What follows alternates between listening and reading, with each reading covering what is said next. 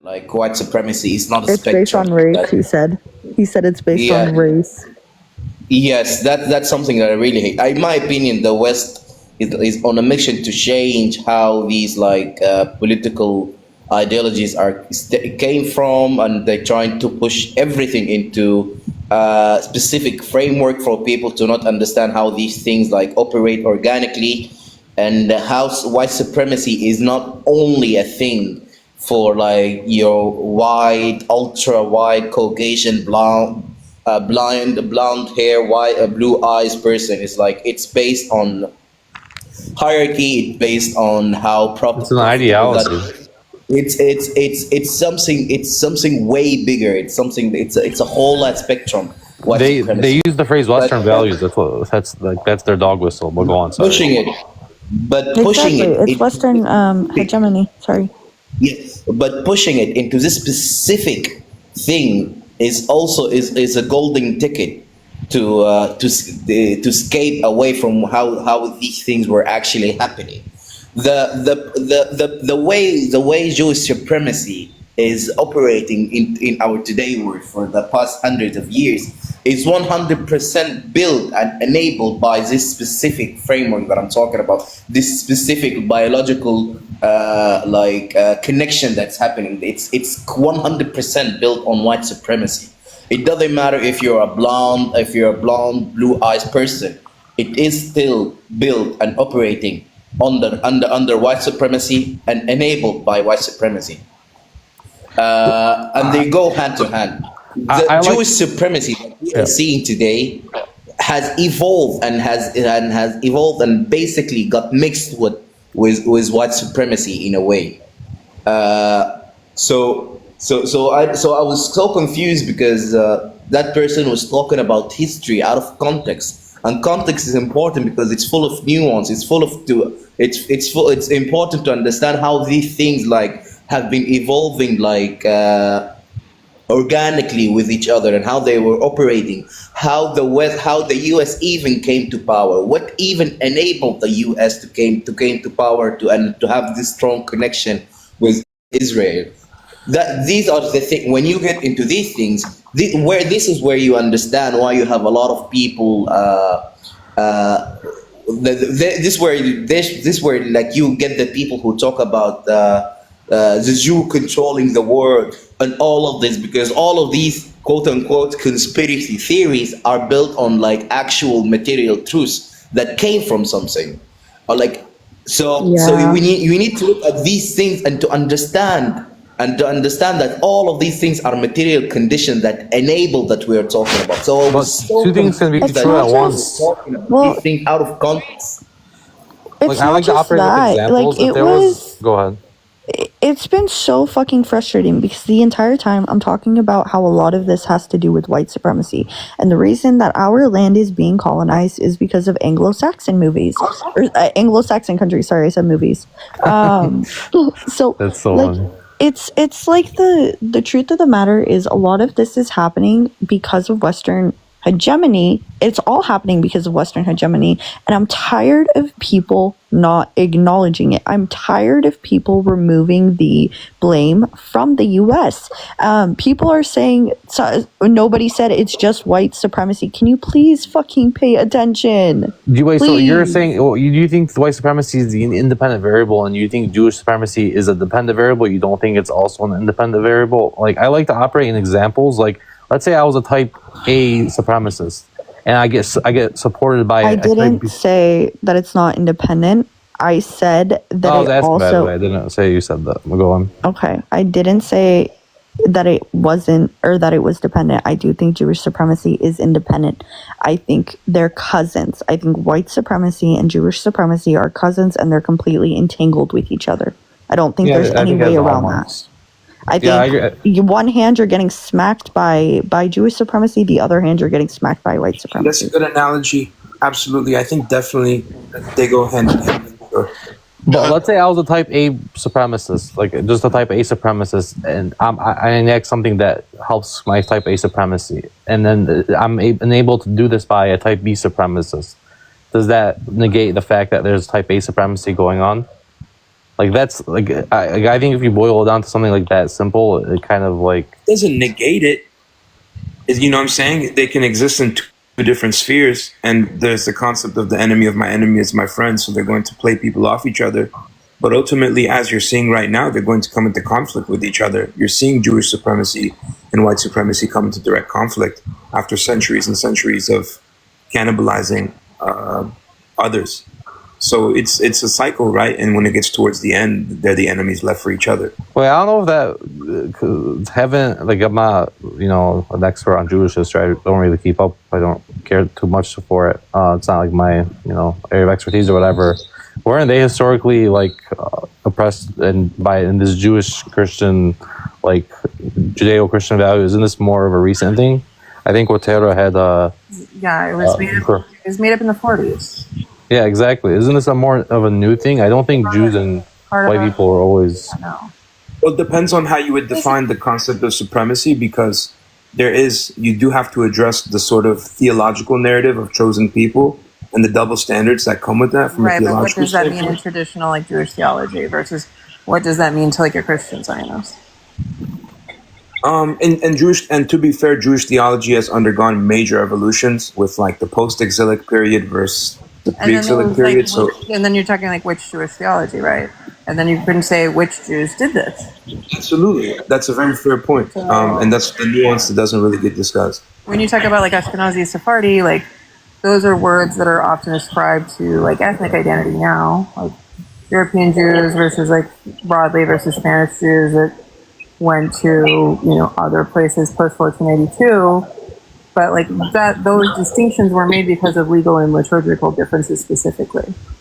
And those distinctions happen primarily in a lot of ways, if you look at it holistically, because Ashkenazi Jews were minority religion in a predominantly Christian society, and Sephardi Jews were minority religion in a predominantly Muslim society. So permissibility rules kind of track a little bit more along with the society that they're in. And that is a Christian Europe that is very much under the Holy Roman Empire, has imperialist tendencies in a very different way. Can I, hold on, I want to show you guys one thing. Christian just means like not communist and then turns into not Muslim. And also, they look at Israel and say, "Oh, these guys, look like us. These guys, quote unquote, act more like us than the rest of the Middle East." And they use that kind of dog whistle of Western values. Right? They finally got to be European if they went to the Middle East. And then there were problems because then like it was so unpopular still that like they had to import a bunch of the Middle Eastern Jews there, except those people are just literally Arab, right? And that's a problem because you don't want to be Arab, you can't be Arab, so you have to like culturally cleanse those people. It's just a constant like mindfuck. Can somebody make me the big screen, please? Oh, Noor, can you? I got you. Perfect. I just wanted to say, right, because this is the issue that I have. I'm going to be honest, Noor, I personally think because neo-Yazis infiltrated a lot of spaces, they're trying to actively absolve themselves and Europeans and white people of like their role that they played within Israel and the creation of Israel and the enabling of Israel. That's just me. That's my speculation, right?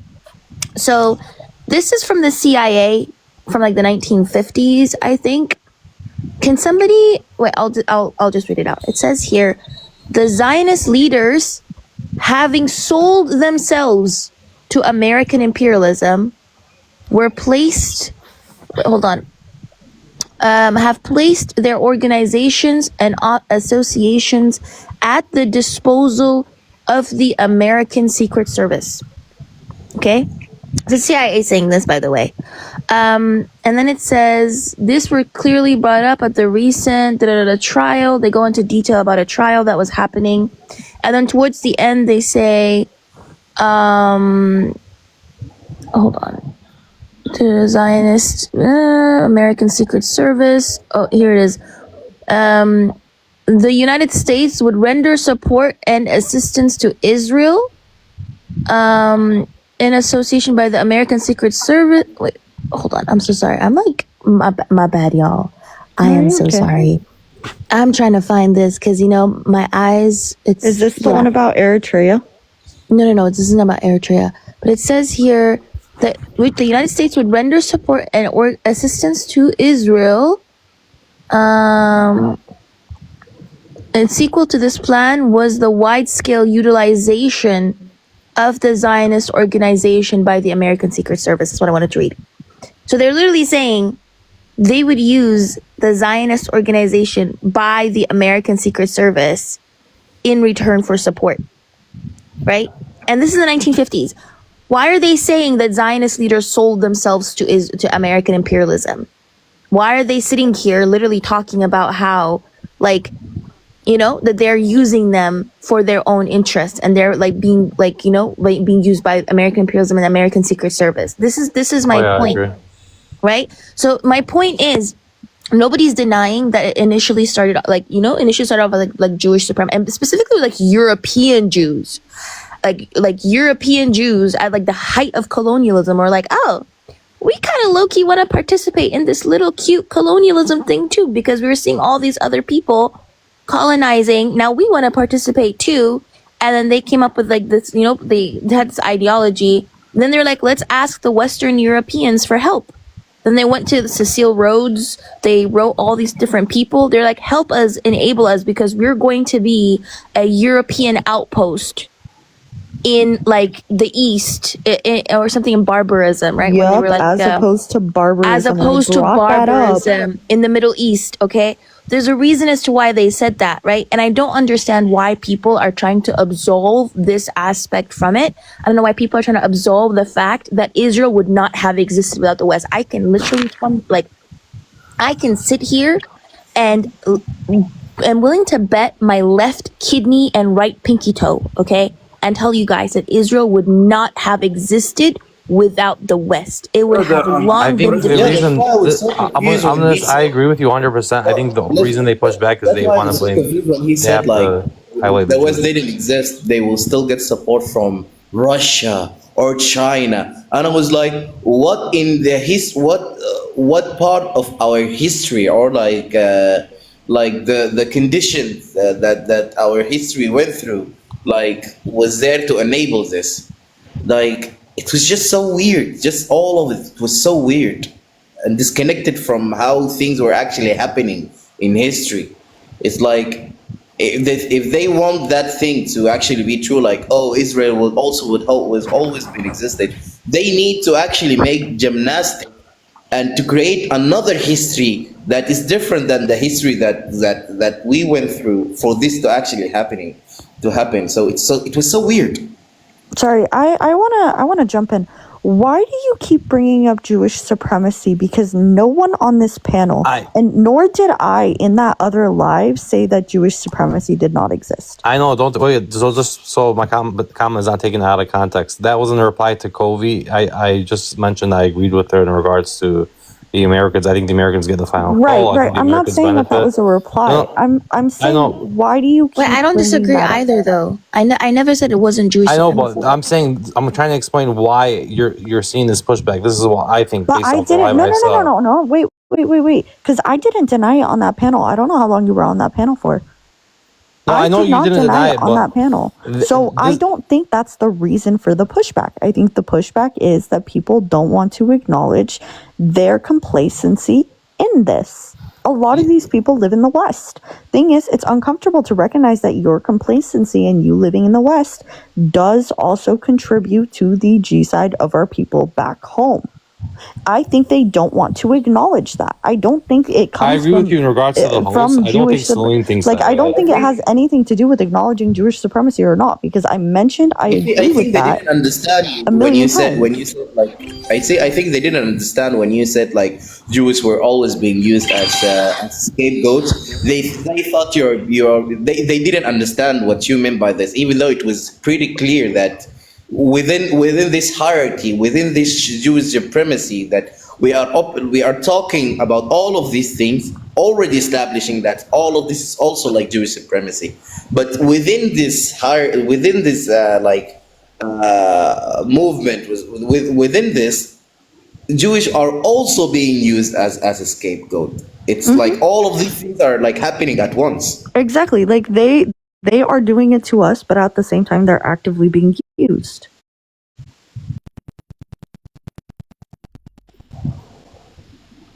Yeah, just look at how just look at the rise of the Nazi movement nowadays. So Like just I look do at think them. that's what the The other whole host rise is disagreed built with you on. on So I this. agree with you on that. He seems like he didn't want to blame white people for anything. It was weird. The host, I was, yeah, that was weird. I think he said he's not brown too, which is also weird. Like I'm Lebanese, I wouldn't say I'm white. That's weird. I wouldn't I call just anyone from the global south white. No, I know. I'm saying he called himself white. I think Oh, the I know. host That's did. what I told him. I told him I wouldn't Yeah. call anyone from the global south white because at the end of the day, you're Arab to them. Yeah, literally. You're Arab. Like even. I think it has to do. Yeah. This is the issue, right? I'll just keep it a buck, okay? This is like an issue of number one, trying to closen your proximity to whiteness so that you can get some kind of advantages, because a lot of people, unfortunately, who are involved in this, number one, either don't actually want liberation in the full scope. They only want the liberation of, like, certain groups of people, but not all groups of people.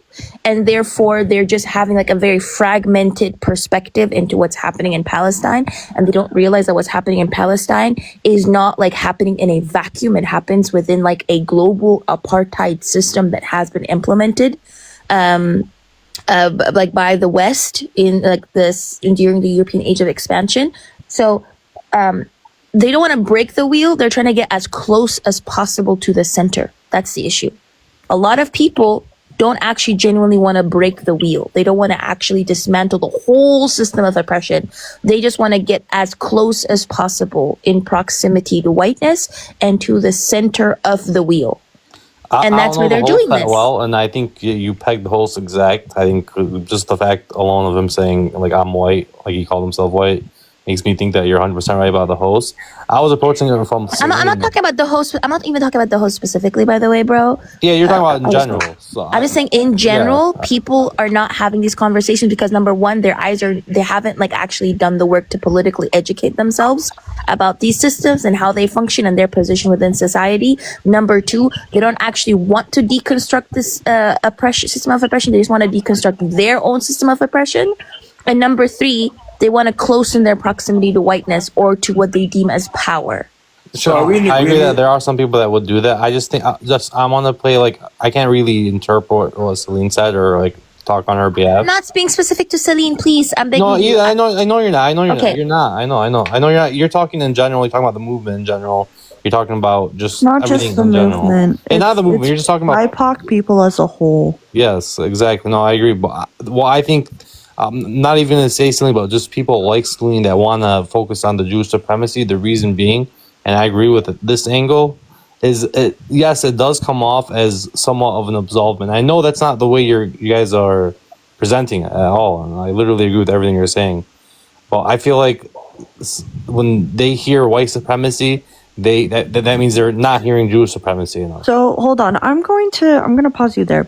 If Israel did not exist, would the U.S. still be in the Middle East? Oh yeah, I don't know if they would like invade, but they would just do their own like bases, all those kinds of things like that. And where would their bases be? Labeled on the Sykes-Picot map.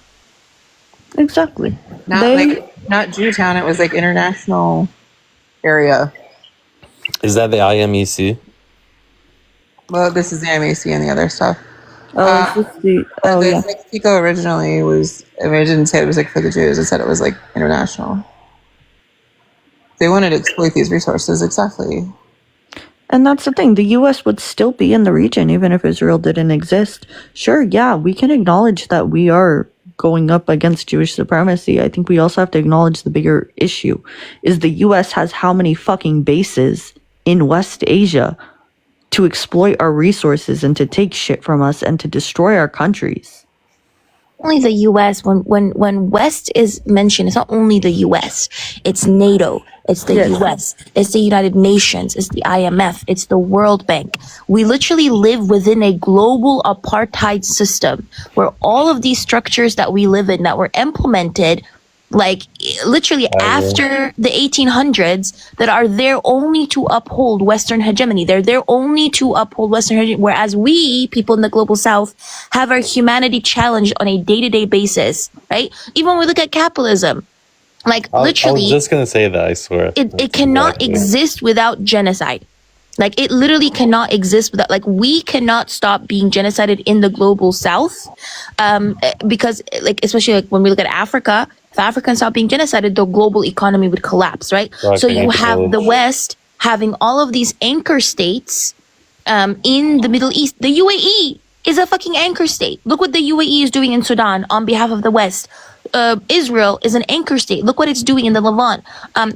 Ethiopia and Rwanda are anchor states. Look what they're doing in Africa. Like the West has. Kobe, if you don't mind, Of course, me sorry. just real quick, I just wanted to say that your comment, the proximity to whiteness, that resonated a lot because I have an Afghan background, and I know Afghan people personally that are bizarrely leaning in the direction of like the Fuentes camp, and are like, Oh my god.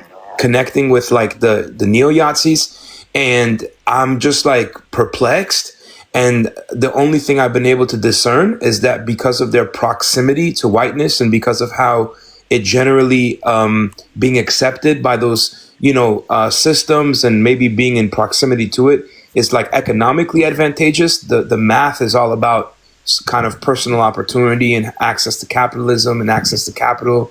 And so, yeah, I very much think it's just us against anybody who's really accepted that proximity and accepted that role. I agree. You made a really good point. I agree, on and that I side. think the point to that, Ken, is because people are very much okay with their position within the hierarchy as long as they have somebody else to step on beneath them. And that's what proximity to whiteness allows you. Proximity to whiteness allows you to stay within a system where you have somebody else who's underneath you on the floor, right? And as long as you're not at the bottom of the hierarchy, there are some people who are okay with their position. And Yeah, I'm that's literally it. studying that now. I'm studying the psychology of prejudice, and if you have an out group that you could discriminate against, you will be, you don't care. Like as long as there's someone to kind of, like just like Kobe said, as long as Because you nobody wants to take responsibility for their own actions. And It's kind of Palestine. the essence of America. It's kind of the essence of America, right? People are like, how do all these people leave their homelands and ancestral lands, come to America and become like MAGA supporters? I think it's what you just pulled up, which is like the psychology of prejudice. Like you create an other of other people and buy in, and now all of a sudden you're not them. It's a very strange thing to see, especially. There's with, also like, a lot of That's displacement. that's So what whiteness is, like, quite literally, right? there was a study done People were in like white. so- They were English, or they were French, or they were fucking whatever from where they're from. That whatever cultural background, ethnicity. Like you lost the thing that you were to go exploit a place, and that became the new hierarchy within the colonies, right? I didn't really understand that. I didn't really And then- understand it at first. And then I realized how immersed I was. Like I was in such deep proximity to it. I grew up right outside Washington, D.C., and I grew up relatively privileged just by being here in comparison to like an average Afghan person. So it took time. But when I finally like really had it blow up in my face and somebody be like, look, this is what's going on. Yeah. It felt embarrassing and humbling to be like, wow, I really was just a part of this. But it's so like a very smart woman, much smarter than me, like once told me like that, like white supremacy, like it is the water that you're swimming in, is the air that you're breathing. It is hard to recognize when you're so surrounded by it, when it's so built into life, right? Hold on, do I have any mods in here? Sorry. we did this implicit bias test in our lecture where Those are super useful. Hold on, guys. I think I'm so sorry. I think I have to restart the live. I think there's a Zionist reporting me. Oh no, there was Daniel Kelly, whatever here. oh yeah, I seen her join. I can, yeah, I don't know. I'm happy to help with that and whatever, but yeah, sorry about that. Well, no, you're fine. I just well, it's fine. We're good to continue. Peppy, will you God, do me it's a like favor we're and actually see if getting there's somewhere. Zionists Sorry. in the chat? like in the numbers? I'm doing that. We did this implicit bias test with like 100 different kids in the lecture. We each had like a tablet, and so basically it's they'd have a white person's name and then a minority person's name, and they'd have a good word and then a bad word, like a bad attribute, good attribute. And no one thought they would end up getting a result that was like, leaning good attributes towards the white name. But like 85% of the class because it's time too. The second the word pops up, you have to pick, the name it matches with. And like 85% of the class would pick good attributes to the white name. So If you're in psychology, have you heard of the Musweiler debate? The study, Dr. Thomas Musweiler. So this guy, Dr. Thomas Musweiler, it was a very fascinating study, right? So what he did was, he put he had two groups of participants, right? And he was going to ask them to assess their athletic prowess. Okay. And he put those two groups of participants in two different waiting rooms. Now, what he didn't tell them, right, was that for 1/15th of a second, he was going to project the name Pope John Paul in one room and project the name Michael Jordan in another room on the wall where they were waiting to be asked for their assessment. And they were just like watching the wall, right? For 1/15th of a second, which means that their eyes did not even register what they were seeing in front of them. And it wasn't even a face. It wasn't anything. It was just the name. Pope John Paul in one room. No, your Michael subconscious Jordan. will pick that up. Yes. And what happened was the people who saw Pope John Paul in the one room, when they were asked to assess their athletic prowess, they said it was above average, right? They were overconfident. They were like, yeah, our athletic prowess is above average. The people who were shown Michael Jordan's name, they said that their athletic prowess was like below average. Now, what happened was in that moment when they saw that name, their brain immediately picked up the associations they have with that name, and then they automatically compared their athletic prowess with them. So the ones who saw Pope John Paul, Pope John Paul, not very healthy, very like old, very slow. So when people compared themselves to him, they were like, oh yeah, we're definitely above average because we're more athletic than him, right? So they automatically like gave it like that.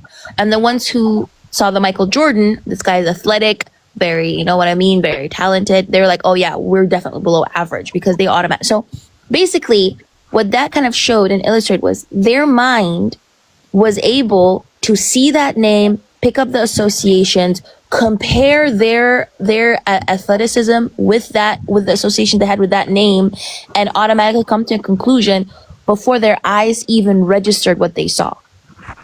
So a fascinating study, by the way. This was like a couple of years ago. That's super fascinating. That's basically testing someone's that's how advertisers operate as well. Mm-hmm. Like you don't like see a Kia commercial and want to go buy a Kia, but they just keep burying it in your subconscious so that way when you come across a Kia, and it's like recall, and you just like recall the name. And so the thing is, right? If our brain already functions like that with a simple name. Now imagine you live within a society that consistently gives you these stereotypes, consistently gives you this image, a society that consistently demonizes certain groups of people, that consistently tells you, that challenges the humanity, not only your humanity, but of people who look like you as well, right? How can you sit here and not think that you're going to be programmed? Like, I personally think the West is inherently Islamophobic, okay? When from cradle to grave, you literally are fed this image of Muslims, of Islam, of this. It's demonized at every single aspect. So people are being conditioned to be Islamophobic and all these other isms. Sorry. There's so many. No. Oh, you're fine, Habibti. Don't ever apologize, please. I summoned Holy Land because I need to deal with him right now. I just want to tell Kobe, you should look up the baby doll study where they would have like minority children. I love the baby doll study. Yes, that's exactly what you're talking Holy about. Land. What up, y'all? Listen, Holy Land. How you guys doing? I adore you. Best Holy Land. I love you too. Holy shit. What the fuck were you saying on that panel? Bro, because follow on, like I am not going to like tie the whole thing with white supremacy, when Anna, for me, it's a Jewish problem. It is a Jewish question for the Palestinians. That's like, Holy man, Land. who Holy bears Land. the brunt? Can you The can you Muslims and the Christians of acknowledge Palestine. that? Can you acknowledge that there's both? Can I acknowledge that there is an aspect of racism? It's not racism. I'm not talking racism. I'm talking about white supremacy. To the same degree that it exists within the Palestinian and other Arabic communities, yeah. I'm not and where talking- people favor each other based on No, color. Holy Land. Holy Land. Do you understand the difference between racism and white supremacy? To some extent, I'd say, yeah. Okay. Do you understand that the Germans didn't like the Slavs, and they considered themselves superior to the Slavs? Yeah.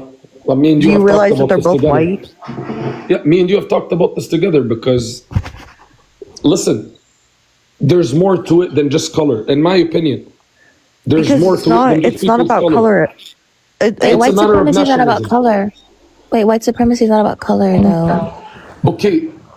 Like, It's well, about white Western supremacy Europeans. is about like whiteness. Literally, is not about color. It's a political categorization that, number one, tells you where your position is on the hierarchy, and number two, You don't know that, Colby.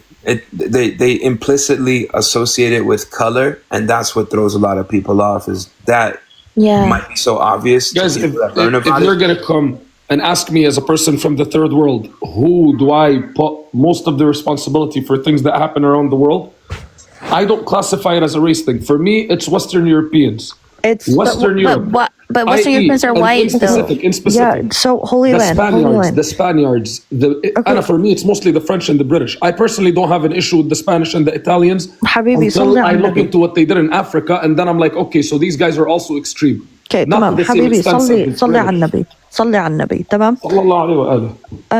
So in the West, right? So Western interests are built off of Western hegemony. That's what I was talking about on that panel. Western hegemony is the want to spread Western, so-called Western values globally, right? So you can acknowledge this, right? Yeah, to some extent, Okay. they do want to spread their values. They want to enforce that on us. Western hegemony is based off of white supremacy. They built it off of G-side of indigenous people. They built it off of G-side of black people. They do it, exactly, Covey says it. They do it for power. It was based off of power and how can they take power. And they, in this case, they figured if they dehumanize every single person, then people are not going to have an issue with what they're doing. The reason people don't look at Palestine and they're like, this is an issue is because the West has demonized Arab due to white supremacy. Like it's all tied together. One hand, I said this a little bit earlier before you came. One hand ايد اللي عم تضربنا في واحدة من اليهود وايد الثانية عم تيجي من الوست. مين الوست؟ أوروبا الغربية. Not I almost said NATO. NATO. Look, NATO as a whole. That's NATO. For me, look at it in my perspective. أنا for me, هلا أنا when I look at people like the Russians, for me, those people's aspirations to some extent align with mine. Their political view to some extent could align with mine. Their animosity to the West aligns with mine. I do not believe that I am part. And for me, I don't believe that I'm a part, at least for in my case and for the Palestinian cause, that it's a part of white and people of color white versus people of color and brown people and black folk. As much as it is a matter of there's a global South, okay. There's also an Eastern axis, whatever you want to refer to it as, al-Mu'askar al-Sharqi, made up of Russia, whatever ex-Soviet country that could possibly exist that still has some dignity. The Chinese, it's this versus NATO and the West. But they're all oppressors, though. Russians are also oppressors. I'm sorry, but for me, the Russian has not done anything to me. For me, the Russians, I support the war. I support the Russians' war in Ukraine. The Russians literally genocided Eritreans. What are you talking about? Like the Russians were the Russians were the Wagner. The role of Wagner does not. No, I'm not talking about Wagner. I'm not talking about Wagner. I'm talking about the Russian state. One. Dude, the Russian state has shit foreign policy. Also, when you guys say NATO, you really have to acknowledge America. It's So, Wait. Can I? mainly America is like 99% NATO. Holy on. Exactly. Yeah, I was gonna say. When was Russia? I'm curious of Wait, hold Russia's on. role in Africa as a state. We can go to this topic massacring? next, but let Kavi, let's stick on this topic for a second. Go ahead, Kavi. I was cutting on. So Holy Land. Do you know like what the even like the Soviet Union did in like Eritrea? Do you mean their support for the quote unquote Marxist guy that was in power in Ethiopia? Mengistu, yeah. You know that they were literally even airstriking Eritrean villages. Okay, They literally here's the were first genociding Eritrean people, right? First thing we need to do is we need to separate Soviet Union from Russia, because the same way communists don't like when Westerners link what Russia does to the Soviet Union, we're not going to go vice versa. The USSR Yeah, is but done. Russia. I'm talking about the Russian Federation. Yeah, but my point is Russia and China are just controlled opposition. They're also actively participating in the exploitation of like let's say Africa, right, or the global South. And what they're doing right now is not to liberate any of us; it's just to replace the West again. Their issue is that the West is on top of that hierarchy, and they're just trying to replace the West. Yeah, and here's the thing: I agree with even if it wasn't Israel, Holy Land, even if it wasn't Israel, even if they weren't Jewish, do you really think that the U.S. would have left us alone? No, because the US would have always tried to achieve something. So but it's the about main Western thing- hegemony. Oh, but here's the thing. Again, But I don't think Here's the the US will issue. do what Israel my is doing enemy. specifically Listen, in that listen. exact No, area. the enemy is the main enemy. Okay, here's the thing. When it came to the Syrians, in their case, who's the enemy? The Syrian state. And this is why we see now with Julani, Syria is open to making relations with Iran, and it's going to at some point, and they're open to making relations with Russia. Here's okay. Listen, yo, meow, whatever yo, buddy, whatever you're on, out of here, bro, out of here with this racist shit, bro. I'm not on this, bro. Fuck, bro, this guy ticked me off, and like I got off my point. Sorry, back to my point about Syria. In the case of Syria, they're open to making relations now with what we see, Iran, Russia, right? For me as a Palestinian, the main thing is going to be Israel. Whoever supports Israel is going to support Israel for their own benefit, okay? But I'm not going to put the blame on them when my main enemy is right in front of me. The problem is They are you're literally not the ones looking at facing it. us. And I'm not going to go pinpoint fingers and make this a white man issue, because It's almost here's like what I fear. Holy Land. This is like a two-headed snake, and you just think if you take care of one of the heads, the issue is gone. No, You have to because take here's the care of thing. both. Here's the thing. For how long has it been socially accepted? Before October 7, it's been accepted for so long to talk about white supremacy and the problems of white people and the problems white people cause.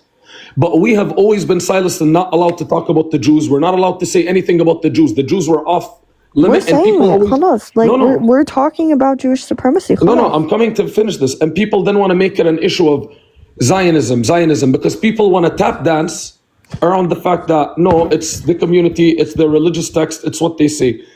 For me, post October 7, as a Palestinian, the rest of the world has been fighting against white supremacy, and we have not been getting nothing out of it. For me right now, the main issue is for me to point out to the entire world, stop blaming the whites. The Jews are the problem. The Jews are the ones doing this to us. Wait, stop blaming the whites. No. Stop putting every blame on the whites and ignoring the Jews. Who's and enabling them though? Who's Yeah, do you think enabling it's them? only them? Hold on real quick though. What he's saying is this. He's saying that it has been politically and socially acceptable to point the finger at white supremacy, which it has, in comparison to having an honest discussion about the theological foundation to Judaism, which does necessitate and which does include within it a narrative of supremacy. It is not something that is allowed to be talked about until very recently. At least that's been my anecdotal experience, and it's probably his. So I would just say we need to frame that in the conversation. Nobody is saying that white supremacy cannot be indicted or that the finger cannot be pointed. But what he is saying also is that we need to have an honest conversation about Jewish supremacy as a sentiment being a driver and an engine behind all this. I get that the West and that whiteness helped enable the creation of Israel, but we also have to then observe, the relationship that Jewish individuals and Jewish institutions have had with the West. for example, central banking as one. So hold on, let me just touch on We talk something. about all of these things. Hold For on. example, I'm Sudanese. Like when I'm talking. Can we let Noor talk? I'm so sorry because Noor was Okay. talking. Sorry, So here's the thing that I really noticed. For the past 2 years, I have seen people say Israel, Israel, Israel, Israel's a Jewish state, Israel's a Jewish state. Everyone is so painfully aware that they talk about themselves being a Jewish state. What I don't see is I don't see people also talking about how this is or how the West is complacent and just blaming or placing the blame on Jewish people when it's not just Jewish people who are doing this. Like I said, if Israel did not exist, even Joe Biden himself said it. He said we would have to create an Israel. It's too strategic of a location. The issue that we're having is that our side is not discussing Western hegemony. Our side is not discussing the intersectionality of things. Everyone just wants to place blames. I understand. Our main issue right now, when we look at it, it appears as if it is Jewish supremacy. What people are not seeing is one hand is Jewish supremacy, the other one is white supremacy. It's going to happen either way. And me personally, I don't want to be fucking recolonized. Not a country backing up an ally or propping up a Hold on, state that hold serves on, its Holy Land. purpose. Holy Land, just hold that thought. I know Combo Man wanted to go and I cut him off. تفضل حبيبي كومبو. Habibi. Yeah, the thing is, like, we got people like who signed the idea that all of these ideologies or concept has reached their final form or conclusion, and now we're speaking about them as an obsolete that doesn't evolve, that doesn't like change, that doesn't like find themselves, or that doesn't keep constantly positioning themselves in other ways, and just like I said, for example, I'm Sudanese. Me focusing only about with the RSF, the people who are doing this in Sudan, and not talk about the UAE involvement and how they are the one who basically doing all of this. Like, will take away from the whole discussion. It will oversimplify everything, and that's why I said earlier that there's like material conditions that were even the reason that introduced the West, like that introduced America in the picture, and those material conditions are all of these little nuance, like who's running the central banking, who like how so many big group of Zionist individual or like Jewish individuals found themselves in big places and all of that.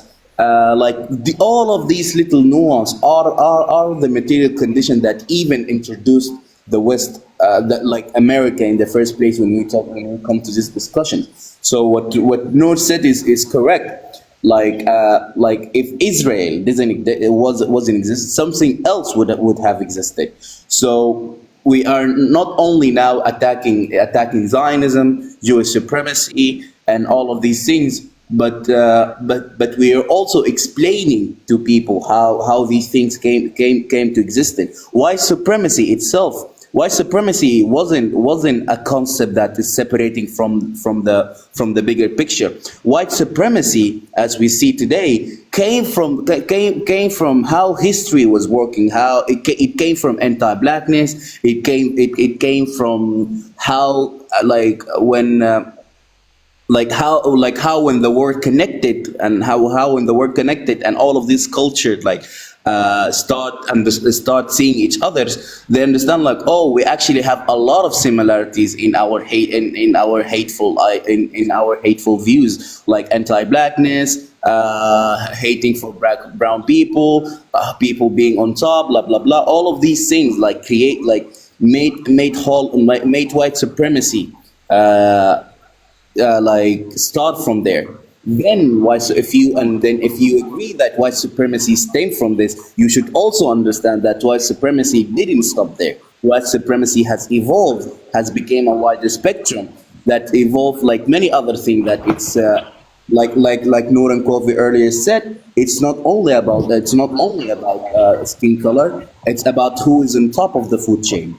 I'm sorry. Like I wanted to say other things, but I think I waited for too long, so I didn't. Okay, but Combo, let me ask you a question. As a Yeah. Okay, Sudan, wait, really quickly. It's gonna be Holy Land and then Wutera.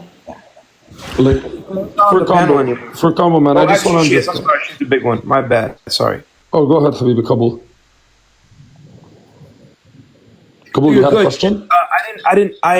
I mistakenly thought Wutera was off the panel. I was saying that Oh, okay. she was the big one though. She's still on the panel. Kabul, I wanted to ask, Combo, in your case, because of the Emirates' support to the RSF, would you go and say that the problem that's going on right now in Sudan is related to Emirati supremacy or Khaliji supremacy, or would you face the fact and say, no, we in Africa, in the Middle East, honestly, let's not lie to ourselves, in a lot of countries that can have the element of tribalism, we have a tribalism problem where things like this are eventually going to happen when it's not addressed.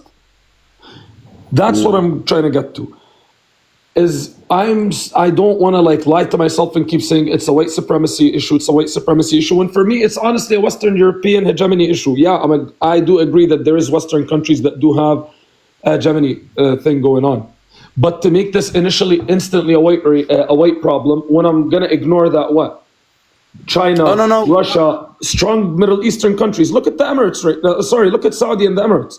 They propped up the southern Yemen state right now so they can have them fighting against the Houthis. That's not white supremacy. This is the regular practice of any state that has the ability, militarily and economically.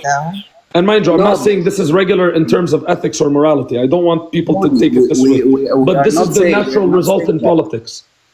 No, we are not saying that. We are talking about all of these things at once, and also using it to explain how Jewish supremacy, the thing that Palestinian people are suffering from the most, like firsthand, came to place, and how it's even being enabled.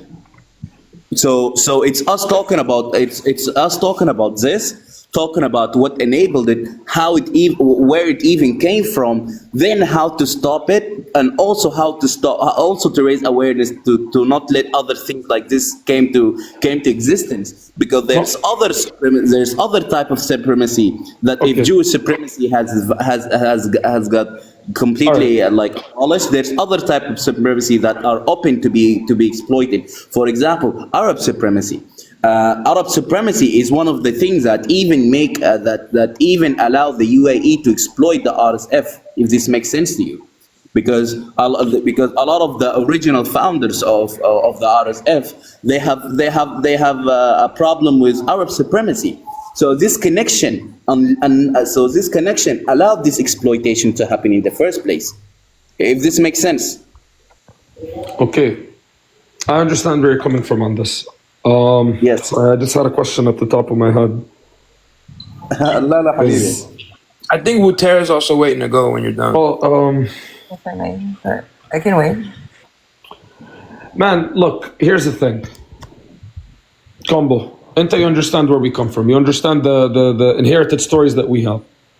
I know. For me, اليهود, bro, and their theological base وكل الأشياء اللي هم بيأمنوا فيها, that's always been the basis of my issue. Let me ask you guys this.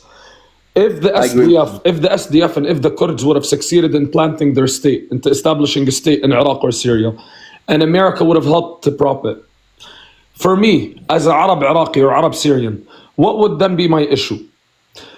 White supremacy and America is backing up these white Kurds, or is my issue then going to be, no, this is a problem of Kurdish separatism and Kurds thinking that they have some superiority on this land and they get to rule it?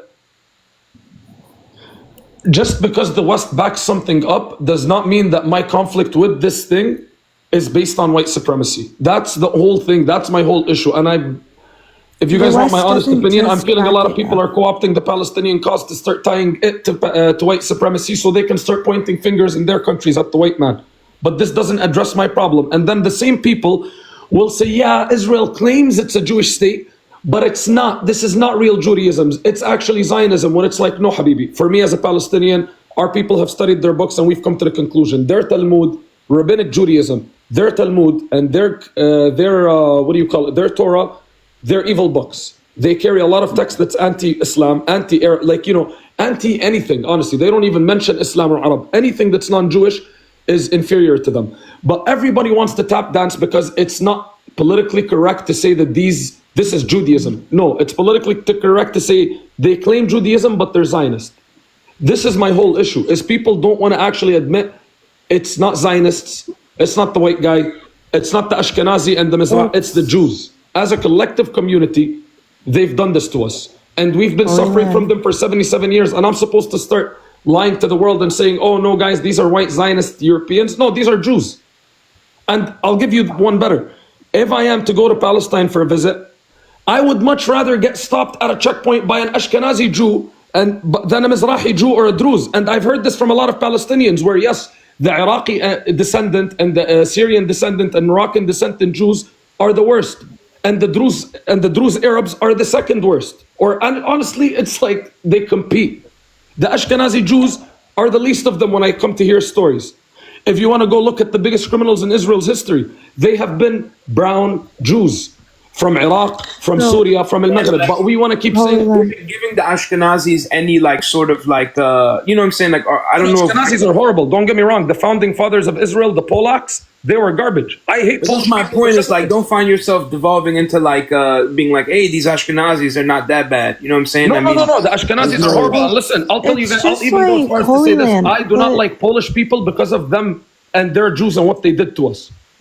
Listen, as a Palestinian, I'm so justified with my points on these people. But I'm not willing to bend my reality for anyone. Wait, hold on, everybody. Just you understand.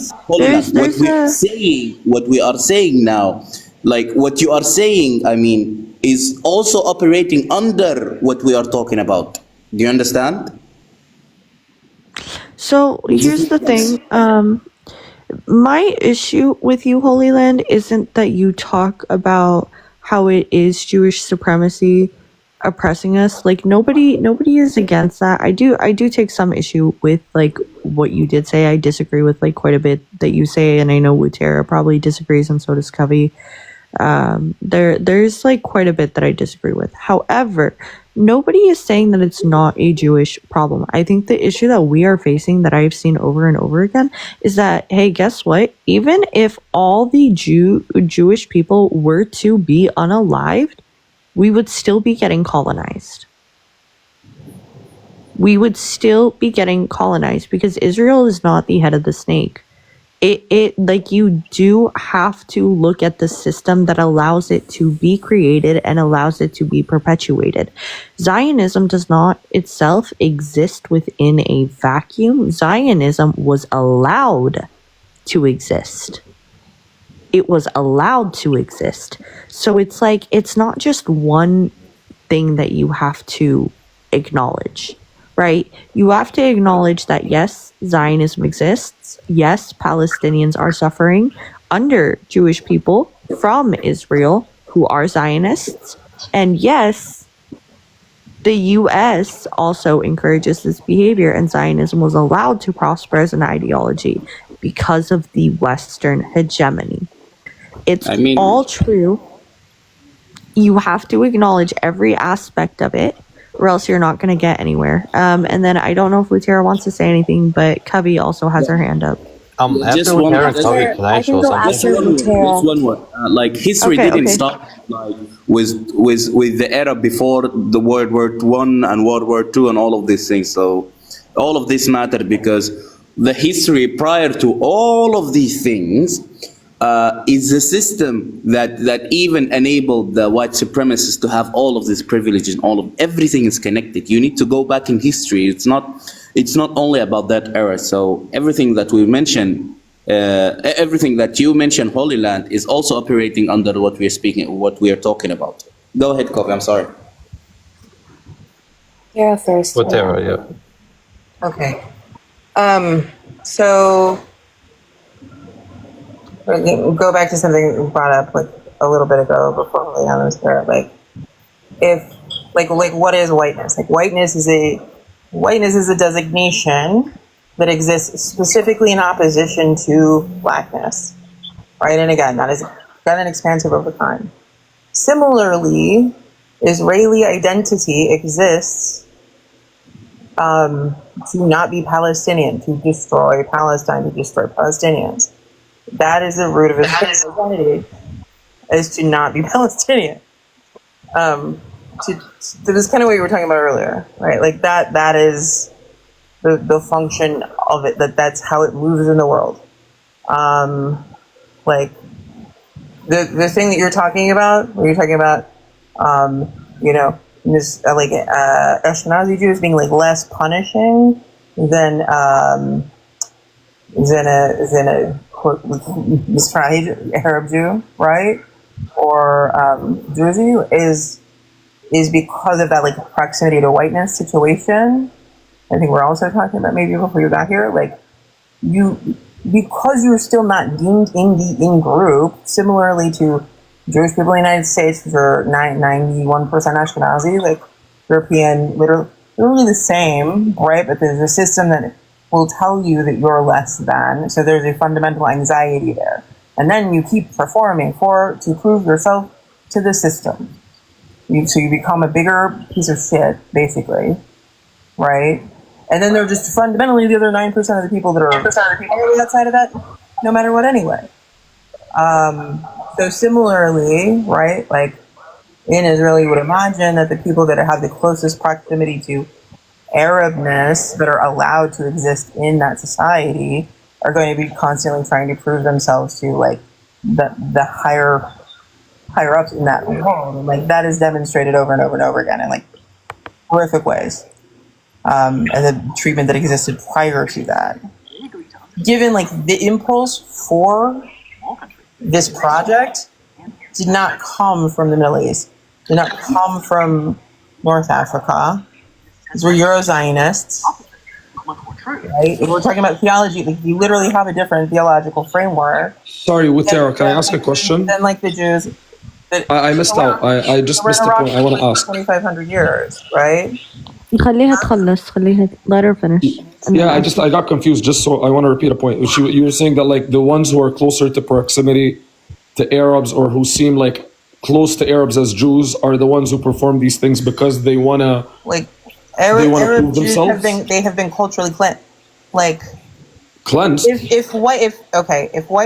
Jews from Europe got to become white by colonizing Palestine, right? If they, by leaving Europe and colonizing Palestine, got to basically exist as white people, right? Except it was so fucking unpopular that they couldn't get enough people to go there to hold the land, so they had to systematically start emptying all of the communities in the Middle East, North Africa, Asia to populate Palestine, right? Except those people literally speak Arabic, eat the same foods, have way more in common. They didn't empty our areas. More in common with the people that they're systematically displacing than the Ashkenazim do. No, but I'm sorry. They didn't empty the Jews from at least the Middle East. I'm not going to speak for all of Africa and the other areas, but I'm not going to sit here and lie and say that Israel emptied the Jews from there. Where did all the Iraqi Jews go then? Where'd they go? Yeah, the Iraqi Jews and the Syrian Jews moved. No, I need to correct this point because we're not going to lie to ourselves and to the viewers to make ourselves seem all cutesy. I'm not saying that the reality is in Iraq, the Iraqi Jews moved because a lot of Iraqi folk, I don't know if you guys want to admit this or not, but Iraqi people, at least in the old generation, were brutally and viciously and violently pro-Palestine. To extreme levels. Right. And a lot of the Iraqi Christians and Muslims went on attacks against the Jews, not because we are inherently evil people, but because a lot of people felt hurt about the fact that, our brothers and sisters in Palestine are getting this done to them. The Jews are the problem. Hold on, Holy Land, just 2 seconds. So the British claim that too, by the way.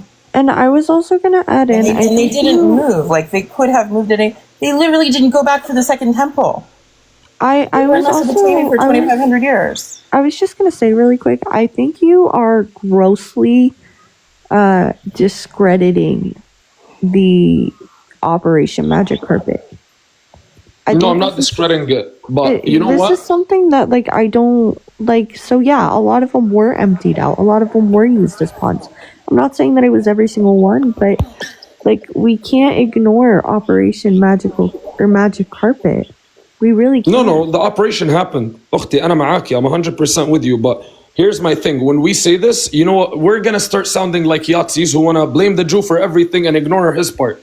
The reality is, as Israel worked on relocating them, a lot of Arabs rightfully were mad at the Jewish population for what it's cost to the Palestinians, and they went on their own attacks against them. Rightfully so. I would be pissed off if someone from my ethnic group got exterminated. I would feel like I need to do something within my country. There was the Farhud, there were a couple executions.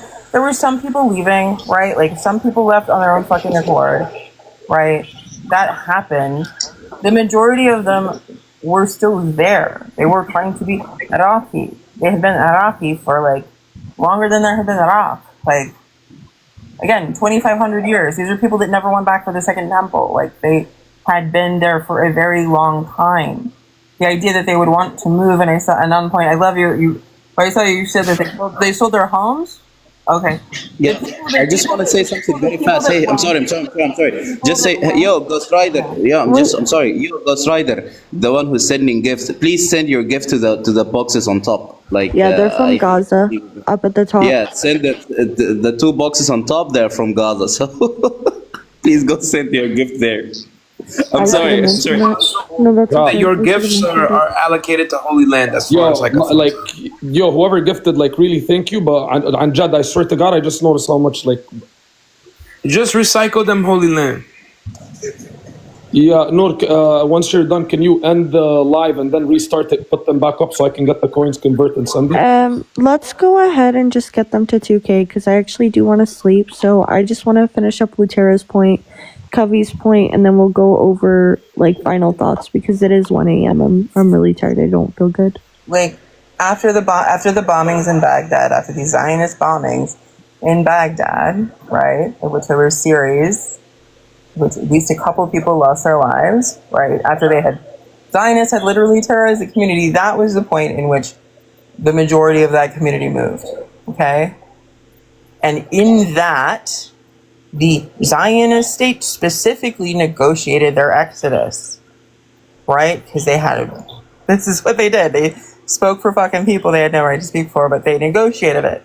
So they had specifically only an exit visa to go to Israel. Specifically, as part of that, all of their property, essentially their assets, were to remain there. And that was like as payment for taking that community. There was a huge part of Baghdad, like a quarter, maybe, fifth. It might have gone down a bit by that point, but like a lot of people, a lot of stuff. Like, it would have been a hit to the economy, right? So like Ben Gurion's just like, keep all their shit, man. I only care about their bodies. I just need their bodies, dude. I just need their bodies to throw in a tent camp on the border. Like, I just need them. So like, yeah, like they can come, okay, with the suitcase and like $100, sure. Like, and people stayed for a long time. Like Iraq specifically, there's a genre of like the Last Jew of stories. 5 different times at least I can think of that there was a Last Jew in Iraq. Like, they keep popping up, man. Like, they're desperate to get them there. They don't want to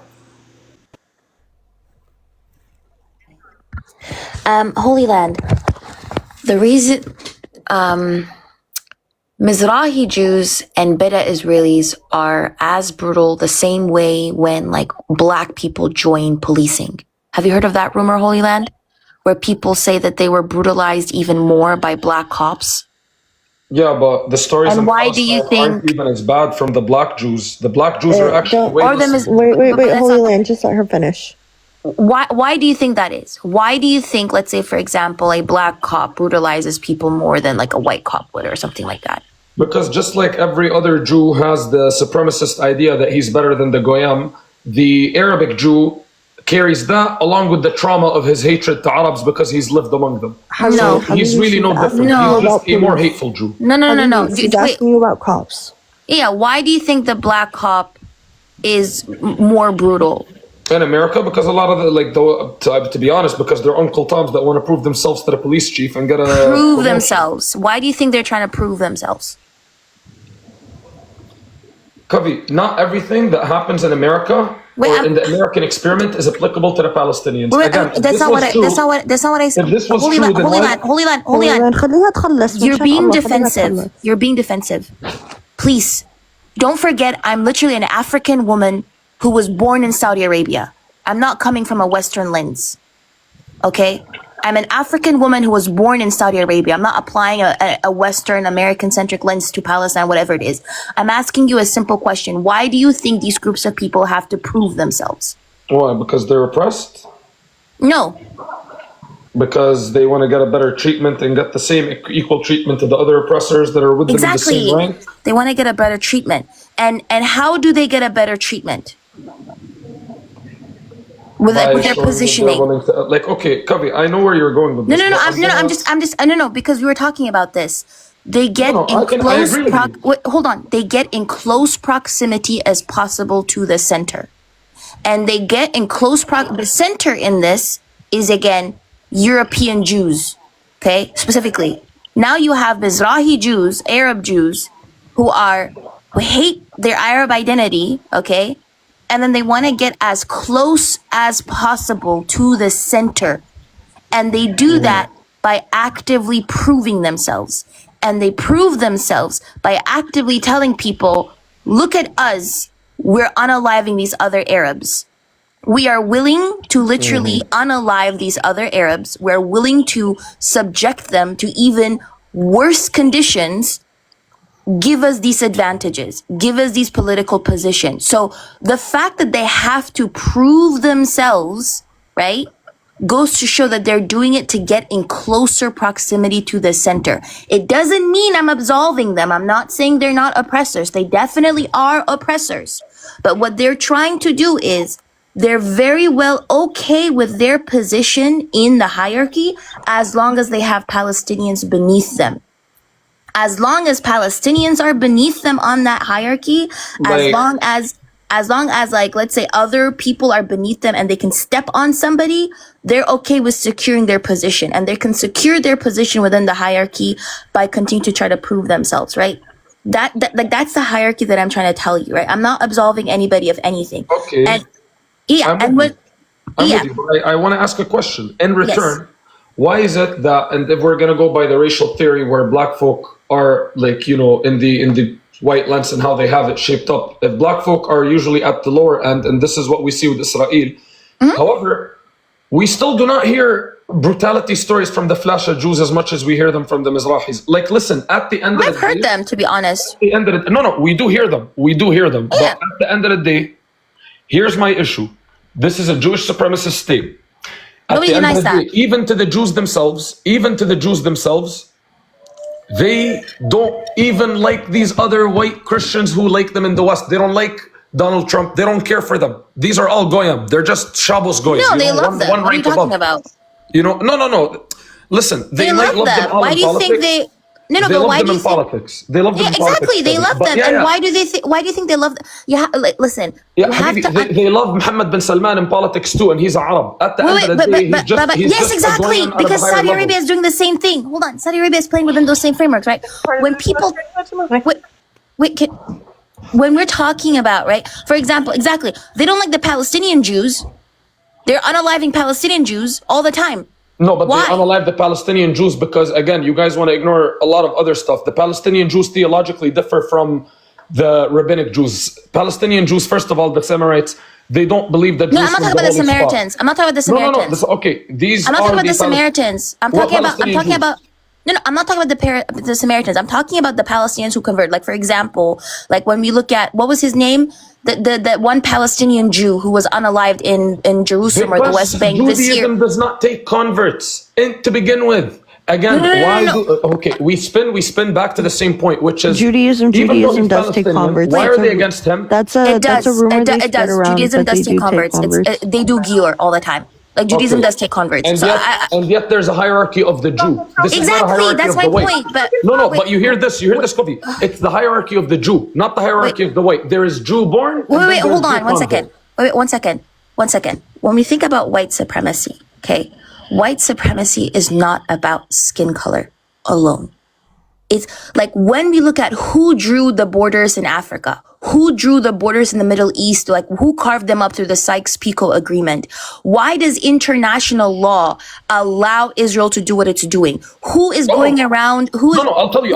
Wait, can I? Like, there are three Holy countries. Land, you're being very defensive, and I can't even finish. No, because you want to make it a white thing. Well, listen. It's not about a white thing, bro. First of all, wait, hold Let her on. finish. Wait, it's not about. First of all, I don't know why you're booty clapping for white people, bro. White people are fine, okay? So sorry, my Kabi, point is, Habibti. wait, You are mad because I don't Wait, like I'm it. not- Wait, Mad pause, because of pause, two pause, countries. pause, panel, Wait. pause. السلام عليكم إمام محمد.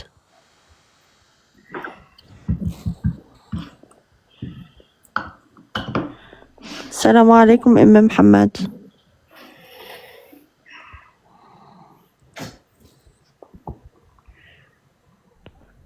السلام عليكم. من وين أنت أختي؟ من رفح، من وين من رفح؟ حي الجنينة، شو عارفة في حي الجنينة؟ عند جمل الاستقامة ساكنة أنا. تمام ما في مشكلة حبيبتي، بس بحب أشيك عشان في كتير ناس زي انتوا عارفين. تمام، ما فيش أي مشكلة. يسلموا إليكي. وبعدين sorry guys, I'm just gonna bring up one more person.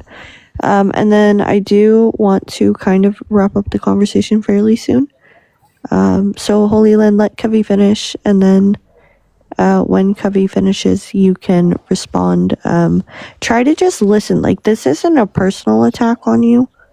No, when someone says you're booty clapping for white people because I refuse to be pulled into the She's not personally talking about you. wait, hold on. Wait, France hold on. and Britain, Britain, Italy, ass fuck the third world.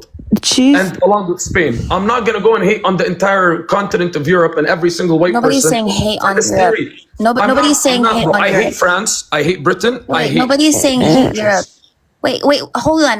Where did whiteness emerge from? England, bro, America. I don't. Yeah, but I'm saying, when did it emerge? When did it emerge? Hold on. Did whiteness? Oh, I'm sorry. السلام عليكم أم أحمد. وعليكم السلام. من وين أنتِ؟ كيف حالك أختي نور؟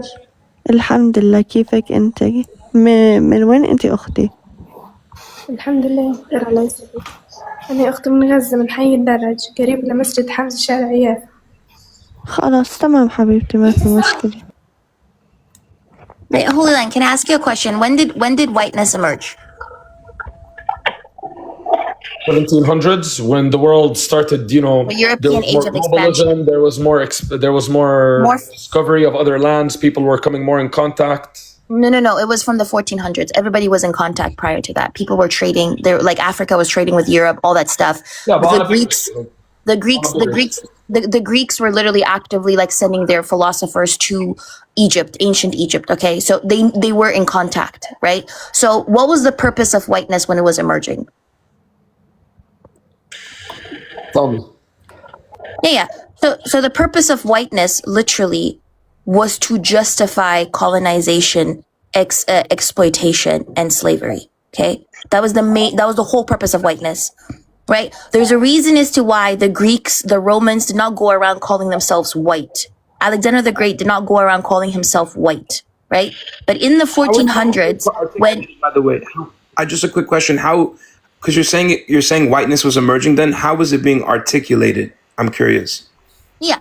So the way that they were articulating it is that they were basically saying that whiteness is like the definition of human, right? It's the norm, it's the default of humanity, and everybody else was the other. There were people, for example, when we look at the original writings of Gomez de Zurara, when we look at the original writings, like where he used African as a race, right? And then we use the original writing of Francois Bernier. I can look for them. I have them somewhere here. They literally was saying that whiteness is everything human, and blackness is everything non-human, and all these other different groups of people are in between, and depending on their proximity to where they are, they're going to get either disadvantaged or advantaged, right? So it was about humanness. And then when we look at social Darwinists went as far as to say that Africans were like the missing link, that they were the missing link between ape and human. So when the ape was developing into being a human, that missing link between the two, those were Africans, right? And everybody else was in between.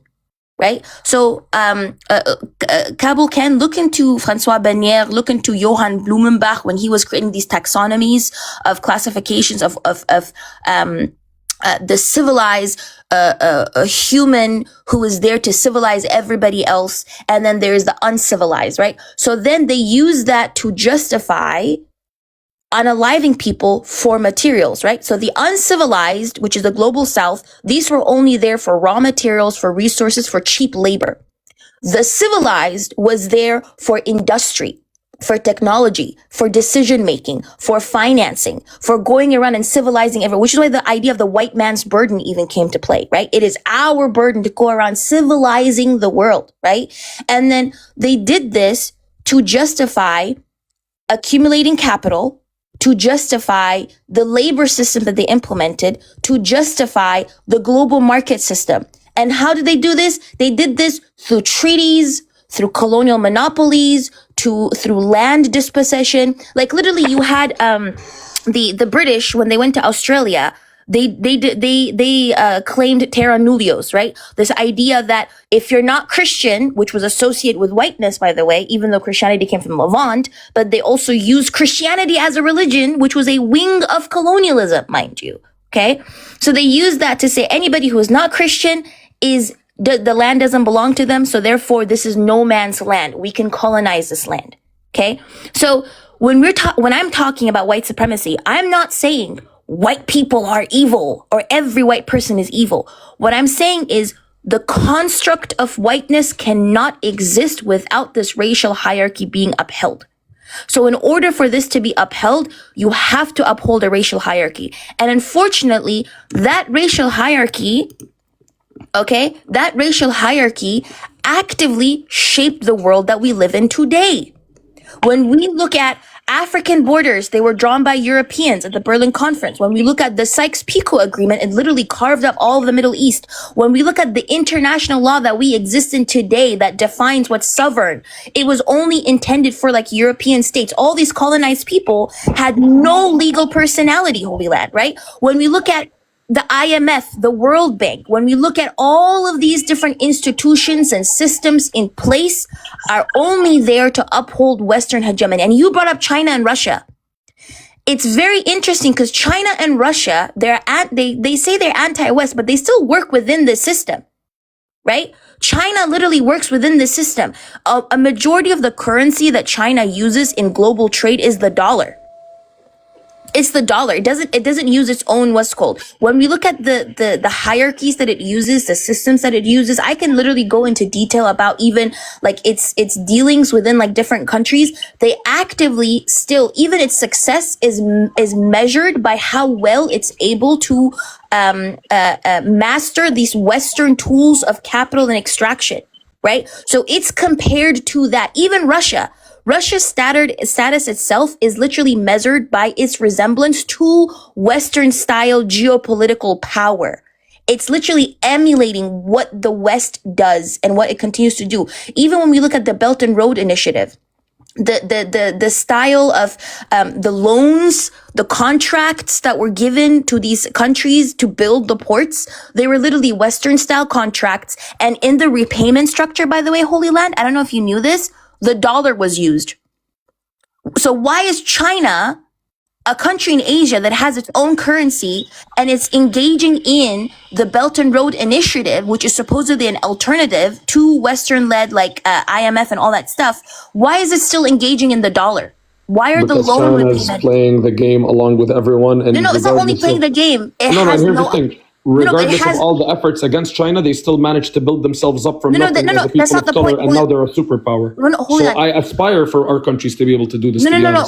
Wait, hold on. That's not the point. My point is that China has to play by their rules. That's the point. They don't have any other choice. Russia and China, regardless of how anti the West they are, they have no other choice. They have to play by Western rules. They have to use the dollar.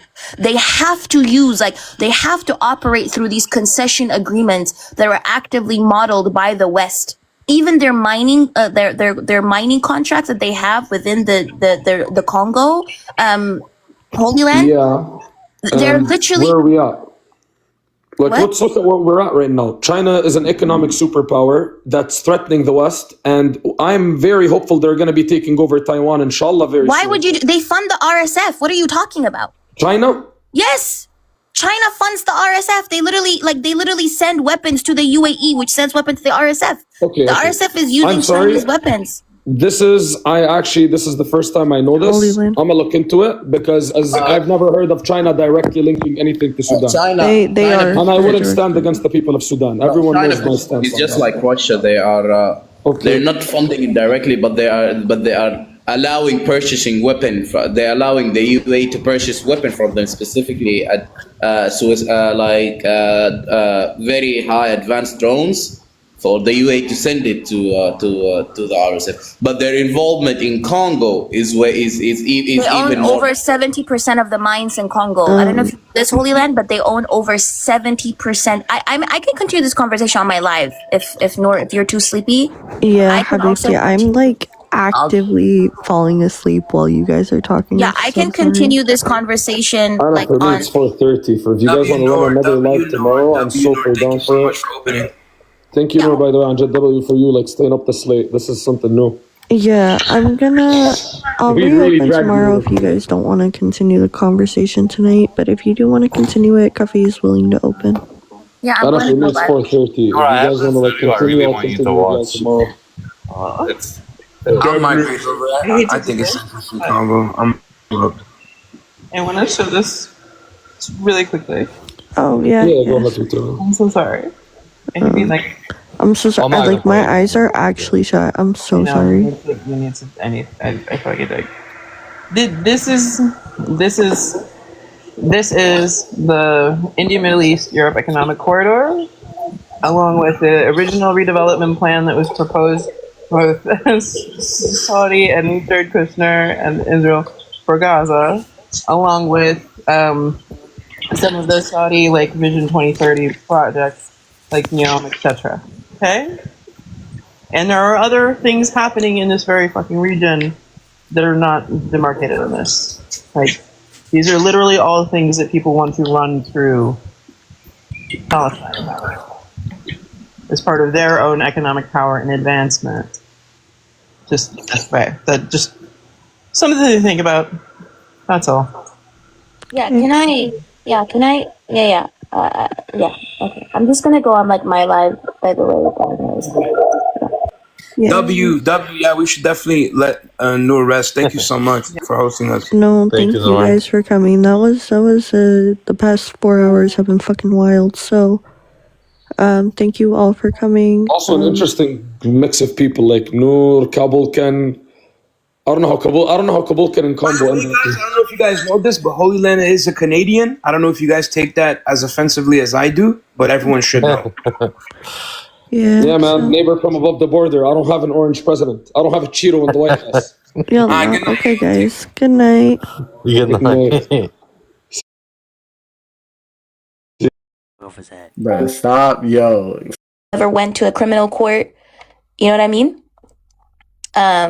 Wait, can y'all hear me or am I cutting?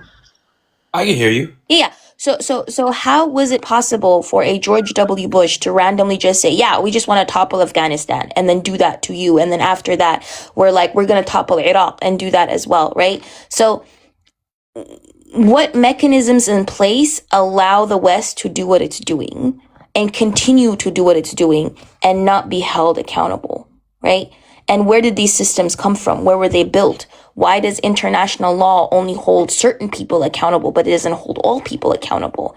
I mean, you said you're in pro-Pali space. I mean, when Kabul, what was his name? Kareem Khan, the prosecutor at the ICJ, or the ICC, what did he say? He said that when he tried to release his arrest warrant on Netanyahu, did you hear about that? When somebody called him and warned him and told him that the ICC was not made for the West? Yeah. Just ridiculous. The whole breakdown of international law and right of it can go into a whole different topic. That's ridiculous. I'm shaking my head. It's insane. but it's not a breakdown. This is where I kind of disagree with you. Like, this is what it was meant for. There's a reason as to why the United Nations is so useless, I guess. It's not because it's useless, but that's like that's its whole point, right? It's literally just there. That's a good point. You're talking about institutions that were created in the aftermath of essentially a consolidation of a Eurocentric hegemony. In the world itself, any remnants of sort of sovereignty in certain regions, like for example, the Ottoman Empire, were absorbed and fragmented into oblivion. So I would say you're right there. I mean, we'd like for something like the United Nations to represent everybody, but it does have the implicit bias of being Eurocentric, in my opinion. Exactly, right? So when we look at like even like I think the example of China and Russia were brought up before, and like China and Russia like do engage in imperialism, but they still work, or they kind of have to work within these Western structures and architecture that was created. Like, China has not invented its own economic system. It hasn't invented its own, like, all these different systems and structures that it's working by. It is literally using these pre-existing, like, corporate European-centric frameworks that were created during colonialism to try to replace the West. That's what its ultimate, like, the ultimate goal is. It wants to replace the West because it wants to be like the top dog, but it's trying to use these Western systems and patterns to do that.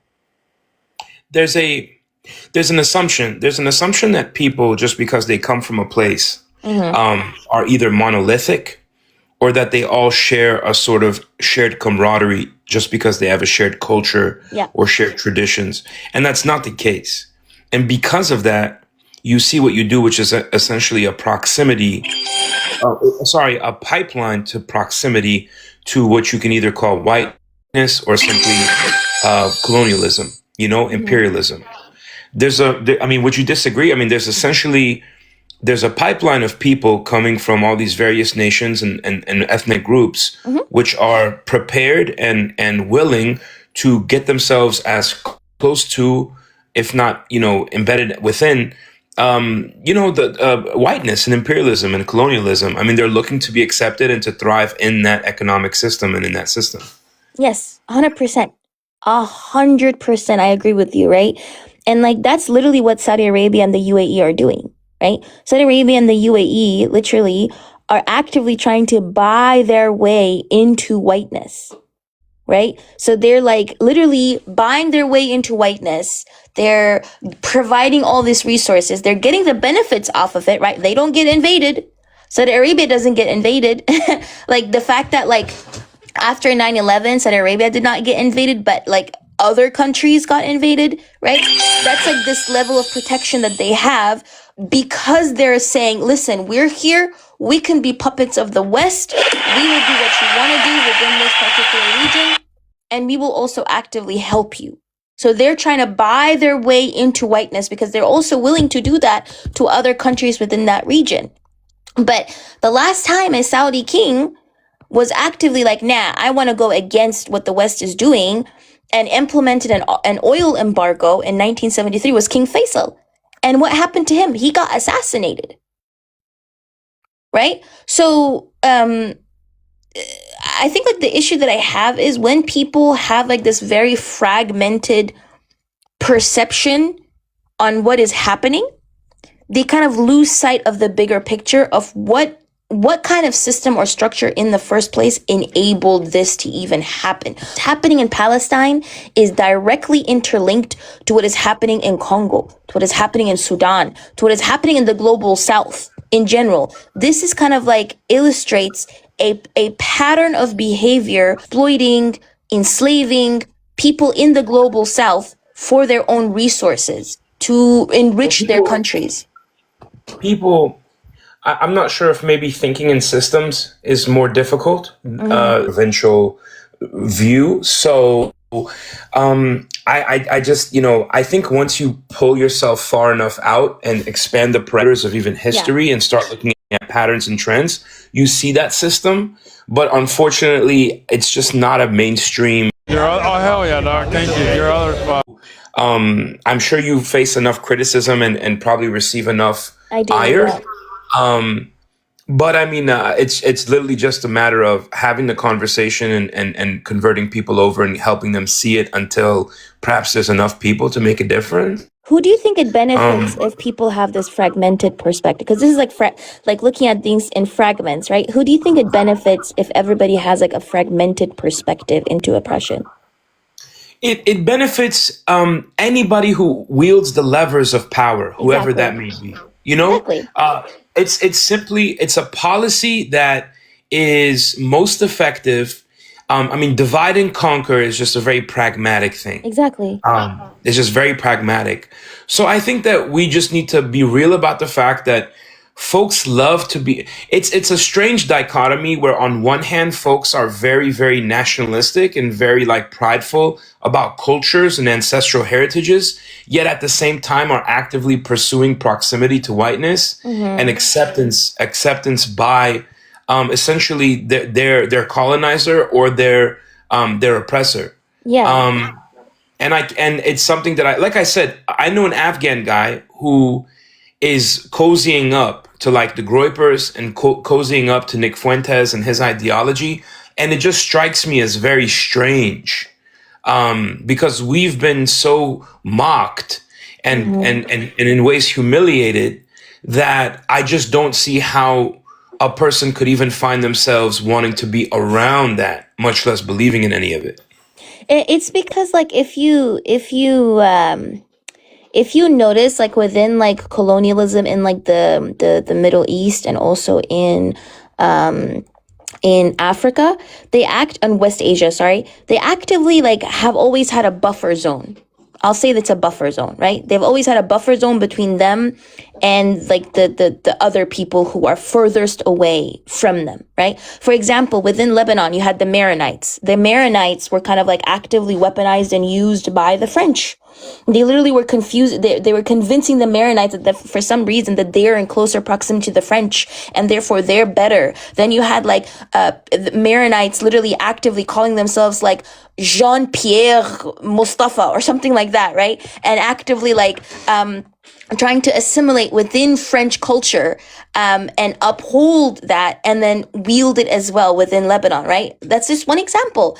You have within Rwanda, the Tutsis, right? When the Tutsis were told you are superior, you are in closer proximity to whiteness, they also were like the buffer zone between them and the Hutus, which is precise. Especially in Rwanda, the Hutu and Tutsi weren't like rigidly defined ethnic groups prior to European colonialism.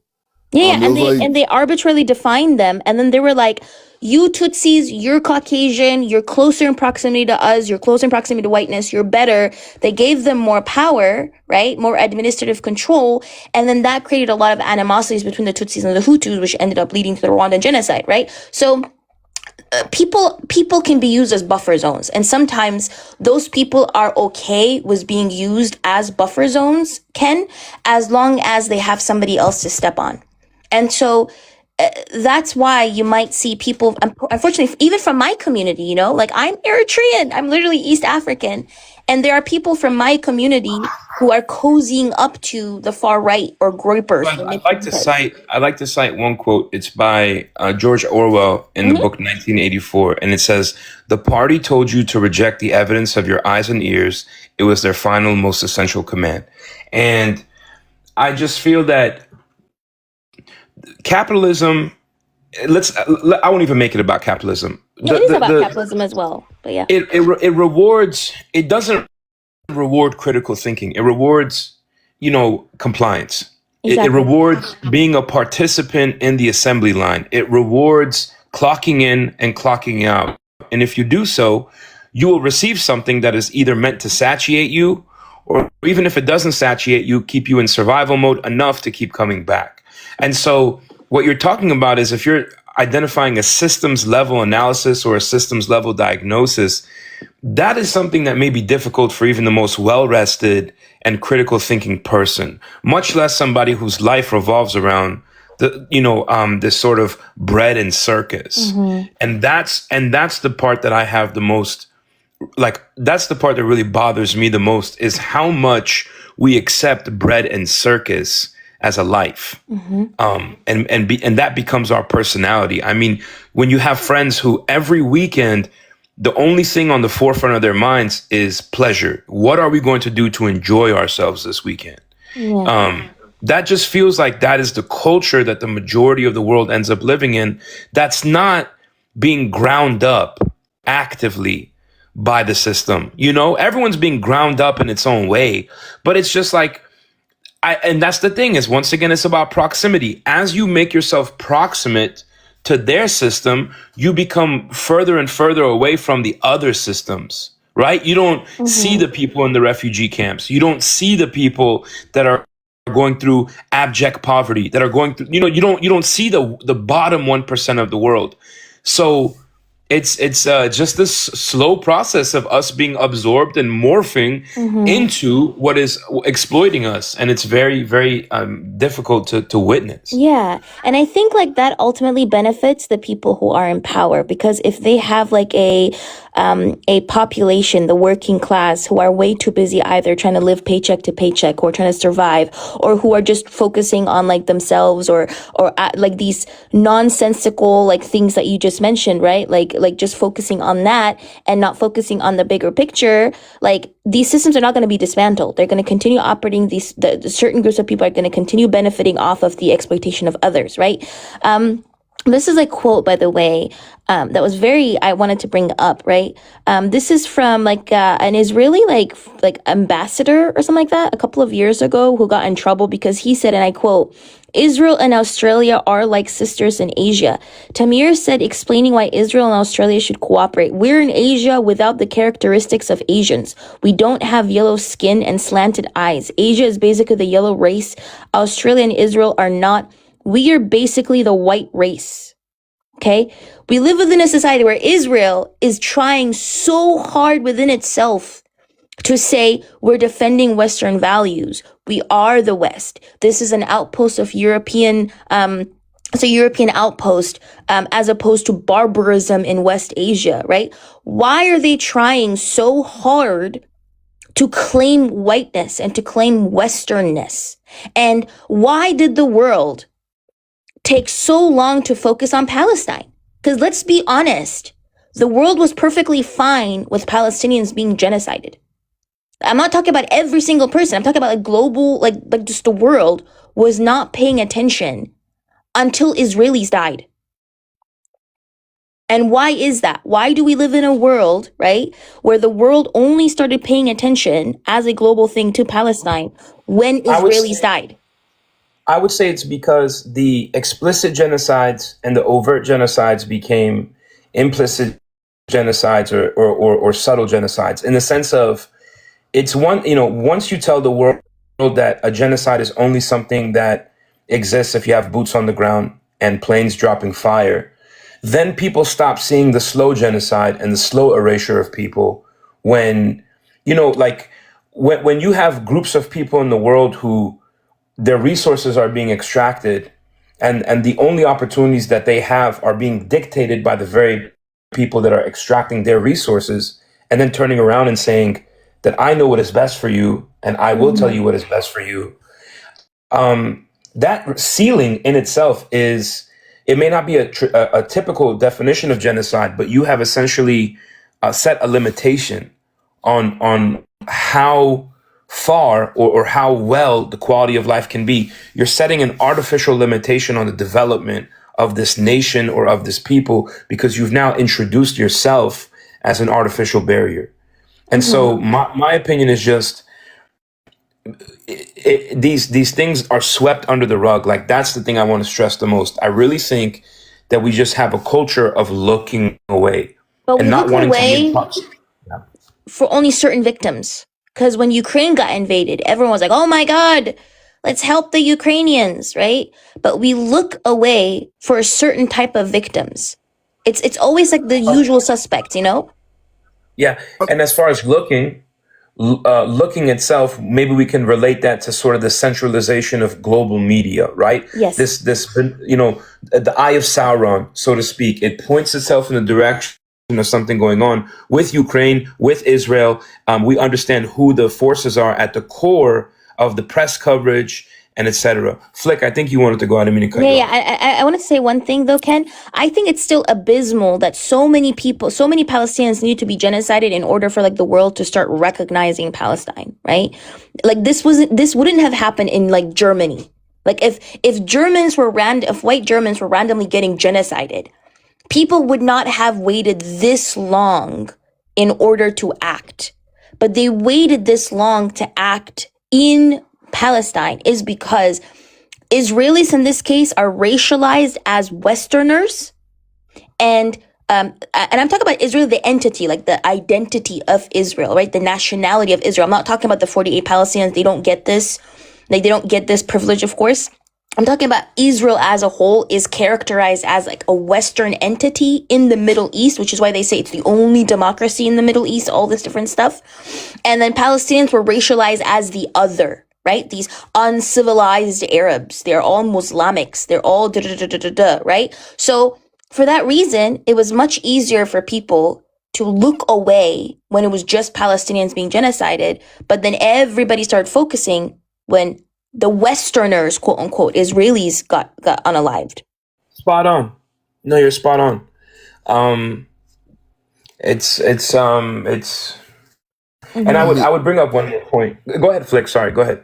I mean, I was just gonna say, like, the reason why I requested the main point I wanted to get out is I was watching this. I'm not gonna say which YouTuber, but I was watching a YouTuber, and it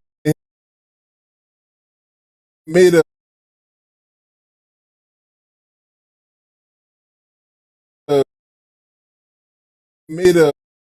regarding the economic well-being of this group, where they sought to create better lives for this in-group. And even as they were committing these massive atrocities, now it's not like all of it was known, but there was still some knowledge, and there was still obviously knowledge of the oppression of non-Germans. Obviously, German settlers were moving into houses of stolen property across Eastern Europe. Um, but the in-group racial Germans were largely either in support of or apathetic to the plight of those that the German government was ethnically cleansing and committing genocide against. I mean, the same thing is true in South Africa, or apartheid South Africa. The white population that was extracting great economic benefits from their exploitation of the black community was largely apathetic to or didn't or in support of the oppression of black people. Even the end of apartheid wasn't because white people realized it was wrong. It was because The they economy thought that it was collapsed. going to السلام eventually hurt عليكم. their community. وعليكم السلام يا كيف حياتي. حالك يا حبيبتي؟ تمام الحمد لله. وانت؟ بدي سلامتك والله. But إلي everybody. زمان عنك اشتقت لك. أنا كمان اشتقت لك يا حياتي. But everybody, can you please gift Dua and Sajida, by the way, they're in Palestine. You speak Arabic? Yeah, I speak Arabic, yeah. اشتقت That's لك very cool. كثير والله. أنا كمان يا حياتي اشتقت لك. I was born in Saudi Arabia, Kabul. Oh, yeah, I heard you mention that. That's cool. Yeah, but anyways, Flix, I'm so sorry. Continue. Everybody, please gift Sajida and Dua and also Yaza. No, he's not here anymore. They're in Gaza, by the way, so please gift them. I mean, but I was going to say, like, I mean, much like in Israel, how the Jewish population in Israel extracts great, benefit. They get free land from the Palestinians that they displace. And they're largely, again, either apathetic or in support of what Israel does to the Palestinians. And the thing that I stress, and the thing that this guy was also stressing as well, is that in the global system that we all participate in, the global, especially economic system, right? There is a coalition of countries that for their benefit exploit and underdevelop large swaths of the planet, billions of people worldwide. And I stress that the left-wing movements, right, because at least the left-wingers are supposed to be the people cognizant of this reality, that they stress that this system is awful and unjust, and when advocating for a newer society, acknowledge that the same people that they think are exploiting them, exploiting workers like in the West, in the first world, are doing 10 times worse to the people of the global South. And that like the left-wing movement in a country like the United States or in a Western country, especially like the Anglophone ones, they ought to stress solidarity, explicit solidarity, with, what's it called, movements in the third world that are fighting against these same forces. But the issue is that so much of the left-wing movements in these countries are solely self-interested. And just as it did in Germany, just as it did in like fascist Italy, just as it did in apartheid, you have this system of class collaboration where workers in the first world get treats from their governments, right? Get treats from their billionaires. Maybe they pay a little bit more in taxes. But the global system of exploitation remains. And again, first worlders have this welfare state, this welfare system that's dependent on this type of exploitation. And I'm saying unless a left-wing movement calls out this system, it's not really a left-wing movement. And when I try to tell Western leftists this, they block me. they, they say that we need to focus on what's going on in here first. I'm saying, well, the same thing. It's not like these are. You said they block you for what? Sorry, I missed that part. You said they block you for what? They block me for bringing this point up. That I'll say the left-wing movements in the West need to stress international solidarity, need to stress internationalism, and need to be explicitly anti-imperialist. I mean, the same forms of exploitation that you would criticize for exploiting you, first world workers, again, do far worse. The same companies, the same corporations do far worse to the people of the third world. And I'm saying I think the point that you're bringing up, just real quick, is the reason why certain people have deep skepticism of certain parties on the left and liberals, because it's easy to sort of mask yourself in the aesthetic of anti-imperialism, but unless you're very much rooted in anti-imperialism, I'm not sure if that makes sense, but that's something I come across. Yeah, 100%. So liberals, I don't like liberals because they're pro-capitalism, right? And you cannot have capitalism without having death of African people, right? So for me personally, I like to center, my 30% is off, by the way. So if you guys gift them, it literally goes specifically to them. So I just wanted to say that. So you cannot have a global economy without the genocide of African people and without the exploitation and genocide of people in the global South. That's just that's the foundation, right? Like the genocide of African people is the foundation of capitalism, right? So I personally think, like, for example, the Soviet Union is a perfect example of this, right? Historically, the Soviet Union has claimed to be this, like, beacon of liberation. It's anti-West, it's anti-colonialism, right? All these different things. But the thing is, they still reproduced imperialism in the global South. Like, for example, in Eritrea, the main backers of our genociders was the Soviet Union. They gave them planes, they gave them tanks, they gave them weapons. And the funny thing is, Israel was also a backer, right? You had the West, you had the Soviet Union, you had Israel, who were all on the same side.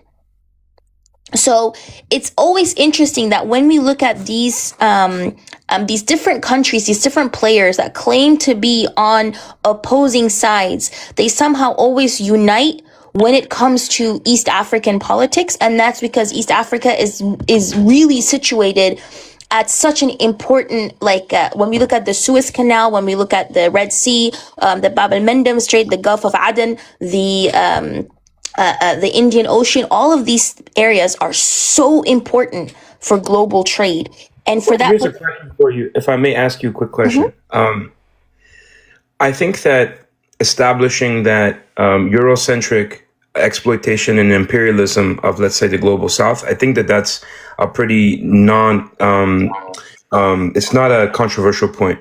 I would ask this question. When you look at, for example, the history of Africa itself, because I'm not as familiar, do you see the same phenomena or anything that would resemble the concept of imperialism? Or is it something that you would then relate or pin as being, let's say, a exclusively white thing or an exclusively European thing?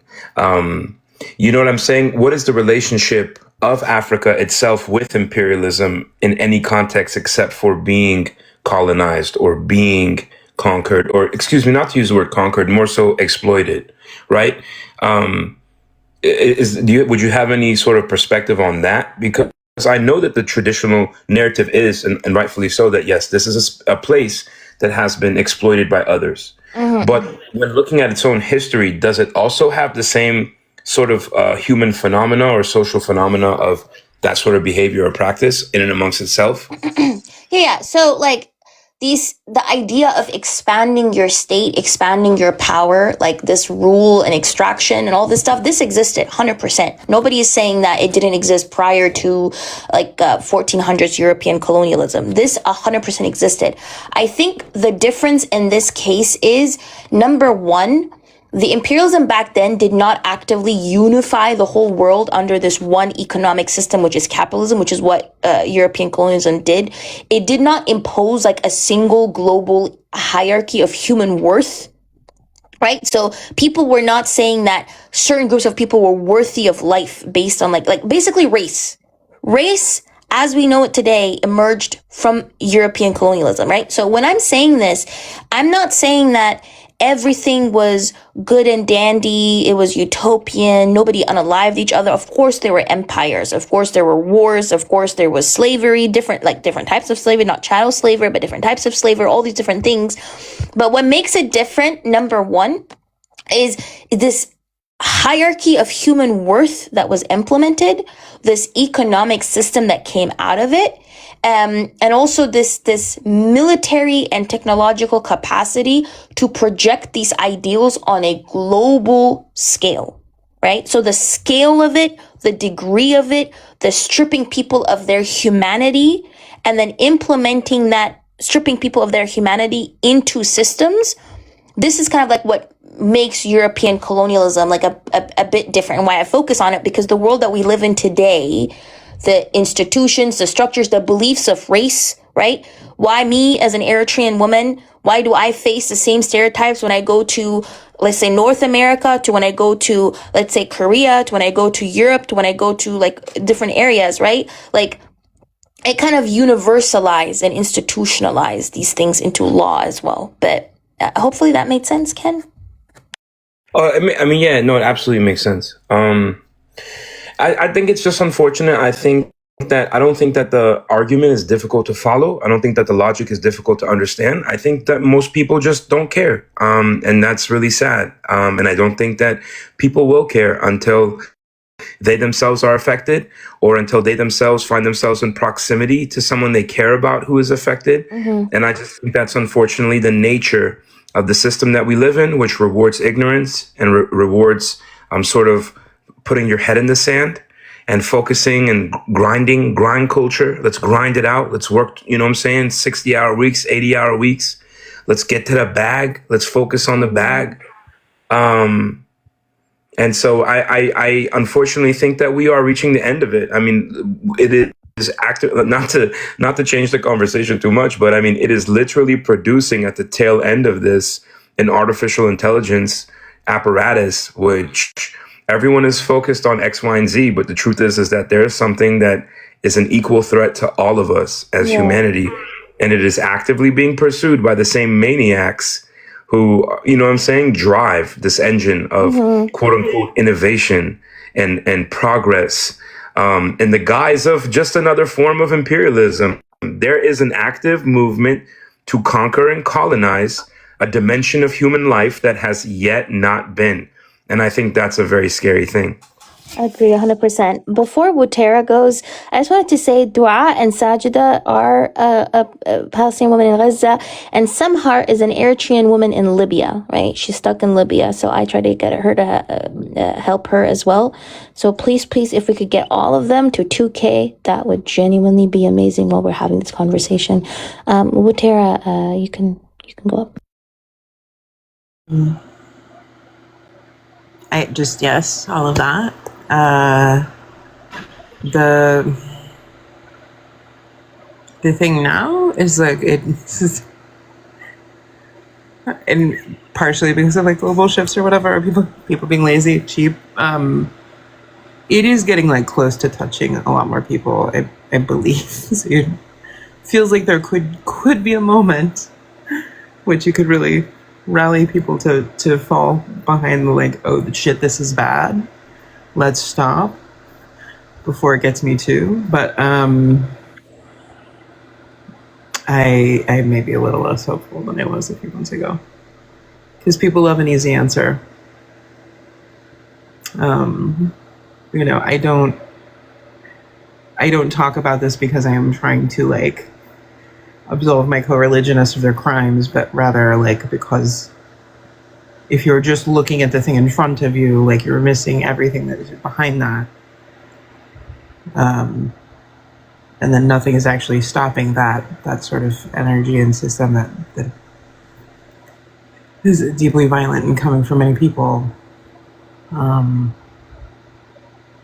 I don't know. It's a bit of a different spot in this conversation than we were before, but it's, and then that's part of why I meant that map that I showed at the very end of Norse, because it's layers of interest, money, capital, right, piled on top of each other that run right through Gaza, essentially. Like, of course, why not? And then the existential dread of like international law says that those people still are owed their homes and property in what is currently Israel. It's the highest density of people with 48 claims in the world. So why? Like, it's a genocide for a reason, you know, and not for just what happened that day, and that everybody is totally fine with it and supporting it, funding it, backing it, and doing all of the things to help it continue, without dirtying their hands as much as possible. They see benefit in it for themselves. Yeah. Suri and then Viking. Yeah, when you speak about that, what you just said, it makes me think of something that comes up a lot in my mind, um, involving relationality and how people who are insulated from these like brutal genocidal displacements relate to what's happening and the kind of, in my opinion, consumption of it. I think that, yeah, like there are just like a lot of different ways that people relate to this, but at the end of the day, the people with the most resource and the people who are driving all of this through algorithms and consumption, right, are these like colonial core spaces like the United States and Europe, and people who are just not, who are mostly insulated. And somebody said something about dimensions, but I think about the fact that people are existing in different dimensions of reality. And I think somebody was speaking about international politics a bit ago and how that needs to be centered in leftist discourse and proxies and garnering material support ongoing. And I see so many side quests being pursued by particularly YT and European leftists. Just because it's more convenient for them. They lack the range to have comprehensive discussions about what's happening globally. Because you can't be an authority on something that you benefit from. And they want to be an authority. But I don't know, that's just what comes up for me. 100%. I agree with you. And the thing is like, this is the issue I have, because I'm a leftist myself, right? But the issue I have with a lot of white leftists is they only want to address classism, right? They're very class reductionist, and the reason for that is because classism is the system that oppresses them. So instead of like getting rid of all these intertwining systems of oppression, they want to specifically hyper focus on the system that oppresses them, not realizing, which ultimately, this is what's frustrating to me, right? When I see, like, especially when I see like BIPOC people like focusing on these issues in fragments and not like as a whole, what they're ultimately doing is they're upholding their own oppression, because they don't like people don't realize that all these systems of oppression are intertwined. So if you uphold one, you uphold all, right?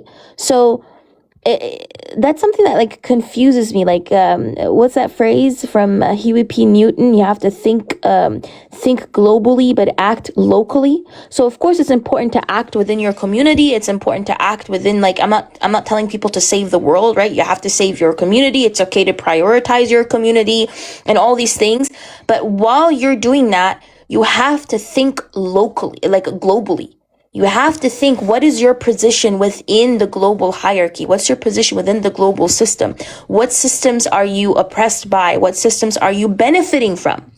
Because we all benefit from or are oppressed by different systems, right? And I think not doing that and only thinking in fragments is keeping people oppressed. Because it keeps us all confused, going around like a headless chicken. And when we do that, the people who continue benefiting off of it, they still keep their boot on all of our necks. And I think that's what is frustrating the most for me. But Viking, you're next.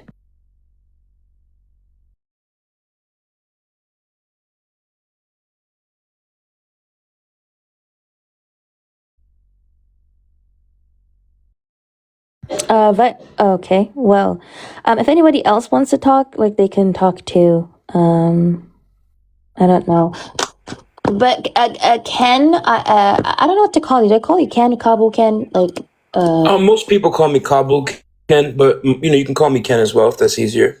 Okay. I was going to say, I think that I like to have conversations at times that touch on topics that are less discussed. And I think one of those that I personally like to talk about, or would like to talk about, if only briefly, is we also have to be very vocal about sort of the way that we, and when I say we, I mean our various ethnic groups and our various colonized peoples are also participating in forming a cadre or a bench.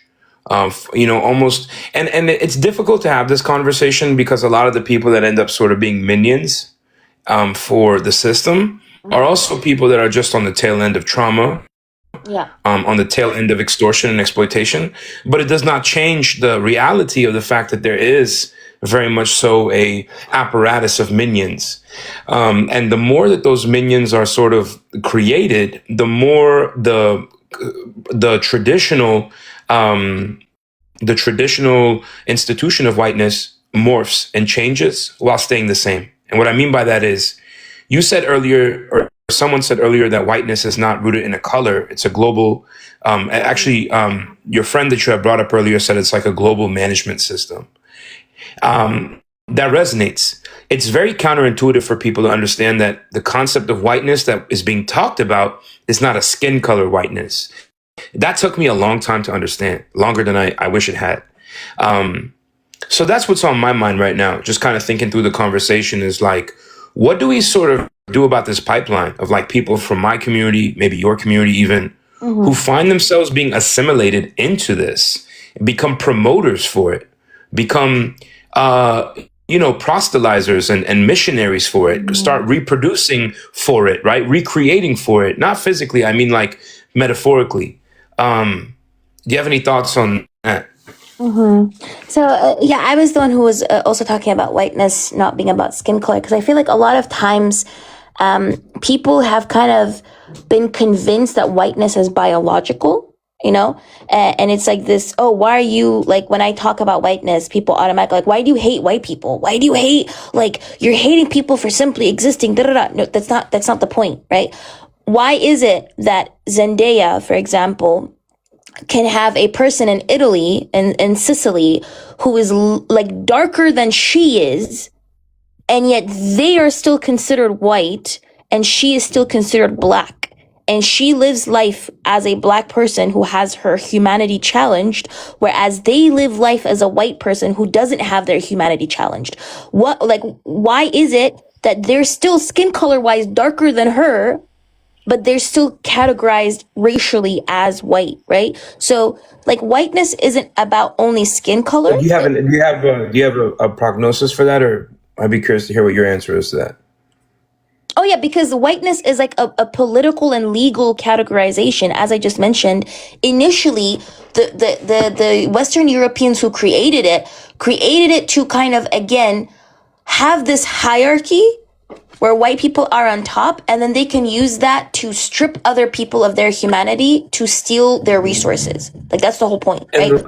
In light of that, how do you consider the eugenics movement, which does seek to classify and essentially categorize and make into a science this sort of idea of racial distinction, and by virtue of that, comparative racial advantage or comparative racial why do you think they did that? Why do you think they like, why do you think, because these scientific racial classification, by the way, was formed on these like earlier European thinkers, right? Because these earlier European thinkers made it geographical, and then slowly but surely Johann Blumenbach started making it scientific, and then when Darwin came with his evolutions theory, you had social, not him, he didn't agree with it, but social Darwinists started applying this to human beings, right? So why do you think that they tried to make it biological? I think that it serves their narrative. I mean, I think that if you can convince the people that they are biologically, genetically superior to others, then you can truly dehumanize and really create a distinction. And I personally do believe that as much as whiteness has become a system, I'm not sure if, are you yourself based in the States? No, I'm not. So we have, I bring up the example of Vivek Ramaswamy. Are you familiar with him? Oh yeah, of course I know him. Yeah. So I bring up his example because I believe he's somebody that to a degree was able to assimilate into whiteness, but also the door hit him really hard in the face when him being of Indian origin, perhaps he's South Indian, I'm not sure where he's from, but there is still an element of that racial whiteness at the core. It might not be what's driving it anymore, but I don't divorce them entirely. I think that the outside apparatus of whiteness is very much this political, economic sort of thing that people can assimilate into. But those that are not literally white, fair skinned, blonde haired, blue eyed, I think that they will hit that door. And I think that Vivek is an example of that, sooner or later, because what he ended up talking about at some point is, well, America is a place that's ideas and values.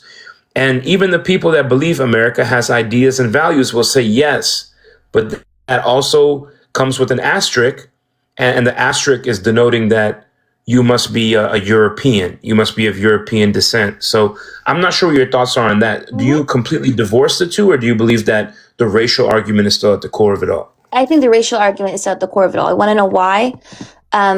Because I know Vivek, by the way, right? Because I know that even within like the US case, there's like the model minority myth, right? Where they use this model minority against like another, like black people, but then they still hate crime everybody, right? Like a white Americans are still going to hate crime everybody, but they still are going to use different minority groups as tools against against especially black people, right? But I wanted to say that I believe that the reason as to why, or one of the reasons, not going to say the reason, one of the reasons as to why they made it scientific is to say that exploitation is natural. Because if Africans, if indigenous people, if all colonized population around the world could be defined as biologically different types of human beings, then subjecting them to inequality and subjecting them to exploitation is not injustice anymore. Because why would it be injustice? They're not human. Why would it be injustice? They're not equal to us, right? So in that sense, it would be like the lion eating the gazelle. exactly, it's natural. Makes sense. It's a part of human nature, right? It's a part of human nature. Some groups of people are intelligent. They have an ability to civilize other groups of people. They have moral character, and this is rooted within their nature, within their biology. Therefore, Europeans are dominating because they're not because they're actively doing this, but because they're just naturally superior. That's just a natural progression of life, right? And so, and when they tell you this is the natural progression of life, how are you going to fight against it? How are you going to fight against your biology? So then you become docile. You become docile because you think, oh, if this is my biology, if I am biologically, or if I was created to be subservient to this superior being, why am I fighting against my nature? You're not going to fight against hunger. You're not going to fight against your desire or your desire for thirst or whatever it is, right? You're just going to kind of like, you're gonna kind of try to like quench it, right? So that's the same thing, right? So this is what I believe. I believe that these actions were purposefully done because they wanted to tell people that this is the default human, this is the standard, this is the rational, this is how civilization is. Therefore, don't fight against it. So go ahead, Viking. Go ahead. I wanted to ask Kove, do you think that religiously, like 80% of it, it was through the spiritual thing, like it was brought by the religion? And The bigger part, religion has played the bigger part of it. so I don't think religion is a cause. I think it's a tool. For me, I think Religion is so religion is a tool that is used. Ultimately, it's capitalism. Capitalism uses these different tools. It's going to use racism. It's going to use religion. It's going to use all these different things, right? So religion is a tool that can be used to justify exploitation. Yeah, but you gotta let him finish because he wants to make the point that Islam is the root cause. No, I'm just what saying I he No, I didn't want to say. No, hey, Kabul, you're getting me wrong. So what I are you wanted sure? to say, I was just talking to you in the chat, so I'm just wondering.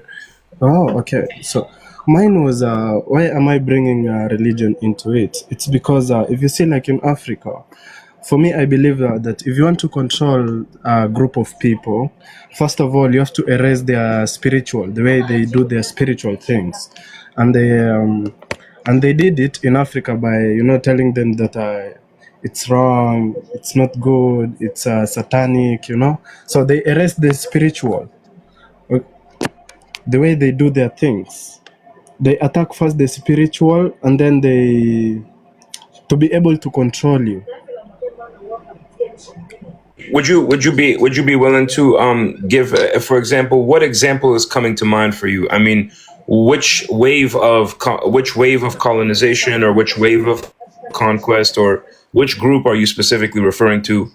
Because for example, in the Senegambia region, there are very much a robust population of Muslim people, and so whereas I understand that the continent of Africa and the people of Africa have their indigenous traditions, I am wondering, is what you're proposing that everybody was converted by the sword, or that everybody was forcibly converted to something else? Basically, yeah. That's not true, Yeah. Viking. So I Yes, just want to Because say, I'll give you an I think that example. just. I'll give you Well, an I'll just say example. one last thing, and you're welcome to go. I would say that when you make an assertion like that, that everybody was forcibly converted, to a degree, you also remove the agency of people, because then you make a narrative that says that the people that are in Africa now, that let's say are practicing Christianity and Islam, are not doing so from their own volition. and are only doing so because they were converted by a sword. And I Yeah, think that takes away some of their our agency. ancestors, during the colonization, our ancestors, they were given conditions. Okay, they were given like in Christianity, like if you see the French people, they give in order for them to be assimilated. Okay, they were given the condition. It's either they become Christian so that they can avoid being, being Wait, which used African as people are you slaves. talking about, the Viking? Because not all Africans were forcibly converted. You see countries, okay, like in West Africa, most of the West Africa, who were colonized by the French.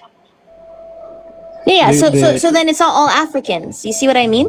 For example, okay. When it comes to East Africa, yeah, the Arabs, you get even it. within East Africa, it wasn't forcible It was. No, it It wasn't. was. No. In Eritrea, it wasn't. So when we look at, for example, Eritrea, when did Orthodox Christianity get included in Eritrea? That was like in the 4th century, in the 3rd century, when King Izana like literally accepted Frumentius from Syria. Right? This guy was like a lone dude who just went to East Africa and was like, yo, there's this belief, da da da da. And then King Zala was like, okay, fine, I accept this, and accepted it, right? And the people of that empire accepted it too, including in Eritrea. When we look at Islam also, the first hijrah went into Massawa in Eritrea, and that's why one of the oldest, or if not the oldest mosque in Africa is in Massawa. And that was also not brought in by force. And this is why I'm saying you have to be very specific. Which parts of Africa are you talking about? Because within Western Africa, yes, 100%, like people did use Christianity as a tool of as a wing of colonization, right? And in certain parts, yes, maybe like Islam was also being used, right? But you cannot say it happened to all of Africa. That's only the issue that I have. If I could add, there's no denying that there are instances of forced conversion, and there is no denying that there are incentives put in place to make people convert. Because there was there's a comment in the chat about religion creating trading networks that require conversion to participate. Something like that makes sense. I can understand those sort of influences being there. But I'd also ask you another question. You described the spirituality. You kind of came in and started the conversation as far as this idea of like African spirituality. And so my question to you would be, are you, when you paint it with that general of a brushstroke, are you accurately describing the various traditions, rituals, practices, and myths of the various African people? Or are you rather painting one broad brushstroke and saying that, well, all African people followed this way of life, and this is the way of life that was taken from them? Because my issue with that is, as a non-African, I feel what you're presenting to me is this idea of a monolithic Africa, an Africa that is more the same than it is different. And my understanding is that there are different tribes, different languages, different customs, different rituals.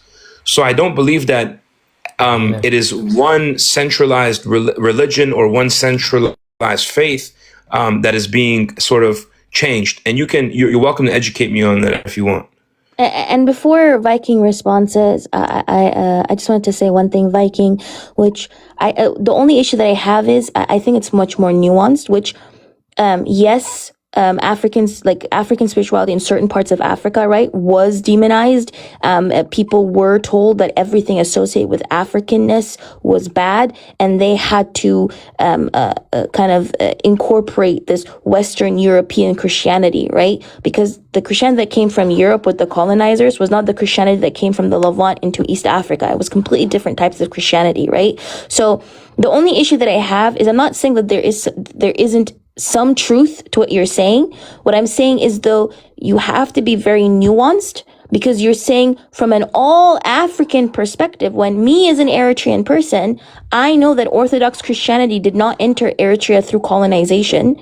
And I know that me as an Eritrean, I still, like, our people still have like the indigenous spirituality that we practice, but we've just incorporated it into Christianity, right? So that's the only issue that I have, that you have to be more nuanced with it and what you're saying. But you can respond, Viking, and then I want Truth Seeker to go, and then Ra to go. Okay, I got what you said, but you see, your last statement, Kobe, you said that Africans, most of the parts, we were told that like our religious practices, they were not like they were not like not a specific place, but all the African, the way they used to do their religion, it was bad. That's why until today, all over the world, there's nowhere like the way Africans used to do their things. It's completely not there. Why? Because both the Christianity and the Muslims, they came with the same message that, you know what, the way you do your things is not like they attacked our spiritual way first. That's what I meant. But who are you talking about, though? That's the thing, right? Both, Like, both. yeah, but no. But my point is, to who are you talking about? Because that's not what happened all across Africa. Because as I just mentioned, like Christianity was accepted in Eritrea. Like Christianity was not something that was forced onto Eritreans. The same thing with Islam as well. It wasn't forced onto us. So you have to be more nuanced with which people you're talking about, right? And also, we still have our like a lot of the practices that we have within You know what? I'm just go to Truth Seeker because I feel like I'm talking to you and there are other people in the panel. So let me go to Truth Seeker. It's okay. Walaikum sis, hi everyone. Look, I can only talk from South African kind of way, okay? Now, when the colonizers came over, and these, I call it the European colonizers, because we were colonized by the Europeans. When I speak to my great-grandfather, he talks about laws that they brought in that literally would force people to convert. First, they literally, any chief that was in the villages when the colonizers came, they literally either unalived them or they literally were like, you either do what we say or we're going to deal with your people. They got rid of all our tribal cultures. We had over 13 different tribes. And my great-grandfather says some of those tribes you will never even know about because they were G-sided because they were so resistant. We were literally had laws that were brought in by these people, which were called vermin laws, which meant if we spoke our tribal languages, you'd be unalived. They then segregated us into what colors we were. And then they said, if you want to literally practice your culture or your religion, you are not allowed to do so. We didn't believe in Christianity. We didn't believe in stuff like that. What we did believe in was literally being at one with nature. So we had herbal remedies. We had stuff like, we would literally, within ourselves, there was a type of looking after each other. It was a whole different thing. We didn't have Christianity. So what I'm trying to say is when the colonizers came, they took all of that away because they said it was savagery and it wasn't the way of life. So like Desmond Tutu, and I'll never forget what he said, they gave us the Bible in our hand, we closed our eyes and they stole our land. That is what they did. And it's the same thing they did in America. They went and opened Christian schools, cut the indigenous hair and said Christianity is the right way. And if you didn't want to be Christian, you literally had less rights. So if you're Christian and you were one of the colonizers, you're becoming like them. It was sold as if we were savages, we knew nothing.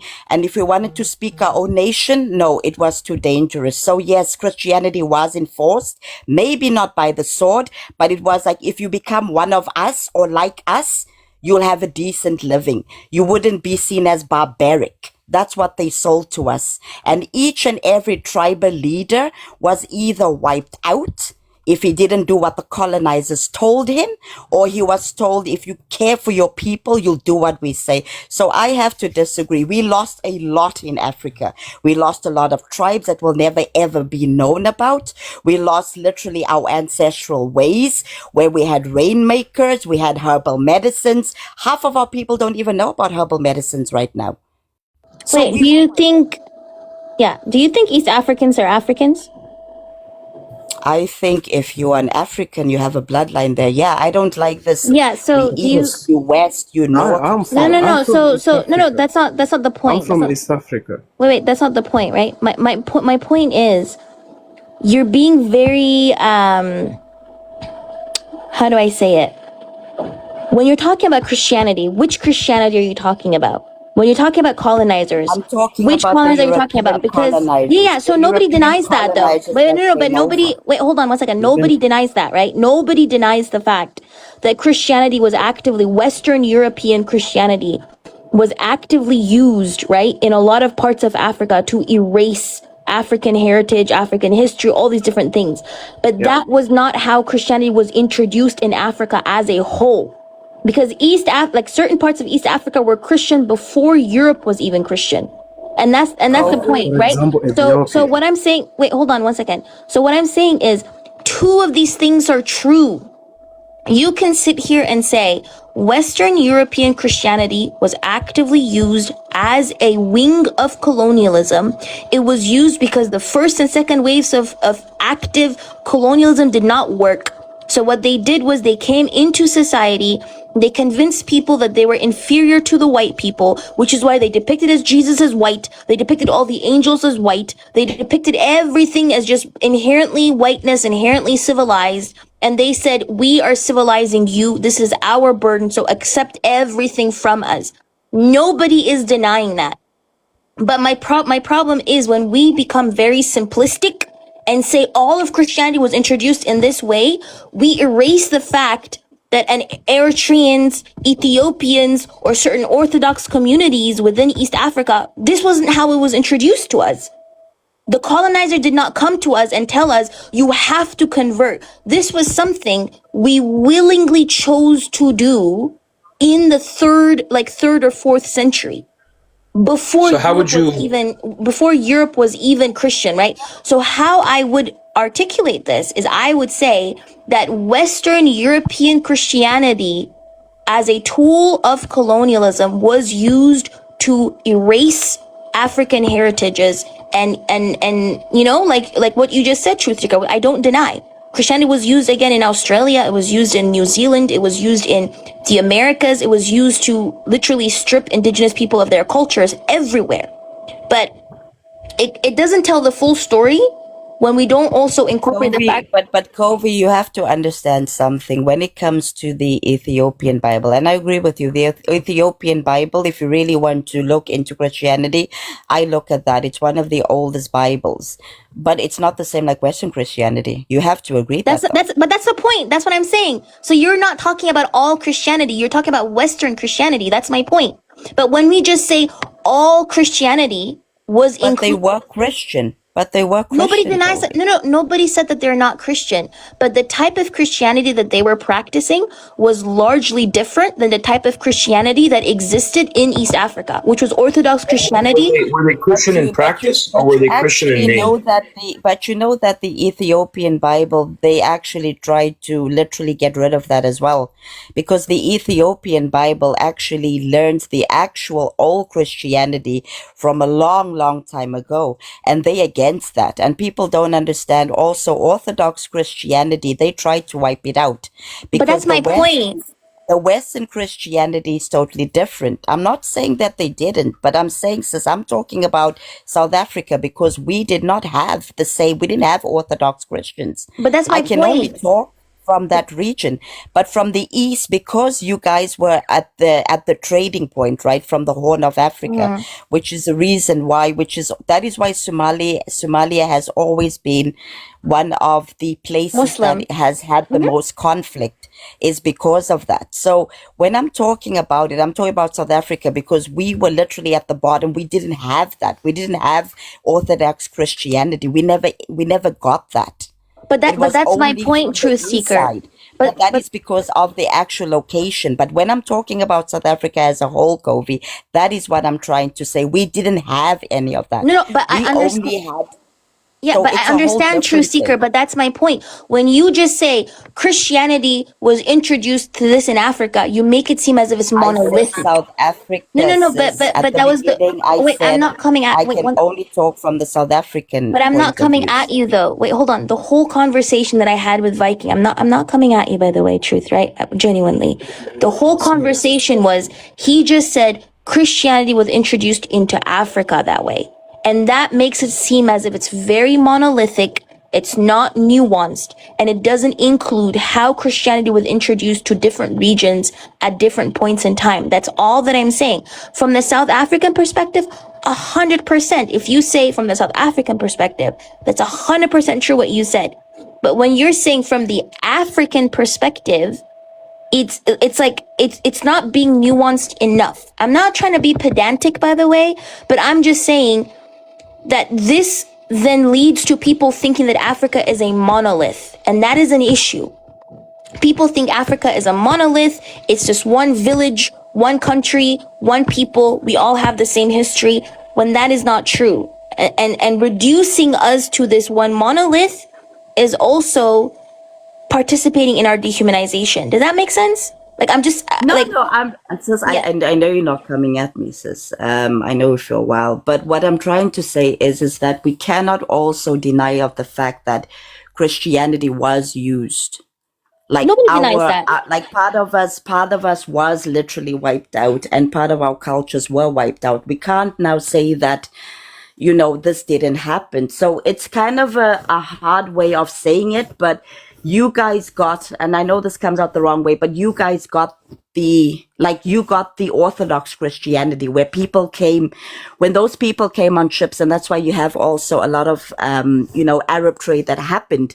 You had people that were doing trade who were Orthodox Christians, who would not do what Western European Christians did, is what I'm trying to say. So in Eritrea, Ethiopia, places like that on the east, you had the advantage of having the real Christianity, of not having the Western Christianity, which was by force. I'm sorry to say so. The Western Christianity was brought Nobody by denies force. that, though. Truth. Nobody denies that. But what I'm trying to say, the only reason why you guys have the fairness game of saying that Christianity wasn't brought by force is because you had the real Christianity, and you had the real Muslims as well that came over and showed by the way that they traded, showed by their honesty, showed by their way of life, that Eritreans went and said, you know what, this makes sense. Like, these people are following a good religion. And they changed to Islam, and some changed to Christianity because they saw the real Christianity. The people didn't come to, when they traded on the African Horn, they didn't come and say, oh, we want to do this and get it for free and literally go and, colonize you. Whereas the Western came in and said, we are superior to you and you should take our religion because you're barbaric. So there was two ways. I know, but I'm just saying there was two ways of Christianity. The real Christianity, which was the Orthodox ones, and they changed by way of seeing the way the people changed or the way the people were trading. But then you had these ones that came into ships and literally colonized. So it's 100%. two different Christianities. I don't think you two are in disagreement at all. I think you guys have met at the middle at this point. Exactly. Yeah, no, I know. We I'm just agree. Yeah. basically So we on the agree. same Like page. both these religions, right, were used as tools. Like, there are some areas where maybe the religion was introduced by force, and there are some areas but it was introduced like voluntarily, right? And we can sit here and talk about it, but like, being like, the only issue that I had was like the reductive nature of saying Christianity and Islam were introduced by force to Africa, when that's just not true. In some areas they were introduced by force. But the Islam is the Arab conquest of Northern Africa, and even Not today all. it's still happening, and East Africa. Yeah, of course, it's happening. Wait, which Islamic conquest is Their happening in East ideology Africa? is to erase the blacks and replace with the Arabs. Wait, We can see it. Where in East Africa is the Islamic conquest happening? See what is happening in Sudan. Actually, That I has have nothing those to do with clips. Islamic conquest, though. I have a clip for a mother who is an Arab, who is saying, we are going to remove these slaves from this land. After his son came back, there are these people who are doing, what they are doing right now. But let me ask you a question. Do you believe that she is? Let me ask you a question, because what you're doing is, do you believe that her statement is reflective of Islamic values and Islamic principles? And if so, which one? Because that's what I'm saying. It's an Arab conquest using the religion. Is it Arab or is it Muslim? It's not Muslim. It's Arab. It's still Muslim. It's Arab. Okay, then define it in the context of the Arab conquest. And if you mention Islam, then make an argument for why it's an Islamic conquest. You know why I'm saying so. We have if you go today to Somalia, they they deny their identity. Why? Because they became Muslims, but instead of saying, okay, we are African Muslims, you know what they say? We are Arabs. No, Why? a majority of Somali people say we're It's Arab. erasing Hold their on. identity. It's erasing their identity Wait, Viking. and replacing with the Arabs, with their culture, with Wait, yes. Viking. Okay, sorry. A majority of the victims in Darfur, what's their religion? Okay, so Yeah. the people that you're advocating for in Darfur, the ones in El Fasher who are being genocided, the Masalit, the Zaghawa people who are predominantly the target of the RSF, they're Muslim. And And they are when you talk black, right? no, And nobody they are likes they're black. black. No, but my point is, what I'm trying to tell you is, the Yeah. people that you're talking for are Muslim. So it's Yeah, not they are about. Hold Muslim. on, one second. Okay. Yeah. Wait, hold on.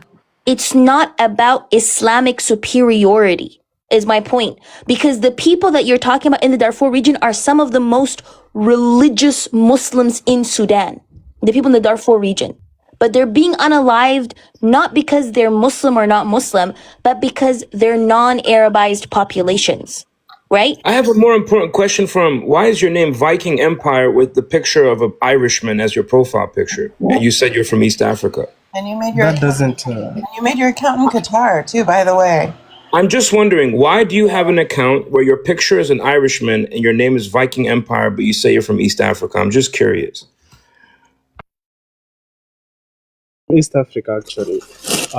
Having the, I know. I'm asking you a question. What was the logic behind the profile picture and the name?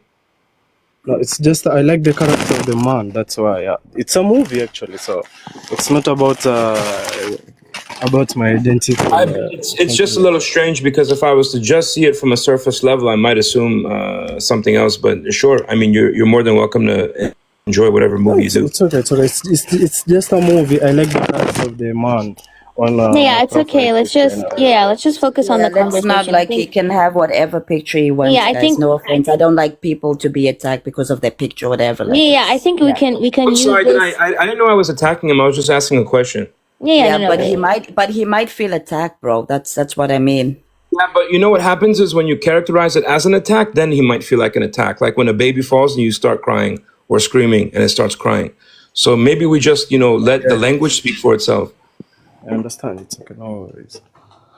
Yeah, wait. So I just want to address, by the way, a majority of Somalis don't see themselves as Arab. Like, I think you need to understand, like, when you're seeing these trolls on TikTok, or when you're seeing these like conversations on TikTok, that's not representative of a majority of Somali people. Somali people still see themselves as African. They're very pan-African. If you looked at the 1960s and 70s, they were literally helping Tanzania. They were helping so many other African countries.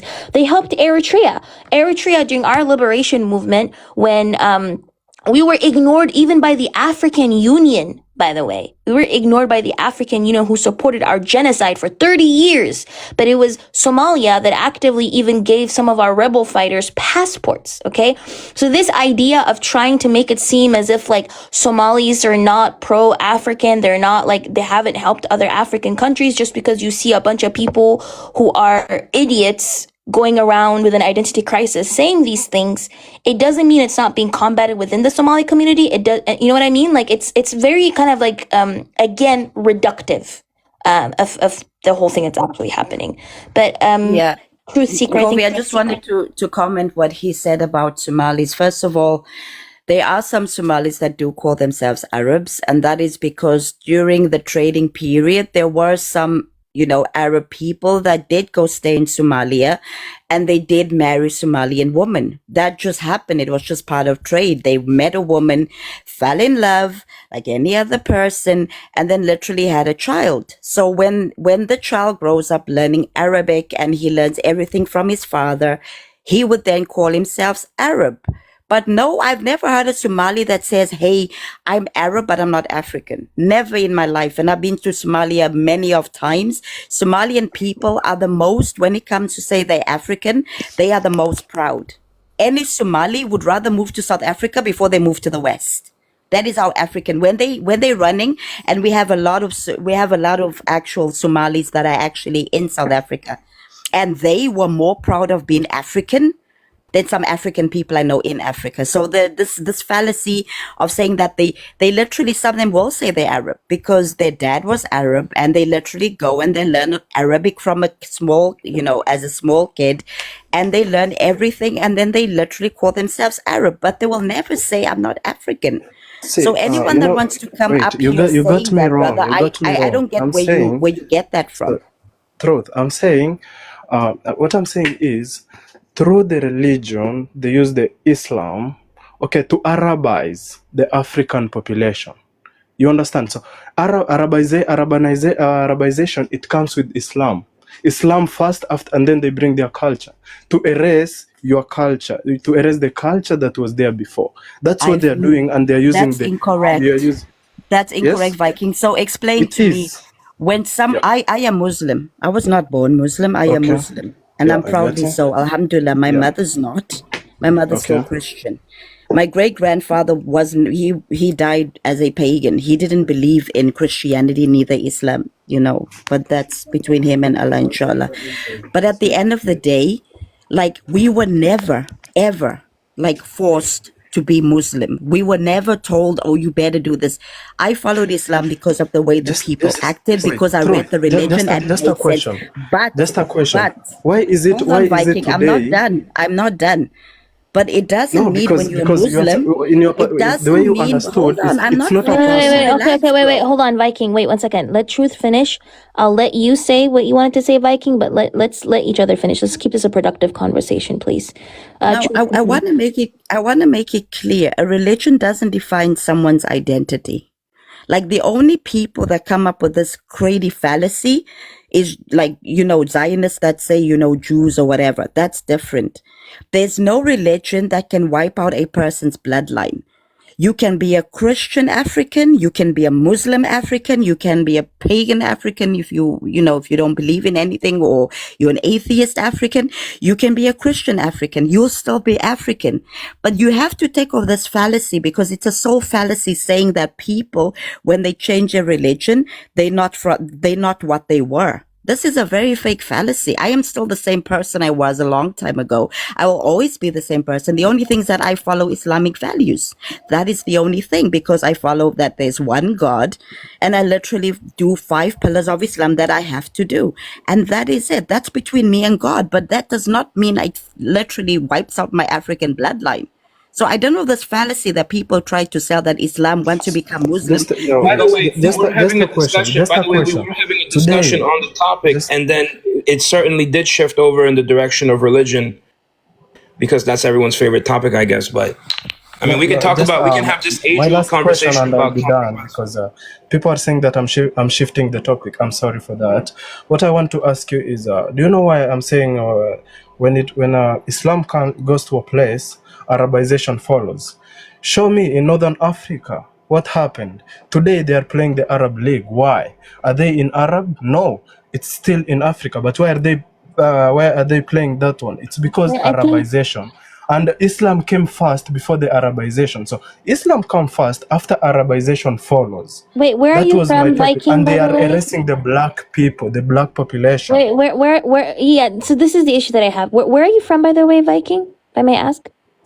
My country is a little bit. Are you you want me Kenyan, to say? Ugandan? No. I'm a Kenyan, yeah. Kenyan. Do you know that that Kenya is supporting the RSF? You know that, right? It's not the Kenyan. It's The government. only the president. Ruto. Don't. No. Of course the president. But my point is, no. This is why I'm telling you, it's not about religion, right? Like, when we're talking about the RSF, which is right now, Eritrea is not a part of the Arab League, by the way. I don't know what this person is saying, but when we look at like Ruto, Kenya, right? The Kenyan government actively legitimized the RSF government, the parallel government, by the way, which is precisely why even the Sudanese, like Sudan, decided to like boycott Kenyan products or whatever it is, right? Kenya is actively helping fund the RSF, this group that is erasing the non-Arab groups within the Darfur region. And on top of that, you have some South Sudanese, I think, which was like SPLM, if I'm not mistaken, South Sudanese groups who are Christian, mind you, right? Who are not predominantly Muslim. Wait. Sorry to disturb you. Sorry Can I finish? cut you. Sorry to cut you off. Don't say that Kenya they are funding. No, it's people using through. The It's Kenyan like government. for you using It's a the Kenyan. straw to drink something, right? You are using a straw. You are drinking the drink through the straw. So the Emirati they are using the Kenya. The Okay, Kenyan government they is are willingly doing doing that their though. business No, but the Kenyan government. not Wait, hold on. us. Wait. It's not us. My It's point them is, using us. you're trying to make it seem as if it's this Islamic supremacist thing that the RSF is It doing. is. At the end of the Hold day, on it one second. is. Viking. Listen to what I'm saying, please, respectfully. Okay? The RSF is unaliving Muslims. It's not unaliving non-Muslims. Within the Sudan region, within Sudan, some of the most religious part of Sudan is literally the Darfur region. Okay?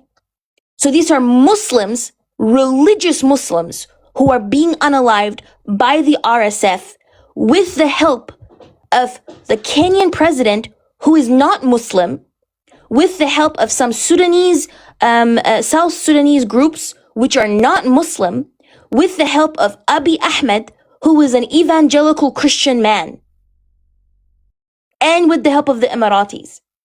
The point is, if it was about Islamic supremacy, you would not have seen all of these other entities that are not Muslim also allying with the RSF to help genocide Sudanese people. To genocide Muslim people, by the way. And when you are being very reductive about this, you are erasing the nuances, and ultimately, Viking, unfortunately, you are also dehumanizing the very same people you're claiming to advocate for. Because where did he go?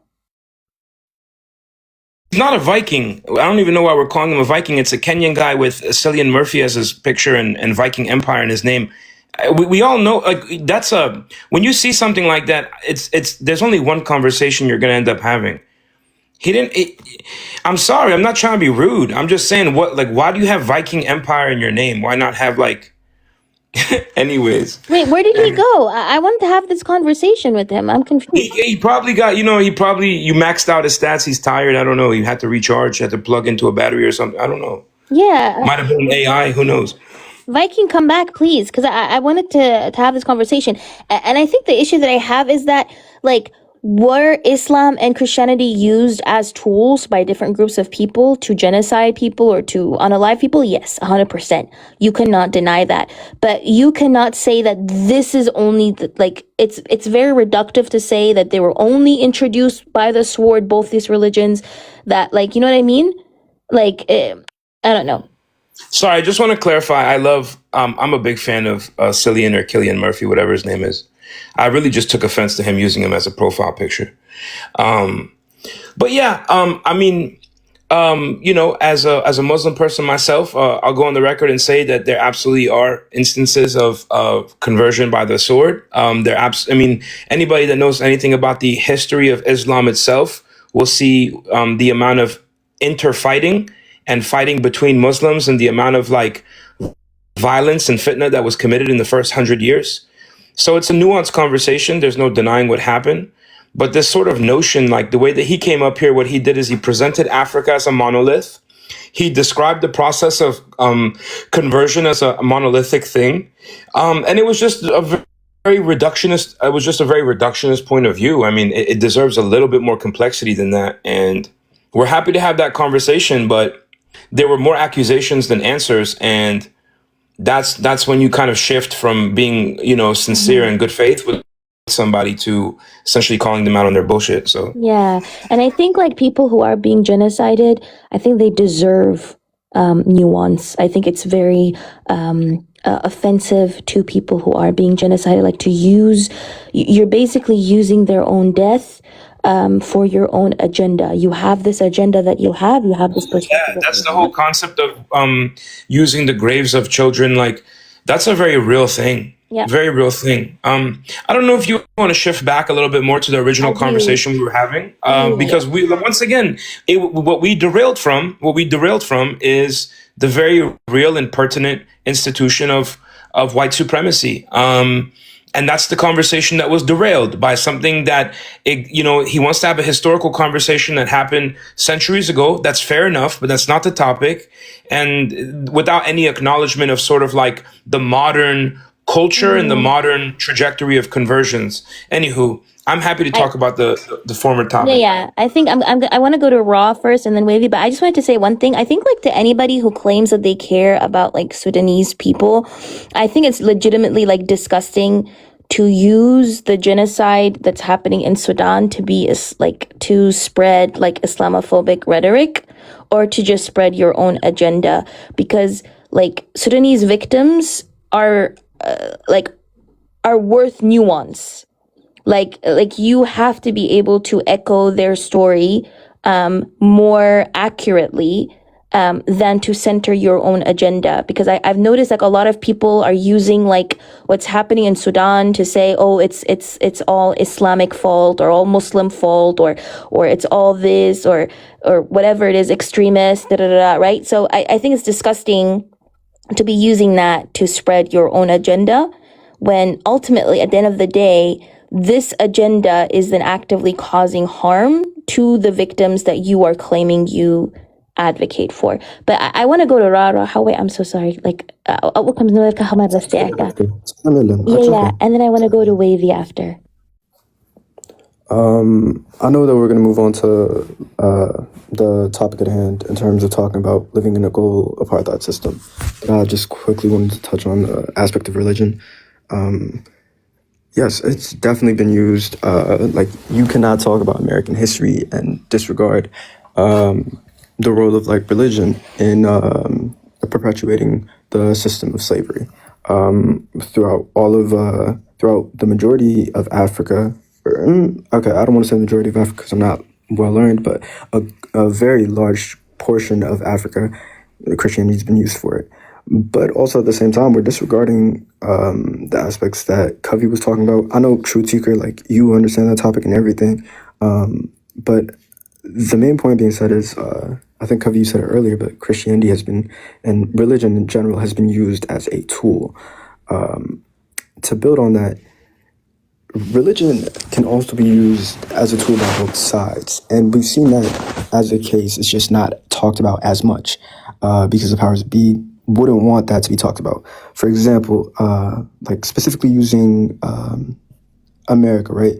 Black Americans were forcibly enslaved. The justification for it was the use of the Bible, referring to the mark of the beast, saying that because Black Americans had and the Africans they were forcefully importing were darker than white people, they were called Mark the Beast. So at this point, we can all agree like Christianity was used in the U.S. to perpetuate violence. Now, the thing is though, we also have cases of like Nat Turner. Nat Turner, for example, he used Christianity to advocate, to not even advocate, but like to invigorate and move Black Americans to fight for their liberation. He started a whole entire rebellion. But moving on to the global apartheid system, also there's this whole entire thing about liberation theology that y'all can look into, but tough. In terms of the living in a global apartheid system, one thing that we don't talk about is like sometimes it's not as clearly seen. So I live in the U.S., right? One of the things in the U.S. that the U.S. has done very cleverly is create an apartheid system that is kind of hidden. It's not out in your face. Like we look into the prison industrial complex, 15% of the population, like Black Americans are 5 times more likely to be shot to be shot by a police officer. Black Americans are Black neighborhoods are consistently over policed. I mean, me, even when I immigrated to the States as an East African from Eritrea to the States, when I immigrated when I was 6, I was 9 years old, not even 3, like not even like a whole entire, like half a decade into living in the States, I was arrested. My father and I were driving back and we were arrested because we were driving through a white neighborhood in a hoopty, broken down car. And they held us for hours on end. It was like damn near midnight when we got out, and he wasn't charged for anything. Now, these systems, like, in terms of, I don't know how to share a picture or something, but the definition for apartheid is limiting limiting a group's mobility, systematic targeting of a group over and over again. Like, there's so many other parts, but it's truthfully so. Sorry, I'm getting a little emotional about this, but it's truly like crazy the fact that we live within a world where these systems, even like, I don't know how it is in Europe, but like these systems have been disguised to hide the fact that we live in apartheid systems. We live in apartheid worlds. Yeah, I just wanted to point that out. Yeah, I'm so sorry, Rahaway, that you experienced that. And I think that's the crux of the conversation that I'm trying to have. Why do we live within a society that tends to humanize only certain groups of people, whereas forgets to mourn the death of other groups of people, right? Like, we're Eritrean, right? Like, why was it that when our people, just a couple of years ago in Lampedusa, over 370 of our people died in one night. In one day, over 370 of our people literally just drowned in the Mediterranean Sea, Eritreans, and nobody remembers it. Nobody even knows that it happened, right? But then you have, let's say, 6 French people, journalists, get unalived, and then everybody says, "Oh, je suis Charlie Hebdo." Like, everybody, like the whole world stops and they remember how to cry. And I think the crux of that is what I'm trying to address, right? Why is it that we live within an apartheid system where certain lives are viewed as cheap labor, are viewed as only there for extraction of resources, and other lives are viewed for their civilizational ability or their humanity, right? But Wutera, I did not say that you wanted to talk, so I'm just going to you.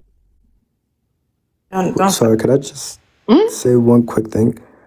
I'm so sorry, Wutera, but I recently heard about a Palestinian journalist who left Gaza because he was able to leave Gaza because he was being targeted by the IDF because of his journalism. He went from Gaza to, I believe Austria. In Austria, he was arrested for conspiracies of, I think, trying to fund H group, which wasn't even proven. It was just a conspiracy, or not even a conspiracy, but an allegation set against him. Then he moved on to Dutch. I forget whatever the country Dutch is. He went there because he was sick of being like targeted and attacked because literally what True Secret just wrote in the chat. Because he was trying to get away from Austria. And then we got to Dutchland or whatever, like they arrested him again, all in the effort to deport him, not to Austria, but back to Philistine, which is under occupation right now by that one nation, which also just like a month ago, like the timing is like actually so crazy and horrific, but a month ago, passed legislation that allows the execution of prisoners. Like, this is the world that we live in. This world, like, it's crazy. Wait, but I'm sorry, Butera. You're good. Tying the threads together is really important, right? Look, the conflation, the flattening of all of these things. I thought about some of my own family like a little bit because I'm Jewish, but like my family is also Christian and it's also like Muslim. I have like family like today that are Indonesian, but like their family is like Arab, like Yemeni and Sudanese, and like that through trade, like we were talking about, right? And like quite literally, their primary language is still Javanese. Like they know Arabic. This is religion. Like, they teach it. it's not so cut and dry, right? Like none of this is like the flattening,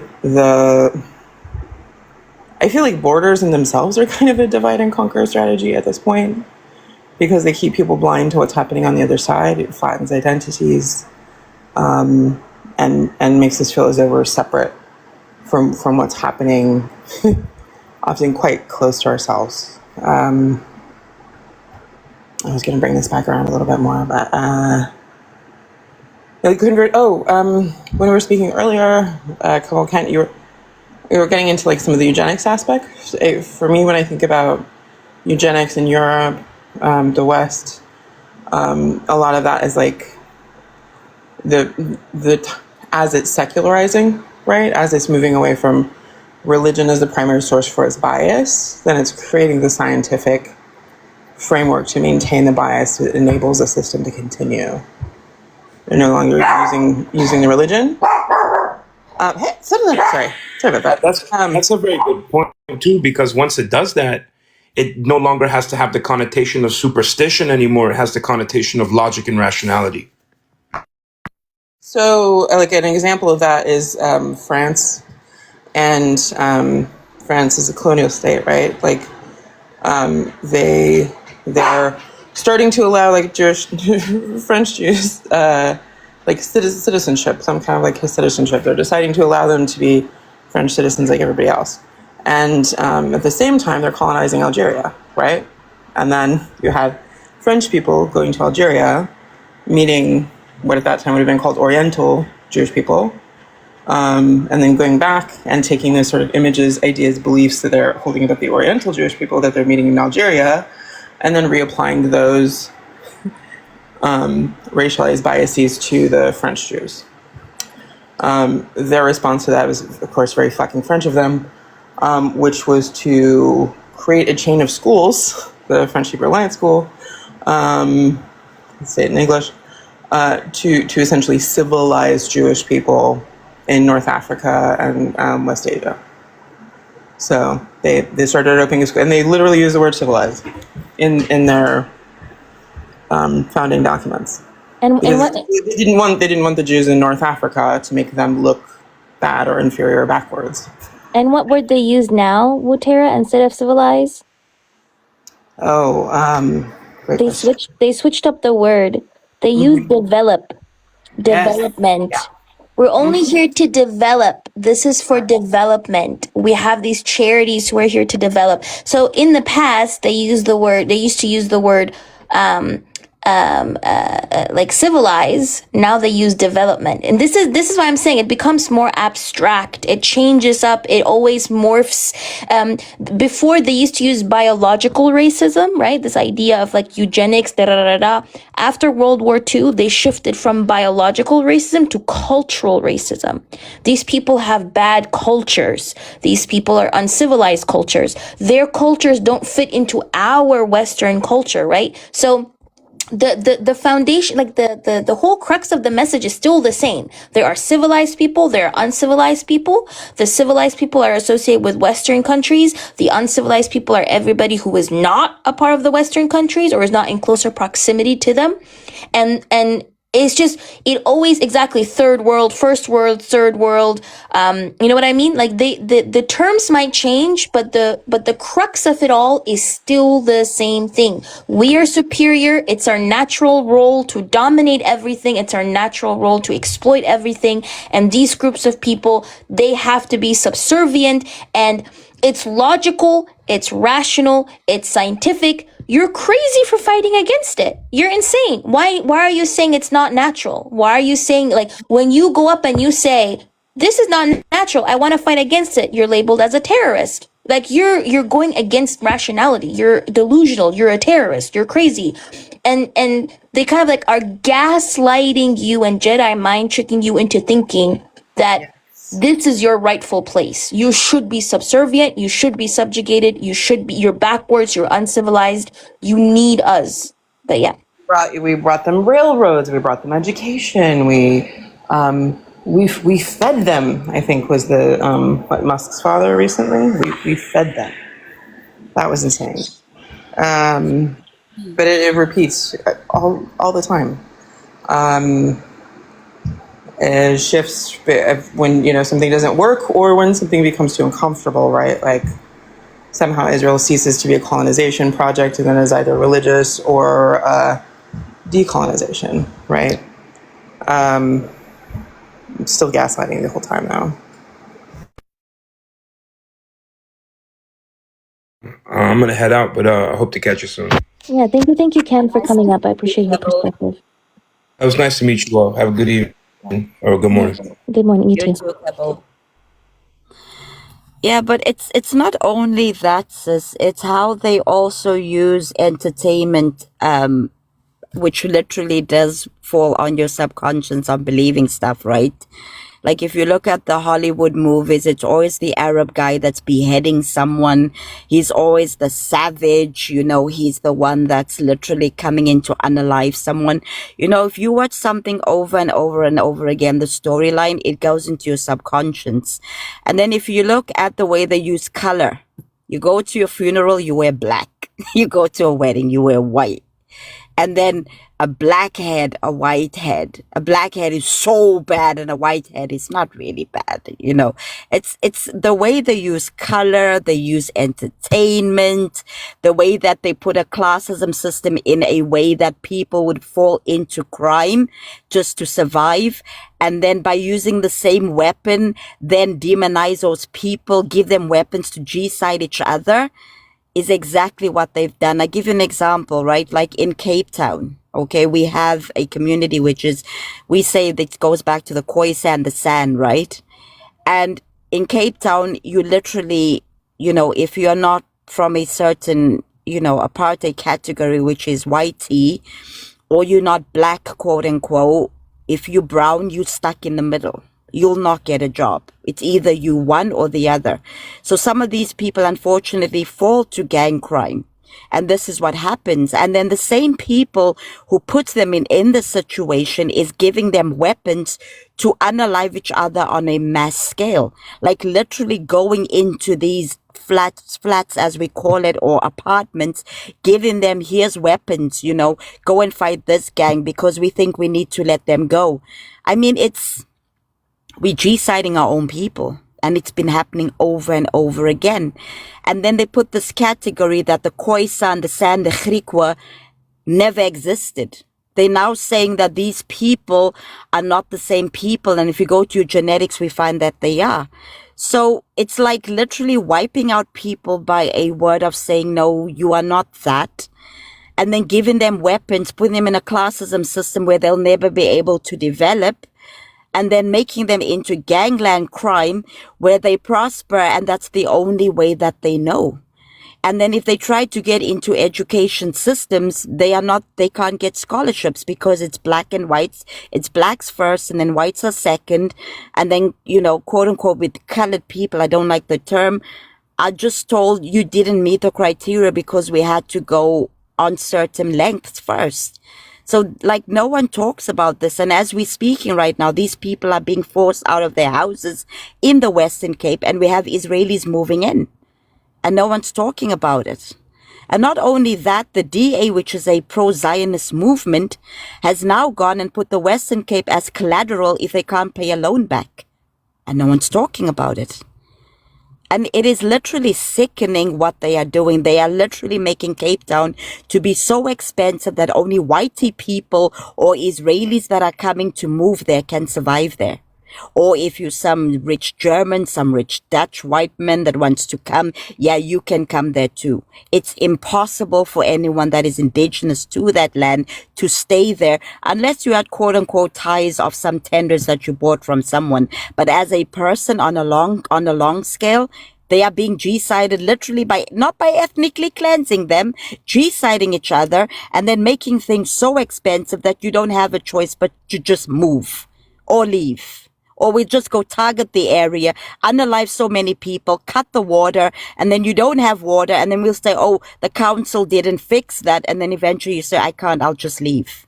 That is what they are doing, and no one's talking about it. And again, it's the same whitey supremacy. And South Africa is still colonized by the whiteys, except you know how it's done, sis? It's done with the guy with the pen and the paper in the suit. That's how it's done. Exactly, 100%. Did you see what Elon Musk said about South Africa? When he was Elon Musk's father, my bad. Did you see what he said? Yeah.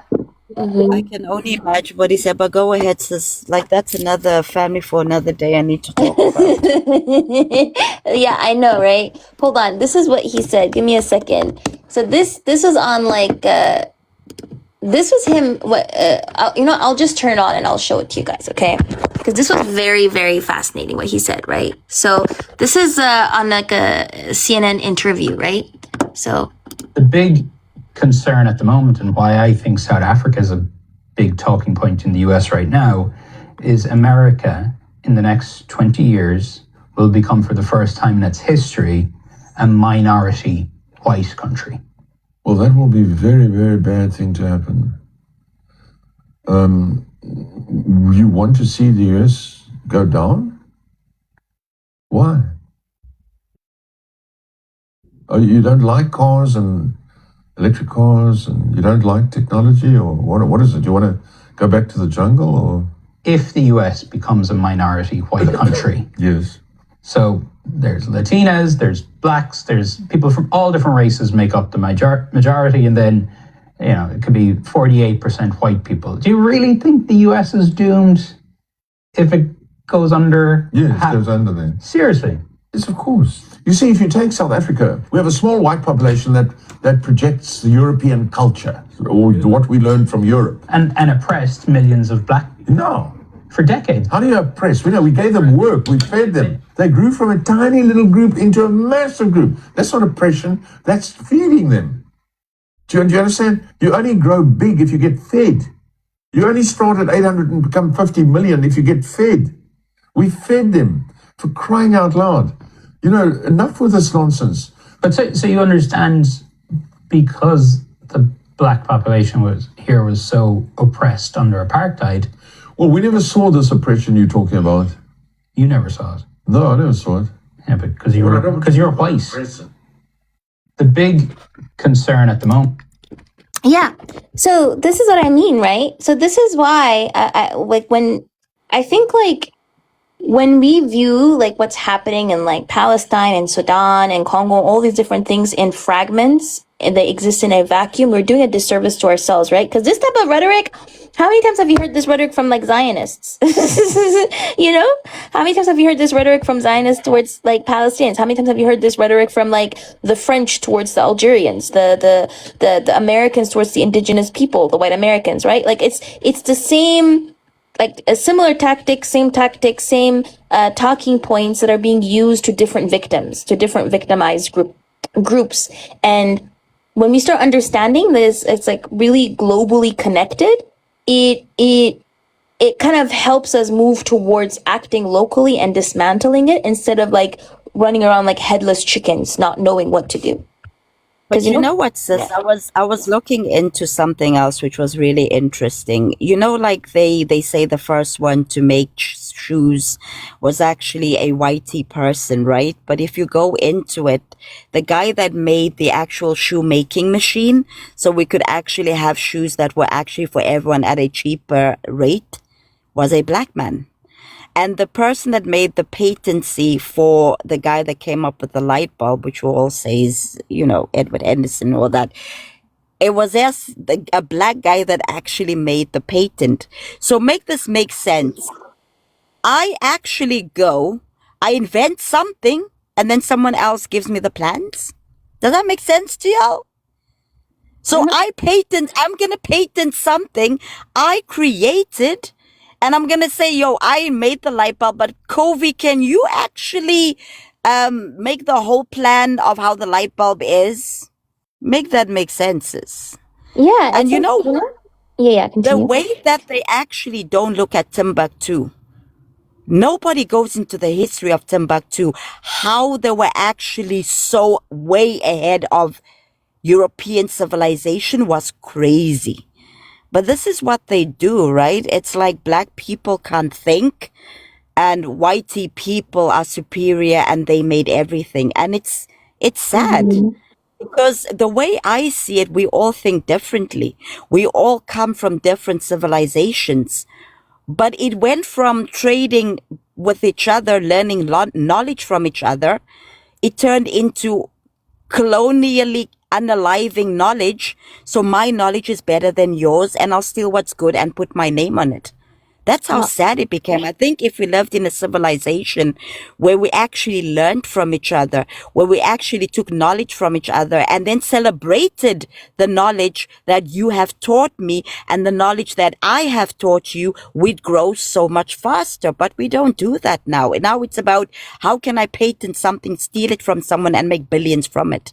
Do you know how many Palestinian inventions was actually stolen from by the Israelis? Because quote unquote there is no Palestine, and then quote unquote it will be, yeah, we made that. Do you know how many Palestinians live in Israel that are in the scientific, in the IT sector, that have actually given in, hey, I figured out how to do this, what do you think about that? And then got told, sit down, thank you very much, went to a superior and then got wiped out like he did nothing. Do you know how that's happening day by day? Do you know how many African Americans? You know how many Africans are actually stolen by America? That they actually go to every single school, and this is what people don't go. They go to every single, this is Americans, right? They go to schooling systems and say, if you know some bright spark that goes above all, this is our number. We'd love to give a free scholarship. And they end up going to America and then being claimed as American citizenship. You know how many Africans have been stolen, literally genius minds, and nobody talks about them, and then their families like, oh my god, they're gonna go and get a better life, but then they're just stealing from us. Like, people don't talk about this, Kobe, and that's what I'm trying to say. The white supremacy is really deep. I know families that had kids when they finished their leaving cert, they were taken to America, they were taken to England, and the families were actually putting out proud, oh, my child's gonna go get a better life. And then that poor kid went into a place where, they were actually worked 24/7, making them feel that they were less when they were actually a genius, getting paid less than what they were, and they thought they were getting them a better life. And this is what I'm trying to say. White supremacy, which is global apartheid, is in Hollywood movies. It's in our history. It's in every single thing. Tell me, when was the last time we celebrated a black man that invented something? Are you telling me black people never invented anything? Are we really going to be so subnal and naive and sit down and say a whole population of a certain color never invented one single thing? Really? And that's what I'm trying to say, sis. It's deep enrooted. The whole system is deep enrooted. Why do you think Ukrainian kids are literally above all Palestinian kids getting told that you should take literally a Ukrainian into your home and we'll pay you? Yet a Palestinian comes in and they're like, yeah, find your own way. Hey, not our problem. Why is a Ukrainian kid a different refugee from a Palestinian or from a Somalian or any African country or Sudanese? I don't hear any European country say, yo, if you take a Sudanese in, we'll pay you, sis. Have you heard that recently? And yet we know there's a G-side. I don't hear anyone saying there's a G-side happening in Sudan when a woman is hung up and her literal limbs are literally shown and she's being terrorized. I didn't hear those groups saying, hey, this is bad. We need to make sure that Sudanese, we help the Sudanese. We have to help arm the Sudanese as much as we can. We need to help the Sudanese. If you take a Sudanese in today, we'll pay you.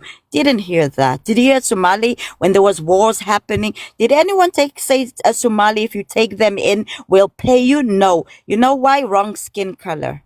They're too backward. They're too uncivilized. Exactly. My people were genocided for 30 years. Nobody cared about it. Eritrean people went through 30-year genocide.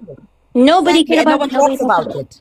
Nobody talks about it. Yeah, Bosnian, people erased it. the Eritrea G-side not spoken about, your language not spoken about, like you don't exist. And then we have on the other side, the Bosnian G-side. How many reparations did the Bosnians get? Anybody know? Anybody want to tell me how many Bosnians got their land back when they were G-sided and the Hague said, oh, by the way, it was a G-side. Sorry, Bosnians. Tell me what the Bosnian people get. Again, oh, yeah, me guess, wrong color. So that's why I'm saying, sis, the whole fucking system, whether we like it or not, the whole system is rigged. And to be honest, if you're Arab or Preach, sister, Arab or preach. you're Yes. yeah, can I finish, please? Wait, one second. Go At the ahead. end of at the end of the day, the whole system was not put for humanity. That's number one, because there's several G-side happening and none of the UN is doing shit about it. The system was not put for a skin color that everyone is of the same. No, the whole system needs to go. And that's what I'm trying to tell people. We're still looking for justice from a system that was never made for humanity. Can you tell me how the ICC, the judges of ICC are literally getting sanctioned? I know. Yeah, I know Wait, wait. exactly. Yeah, wait, one Three second, of Uba. them. Wait, 1 second, Uba. I just want to say this, and Okay. I'll come to you. I promise. Hiya, Truth seeker. Baya. Go ahead. Hi, Uba. What did Kareem Khan say? Remember when Kareem Khan, when he wanted to issue the arrest warrants, and he said he was told the ICC was only made for Africa and like people in the global South, but not for the West and its allies. Remember, he said he was threatened by that. So Exactly. And then what happened Yeah, to yeah, him? yeah. I exactly. saw that. So I wanted to point out one thing, right? There is this book, which is an amazing book, by the way. It's called From Commonwealth to Post-Colonial, right? Because I come from the field of post-colonial theory, right? So this Trinidadian writer called Sam Selvin, right? In the 1970s, he has a lecture about Trinidad and West Indians and Indians, right? So he talks about how there was a paralyzed Indian man in Trinidad who had a white assistant who was like a convict.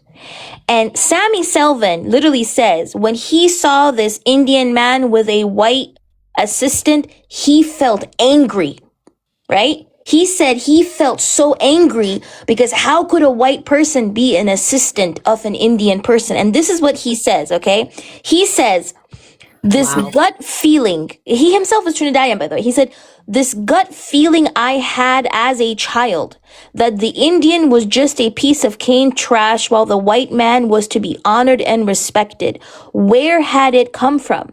I don't consciously remember being brainwashed to hold this view either at home or at school. So he himself is questioning why he as a child, he was a child, by the way, why he as a child felt outraged by seeing a white person as an assistant to an Indian person, right? And so another aspect of like white supremacy that people don't talk about is that a lot of us within the global South, we are conditioned to view ourselves as inferior. So then sometimes we work to help the people who are oppressing us because we think that this is our rightful place, and we like kind of like take on that positioning because we are conditioned to also view ourselves as inferior. It's very sinister, but I want to go to Uba. Hiya, This Bio. I just Okay, have to say so one thing. Sorry, Uba, I just have to go. Sorry, Kobe. okay, go ahead. I just want to say something that is even more sickening. You know, Black Friday, that we all like literally go and get our deals. You know, Black Friday was literally what in slavery, when they used to have a day called Black Friday, where if you are a bankrupt person and you had slaves, you would then go and they'd have like a whole kind of flea market where they would literally go and put these slaves as half price, because if you're going bankrupt, let's say you had bad farming that year and you literally wanted to save your farm, you'd go and sell your slaves half price. That's what we're selling Black Friday. That's where it's coming from. That's how sickening these people are, bro. They I think the Black Friday thing is in the United States. But that's what I'm saying. No other countries believe Yeah, in Black exactly. But Friday. that's how sickening it. No, Black Friday. Yeah, It's global now. yeah, Black That's what Friday, and also what was the other thing? That culture that they celebrate, Thanksgiving. What the fuck are they being thankful for? Thankful for taking someone else's land. Thankful for being horrible. Thankful for the taking over indigenous people's land and lying about history. Don't even get me started on Black Friday or Thanksgiving. How dare they? How dare they? I mean, they lie about everything. I mean, it's still till today. Okay, so today, for example, let's talk about the world map. The world map. Africa, literally, you can put Middle East, Asia, North America, South America, and still have more space in Africa. That's how big Africa is. And they still keep lying about it. That really pisses me off. So I'm just really done. I'm done with it. I'm done with it. They lie to the point that they're still lying about a map. It's like but the fact that they're lying, a part of me thinks, wow, they must be so scared of me that they have to still keep lying. Must be scared of me. Must be scared of my continent. Because I come from the biggest continent. And they cannot still own it. They cannot own it. They cannot tell the truth. I've studied about maths. I'm a tax consultant. And maths don't lie. Maths don't have feelings. And you know who's lying? Well, ding, ding, ding. Take a wild guess. I'm done with it. It's like it's getting boring. They're so fucking boring at this point. Yeah, I agree 100%. Ra, you can go next. Yeah, I just wanted to talk about more about the topic of living in a global apartheid system. Emphasis on the global part, in terms of one of the systems that's used to perpetuate apartheid, especially racism. A lot of like academics within the field of migration and mobility studies, as well as like race relations studies, have been looking at what racism looks like beyond the Western concept. Like I can send in the study that I'm referencing. It's by Sylvia Ang and Elaine Lin E. Ho and Brenda S.A. Yo. Migration, New Racism Beyond Color in the West. Racism has taken such a huge hold within the global context that, say, you look to Singapore, right? People coming from mainland China, actually not Singapore, I think Taiwan. Actually, no, Singapore. People coming from mainland China to Singapore for jobs or whatever it might be, although they may look like the population, although they may look like you can't physically tell a difference, as is shown through the conceptual understanding of like race of white versus minority, there's still a difference set in terms of like accents, tone, specific words used. It's truly gotten to the point that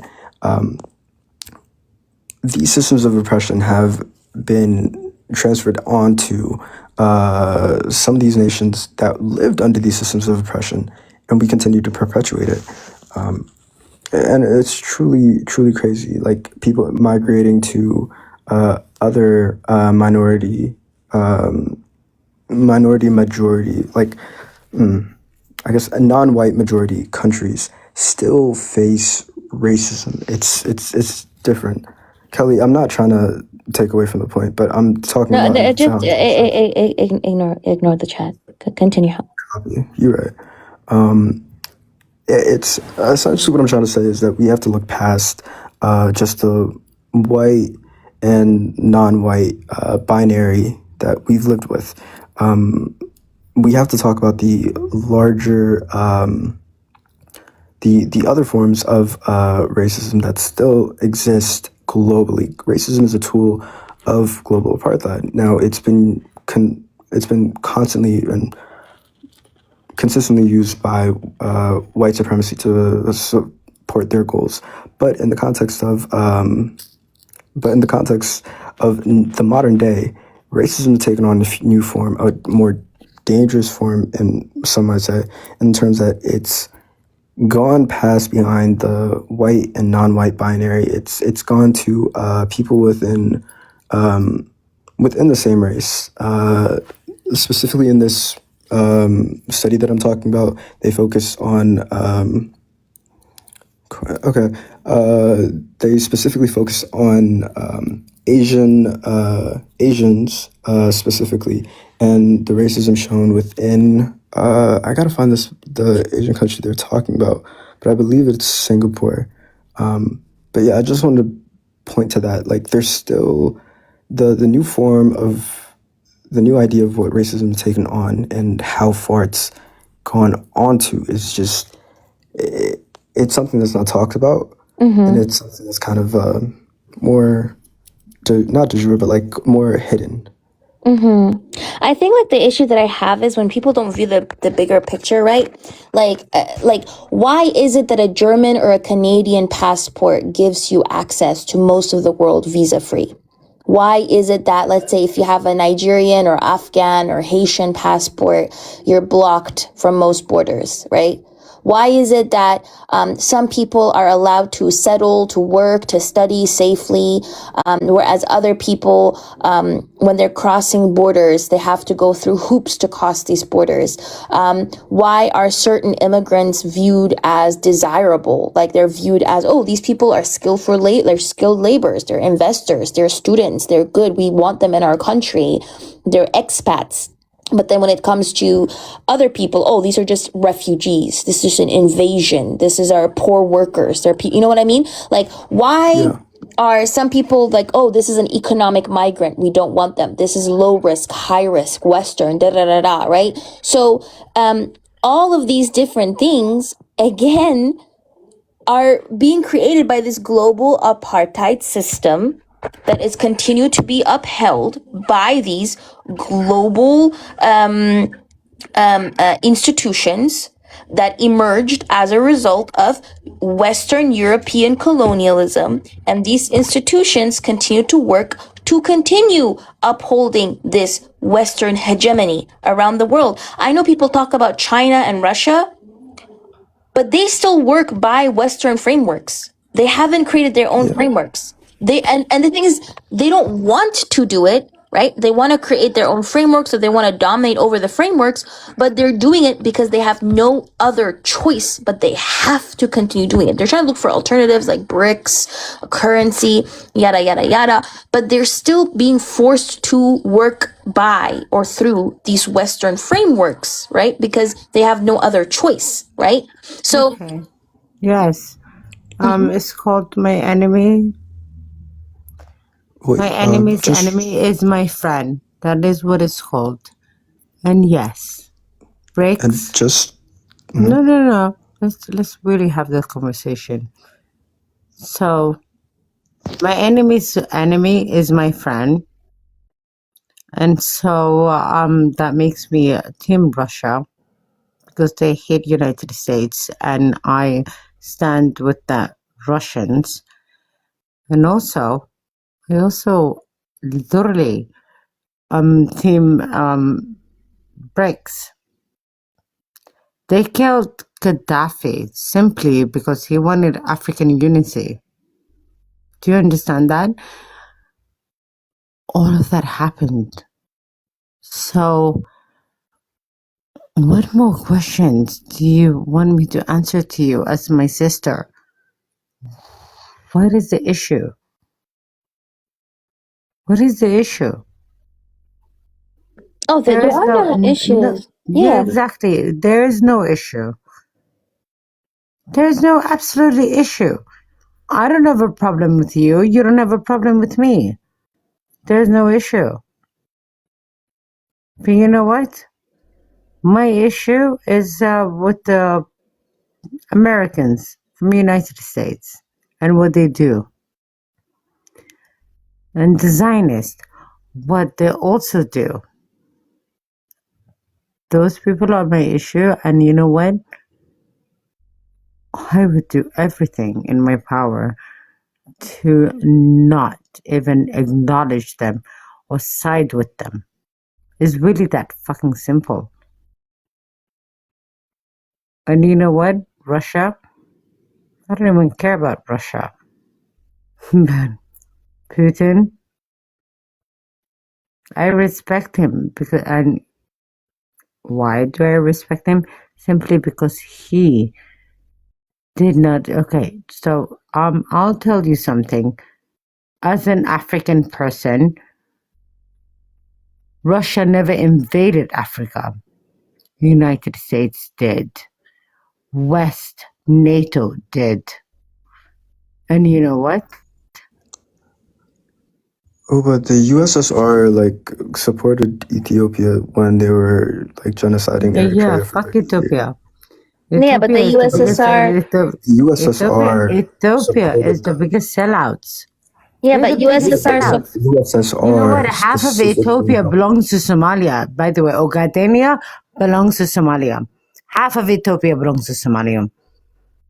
no, but that's the point. The USSR helped Yeah. them. Even like in the 1977 war, like Ethiopia actively, Russia, the Soviet No. Union, the The English gave them that land and promised no, to I'm not saying them about and lied. yeah, but the USSR, the USSR actively funded them though. They sent mercenaries. Well, the USSR is broken.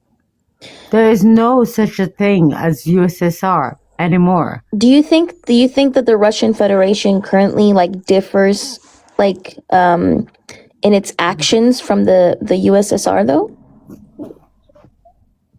Let me tell you Before what I you think answer, and what I know. Putin was an ex-KGB agent. Yes, KGB. Okay. However, you know what? The Ethiopians are sellouts.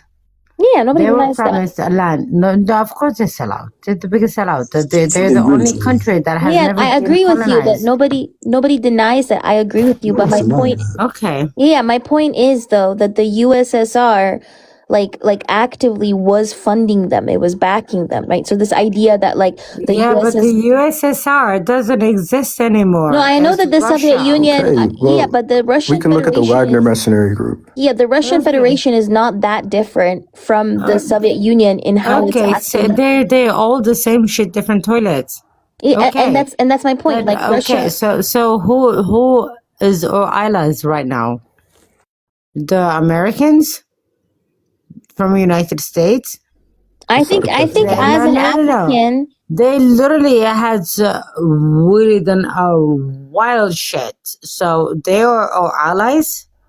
I don't think so. no, I never said that they were our allies. What I'm saying is, as an African, that like all of these countries. I'm African too. Okay. Yeah, exactly. Yeah, I'm an African too. But my point is that as an African, all of these countries are our enemies. Like they're all there to exploit us and to benefit I agree themselves. with you. Yeah, I agree with you. Okay, you know what? You're African. I am African. Hi, sister.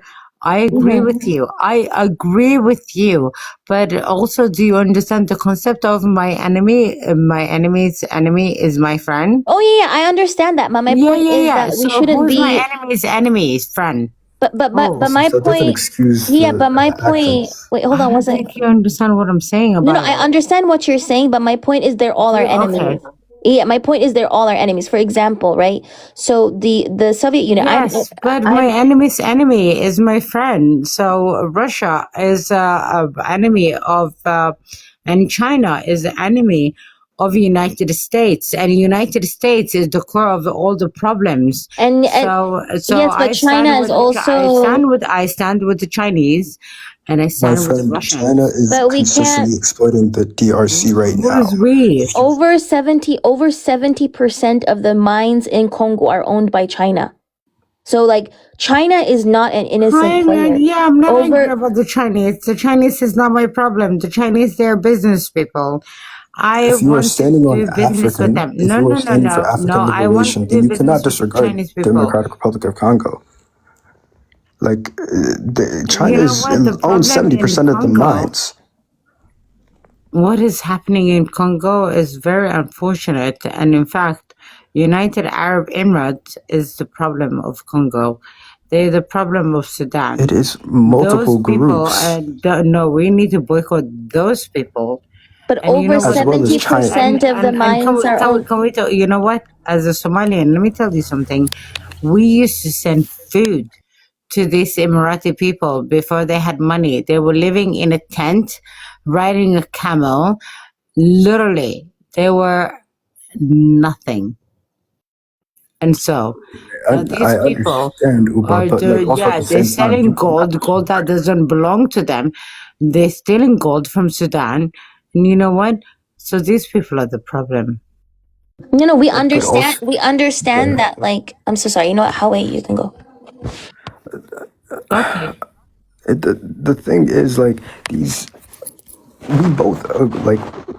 I think Covey feels the same. We both agree that America is the problem, but we also No, recognize. United States is the problem, not America. Okay, the United States specifically, sorry, but the Yeah. United States specifically is a problem. Yes, but we Yes. are also recognizing the impact that Russia and China have had. We cannot What look is the to another. impact that Russia has caused them? I mean, again, Let's talk. I'm telling Let's you, talk. no, I'm gonna tell you one You've more time. I'm gonna disregarded. explain it to you. As an African, as a Somali, you know what? The Russian did not invade me. The Okay, Chinese but they did not invaded invade me. Africans. You know who The did Africans. it? If you're The NATO did it. United States being a part of it. So the Chinese is not Uba, my fucking problem. In fact, if they're they my had an fucking friends. opportunity, they The would have. Russians are my friends. No, stop it. Do you Stop it. stand for DRC liberation? Okay, Do you you know stand what? for the You don't liberation of understand. DRC? Obah, I'm Eritrean. Wait, hold on. I'm Eritrean. Okay. So Okay. the Chinese currently are operating a mine within Eritrea called the Bisha mine, which is actively also using Eritrean like forced labor. Okay, so a lot of people have been exploited, and they are being actively used as slave labor by this Okay, particular so mine, right? no. So Wait, you say that you're from wait, wait. Eritrean, Yeah, as yeah. an Eritrean. You know what? Who is oppressing you is the Ethiopians. The Not Ethiopians is only, oppressing you. yeah, yeah. So I No, don't. literally, the Ethiopians is oppressing you.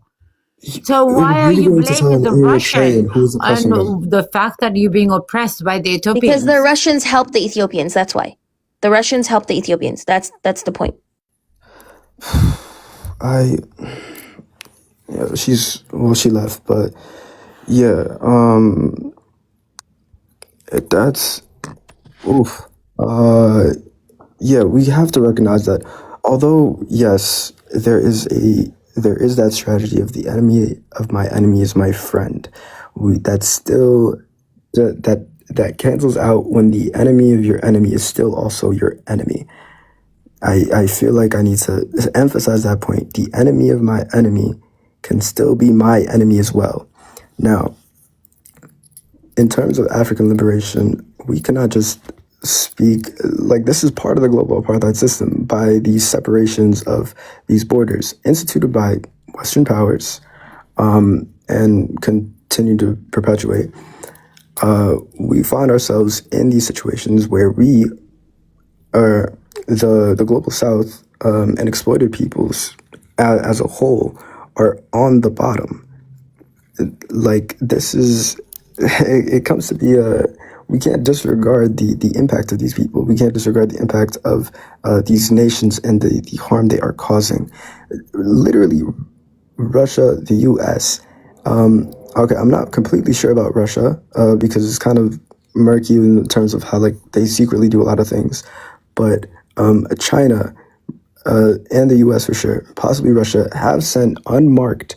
They're called Hueys. I mean, not Hueys, but like helicopters, Blackhawks, unmarked Blackhawks with unidentified military personnel to take over these mines, control these mines, and solidify their control within these regions.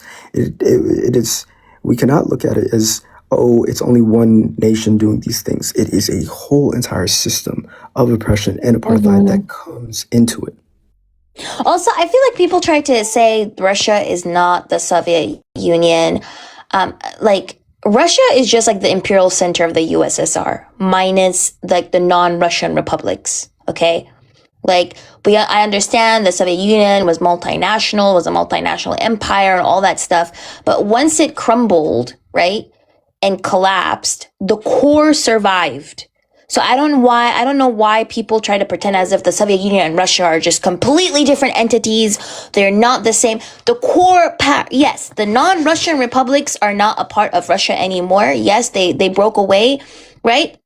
But within like the Russian Federation, that is still the imperial, like the core of the Soviet Union is still there, right? They're still So pushing when for I'm the right exactly, now. yeah, exactly. When we look at also like the Soviet like apparatus, the Soviet like coercive apparatus was completely also absorbed by the Russian Federation. When we look at the KGB, when we look at the Red Army, when we look at its nuclear arsenal, when we look at the military industrial complex, right? Like these things did not change. They were still inherited. They still used them, the same buildings, the same staff, the same methods, the same structures. They still use them, right? So the core part of the Soviet Union still stayed intact. And this is why I feel like it's very disingenuous when people say, oh, the Soviet Union doesn't exist anymore, da da da da da da. And just because it decided to rebrand itself, it doesn't mean it changed in how it continues to act and how it continues to operate. Like Russia rebranded itself from the Soviet Union, but it still uses that type of imperialism, right? So like just because the West is our enemy, like to me as an African person, the West is my enemy. The UAE is my enemy.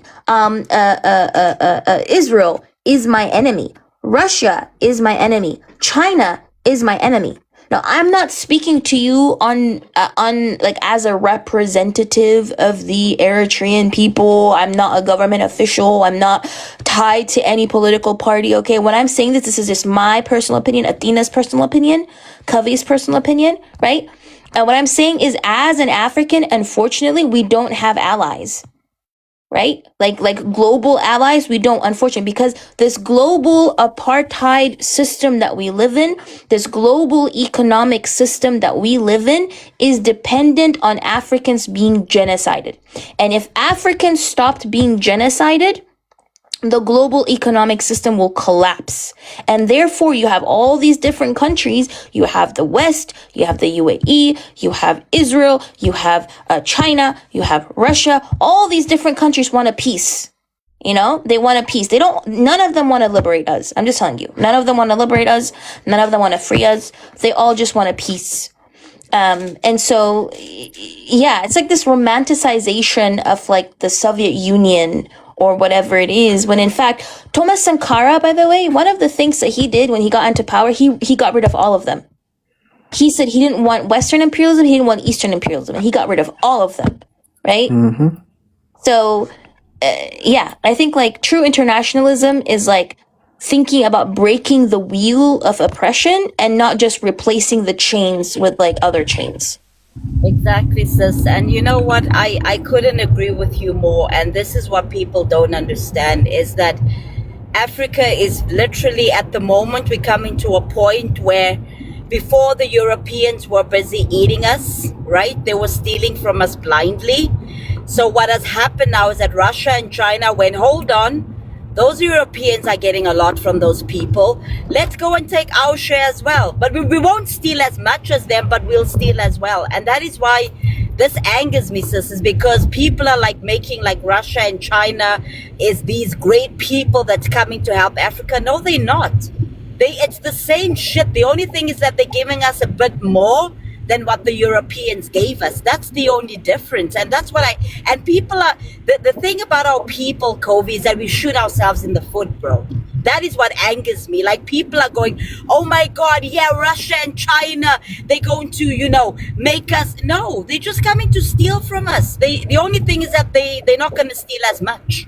But it's the same shit. It's like letting a robber come into your home. The first robber took all your furniture. The second robber says, you know what? I'll actually won't take your furniture. I'll build something for you, and then you pay for it for the rest of your life. But I'm not robbing you. I'm just using your own house, but I'm not robbing you. I'm just doing it in a more civilized way that I think would suit me. Are you still gonna invite the robber in and say thanks, robber? That's what's happening to us right now. 100%. 100%. And I think like when we look at Thomas Sankara, right? That's the reason why he kicked out all of these outside forces, because he didn't want any imperialists. And I feel like it goes back to thinking we can't do it on ourselves and having this inferior, like internalized inferiority where we think we need to do it. And also because we don't value it. We don't value our lives. We don't value our lives enough to say, no, we don't It's called the deserve to die. savior complex, sis. It's called the savior complex. We have the labor force. We have everything we need, but we have a savior complex. I call it the savior complex. Someone has to come do it for us because we can't do it ourselves. Exactly. And also, we are willing to offer ourselves up at this altar, like as a sacrificial lamb for Russia and China to be able to replace the West. Right? Because what they're doing is they're not doing this to liberate us. They're doing this because they want to replace the West and be the top dog, right? So, and we're willing to be the sacrificial lamb. We're willing to be genocided for them to kind of achieve their goals, right? So one thing I do on my lives, by the way, is I talk about Eritrea a lot as well because I want to educate people on it. So this is a pamphlet that was also released by Eritreans, like our Eritrean rebel group. Hold on, let me. Okay, so this is from 1978, right? And they're talking specifically, and by the way, our liberation group was a leftist group, okay? They were communist. And yet they were disagreeing with, of course, the Soviet Union because the Soviet Union was genociding them, right? So this is what they say. They say here, for quite some time now, and in a bitter, ironic reversal of history, the Soviet Union, once an ardent advocate of Eritrea's independence, has been vehemently pursuing a political, military, strategic objective of weakening and changing the superiority of the EPLF in the military and political fields. It has thus been slandering the Eritrean Revolution and the EPLF as secessionist, instigated by imperialism in order to politically isolate it, while simultaneously has been supplying massive, highly sophisticated weapons as well as other technical support. And it says here, hold on, where is it? Here. The fascist Derg mobilized all the manpower and war material and can muster and launched towards the end of last July an all-out multi-pronged strategic offensive in order to annihilate the Eritrean people and crush their struggle, right? Because there was an attempt to eradicate us, right? And this is what they said. They said here, the Soviet Union has armed the Ethiopian fascist junta with more than $1 billion worth of highly sophisticated, highly destructive MiG-23 included weapons. And then it says here that they were also executed by Soviet experts and generals. So Soviet generals and other high-ranking officers are leading this deplorable offensive. Hundreds of Soviet troops, pilots, and Marine were involved. The heavy guns and artillery shelling our positions are fired and manned by Soviet troops. The MiGs, which are starving our liberated areas and civilian centers, are flown by Soviet pilots. The Soviets are so much involved that their warships are shelling our positions. They have used land crafts to land enemy troops and tanks to reinforce the Eastern Front. And the direct involvement of the Soviet Union is not further limited to battlefields only. Soviet jets are mercilessly destroying economic and social setups of the Eritrean people. It is bombing schools and hospitals. Soviet manned MiG-21 and MiG-23 jets are indiscriminately bombing and destroying entire villages, killing thousands of civilians and dispersing thousands more and burning crops. Soviet reconnaissance planes are spying behind our defense lines using infrared lights and other sophisticated equipment. So basically, they're talking about how involved the Soviet Union is in the genocide, right? So why am I bringing this up? I'm bringing this up because there is this attempt, like there is like this desperation almost that people in the global south feel because they understand we're being genocided on the one side by the West. Therefore, we need to somehow gravitate to these people who are claiming to help us, like Russia and China.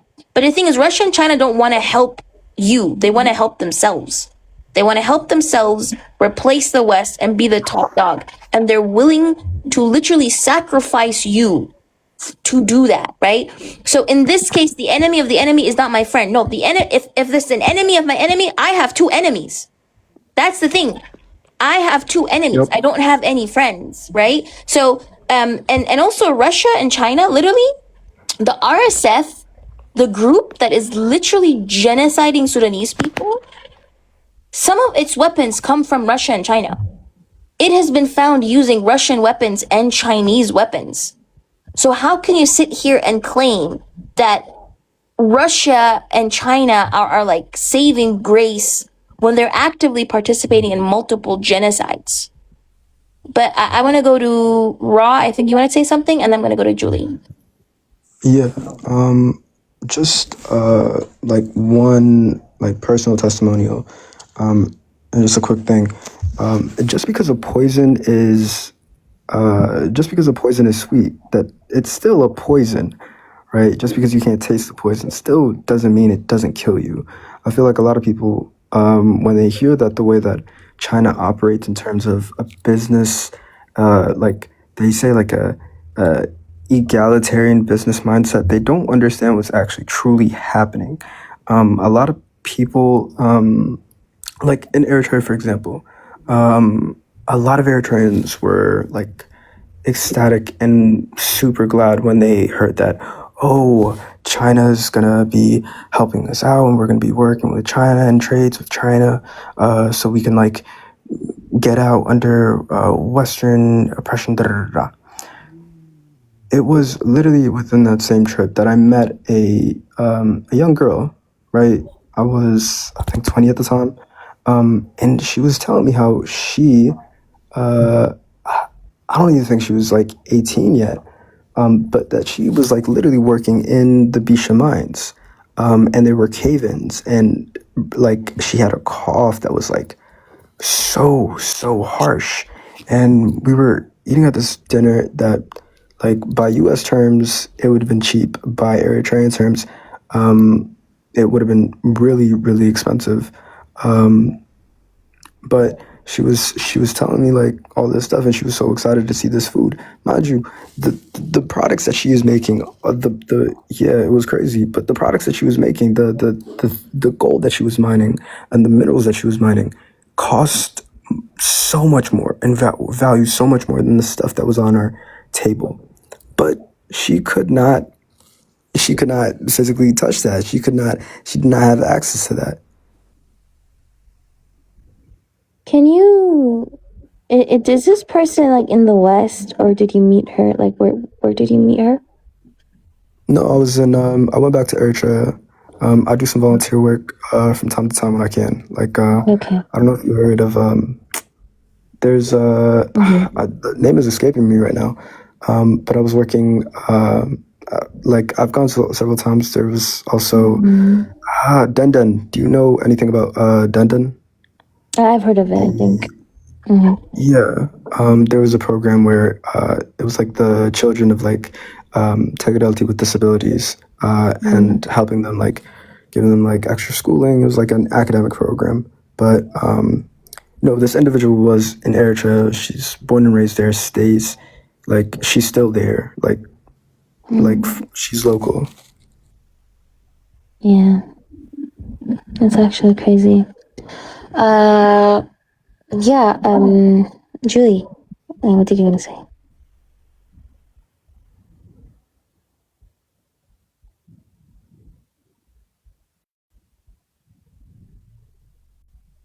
Julie, we can't hear you if you're talking.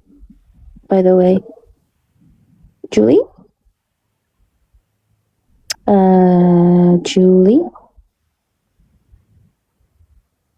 Julie. Well, Looks like she's in here. To Michael in the house, right? I don't like, again, especially with like the SAF, like me saying this is not for me to shame people into like literally engaging in this type of like deals with these countries for survival, right? Especially with the case of Sudan, like when you're having 27,000 people being killed in 3 days. We don't talk about the numbers, right? 27,000 people were killed in 3 days. That's a crazy amount of number. And so when you have like people going through this level of genocide, right? Like I don't blame them for making deals with Russia or whatever it is, because again, they're trying to get as much help as possible. Okay. And I'm just talking to specifically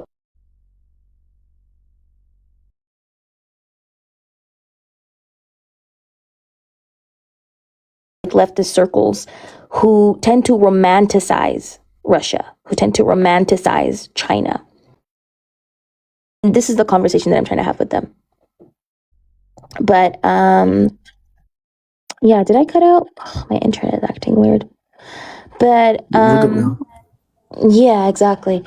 So the conversation I'm having is literally with them and not with people on the ground who are being genocided. Okay. So I'm not having that conversation with them. But did you want to say something? I'd wanted to say, like, just to build on that point, like, it definitely needs to be understood that, like, when groups are in positions where they have limited options, unlimited choices, we cannot judge them in terms of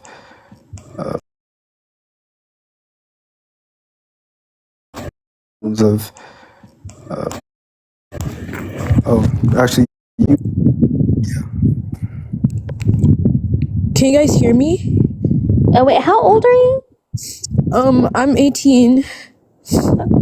Oh, wait, where are you Sorry, from? I'm just kind of, I'm really shaken right now, but I just really need awareness on this. In Mali, they've been they've been ethnically cleansing my people. They've been killing Tuaregs, and they're doing it with the help of Russian missionaries. They keep saying that they're fighting jihadists, but I swear, videos of these Russian missionaries doing things to women and just butchering people, and they're ethnically targeting people. They've been doing this for years. Like, they were with France, and then they were fighting off these jihadists, and then the new junta, he kicked out French troops, and then he brought in Russian missionaries. He brought in this private Russian company called Wagner, and they've literally been killing people left and right. They've been burning down villages. They've been ethnically cleansing. And every time I speak of it, they say that I'm spewing Western propaganda just because the junta is anti-West. He keeps acting like he's this Pan-Africanist because he knows people will support him, but they've been doing this for so long. There's literally videos. I literally saw a video. I'm sorry, like I saw a video. It's just making me so uncomfortable. Well, then apologize. No one is talking of this. I'm so sorry, like... It just made me so uncomfortable. Like, no one has been talking of this. There's literally videos of, like, people when they're beheaded, like, butchering them. There's literally a video of a Russian missionary cutting this man and removing his organs and pointing it at the camera, making slurs, calling him slurs, calling his skin dirty. Like, they're doing this because... in Mali, Tuaregs have been fighting for the independence for this specific region. And, like, they've been fighting for the independence, and then there was a peace deal. And then this guy comes in through an illegal coup. And then he's like, he breaks the peace deal. He starts raging war with them. He kicks out France. And then he brings in Russia, and they're doing this all under the guise of defense. It's literally just old-fashioned score settling under the guise of defense. Like, every time I speak of this, they keep saying, oh, speak on CIA, speak on CIA. Like, this, they keep blaming France. They keep saying that I'm being paid by France to say this, but I'm not. I've literally seen videos of people being massacred. And I'm just so scared for my family back home, and it's feels like no one is talking about this. That's okay. Okay. Can you do me a favor? Yeah, sure. Yeah. Where are you? Are you outside? I hear. Yeah, I'm outside. Hmm. Can you name me like 5 things that are around you right now? It's just the floor, like a bunch of houses, a bunch of cars. Mm-hmm. Yeah, those are 2 things. So floor, cars. What are the other things that you see? Trees, a poster sign. A poster sign. What's the last thing you see? It's just the poster sign because I'm right next to it. Oh, can you touch the poster sign for me? Yeah, sure. How does it feel? It's just metal. Metal? Does it feel a bit cold? Yeah. What else? What else is around you? It's just a fence. What did you say? Wait, yeah, hold on. Hold on 1 second, Ra. What else is around you other than the poster? A fence. A fence? Can you go and touch the fence for me? Yeah, sure.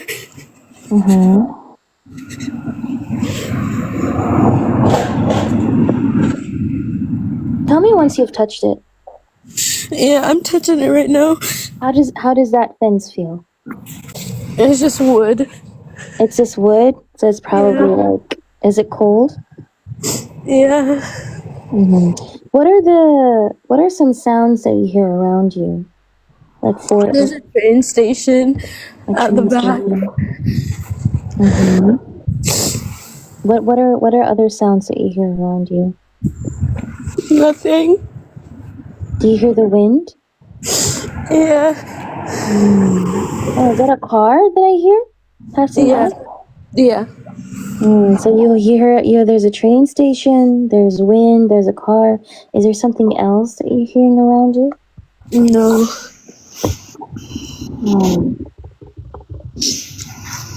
Um.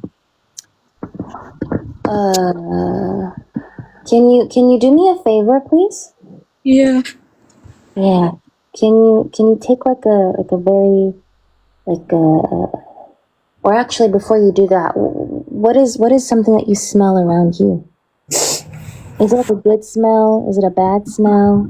It's just normal. It doesn't smell like anything. Do you smell like grass around you? Is there a lot of grass? Yeah. Do you smell grass? Is there any smell coming from the grass? No, it just smells normal. Just smells normal? Yeah. Okay. And what do you taste? Do you taste anything? Have you recently eaten something? No. Did you eat all day? No. Oh, why didn't you eat all day? I'm sorry, the videos are just so I know. Don't think about the videos for now, okay? Focus on me. Okay? I understand. But focus on me, okay? Can you do me a favor? Do you want to do this together? Yeah, sure. Yeah. What do I call you? What's your name? Naya. Naya. Okay, Naya. You want to take some deep breaths with me? Yeah, sure. Okay, so let's take some very, very deep breaths, okay? From your belly, like you have to. Your belly has to, like expand when you take the deep breath, okay? And I want you to take a deep breath through your nose and then exhale through your mouth, okay? I'll do it with you, I promise, Naya. Okay? Okay, so I want you to take a deep breath for 20 seconds or 10 seconds, let's just say, and then I want you to hold it in, and then I want you to breathe, okay? And when I tell you inhale, you inhale, and I tell you hold it in together, and I tell you to exhale, you exhale together, okay? I promise I'll do it with you, okay? Okay. Inhale. Hold it in.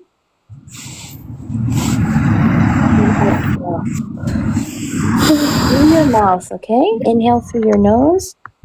Exhale through your mouth, okay? Yeah, I'm fine. No, it's fine. I'm alright. Are you sure? Yeah. Thank you. Yeah. Now you inhale again. Oh, yeah. And then you hold it in. And then you exhale through your mouth, okay? You want to do it one more time with me, Naya? Yeah, sure. Okay.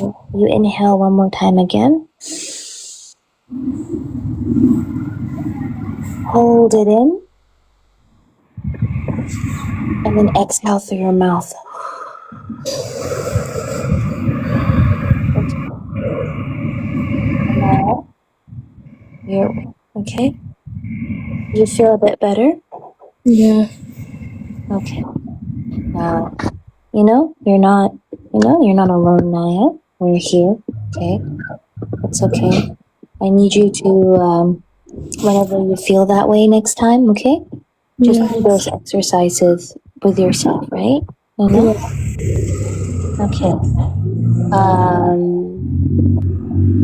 Just want you to continue, like, try to calm yourself, okay?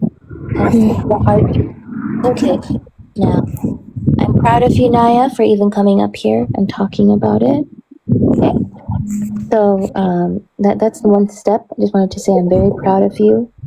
You're doing such an amazing job for coming up and talking about your people. You're doing great. Okay, Naya?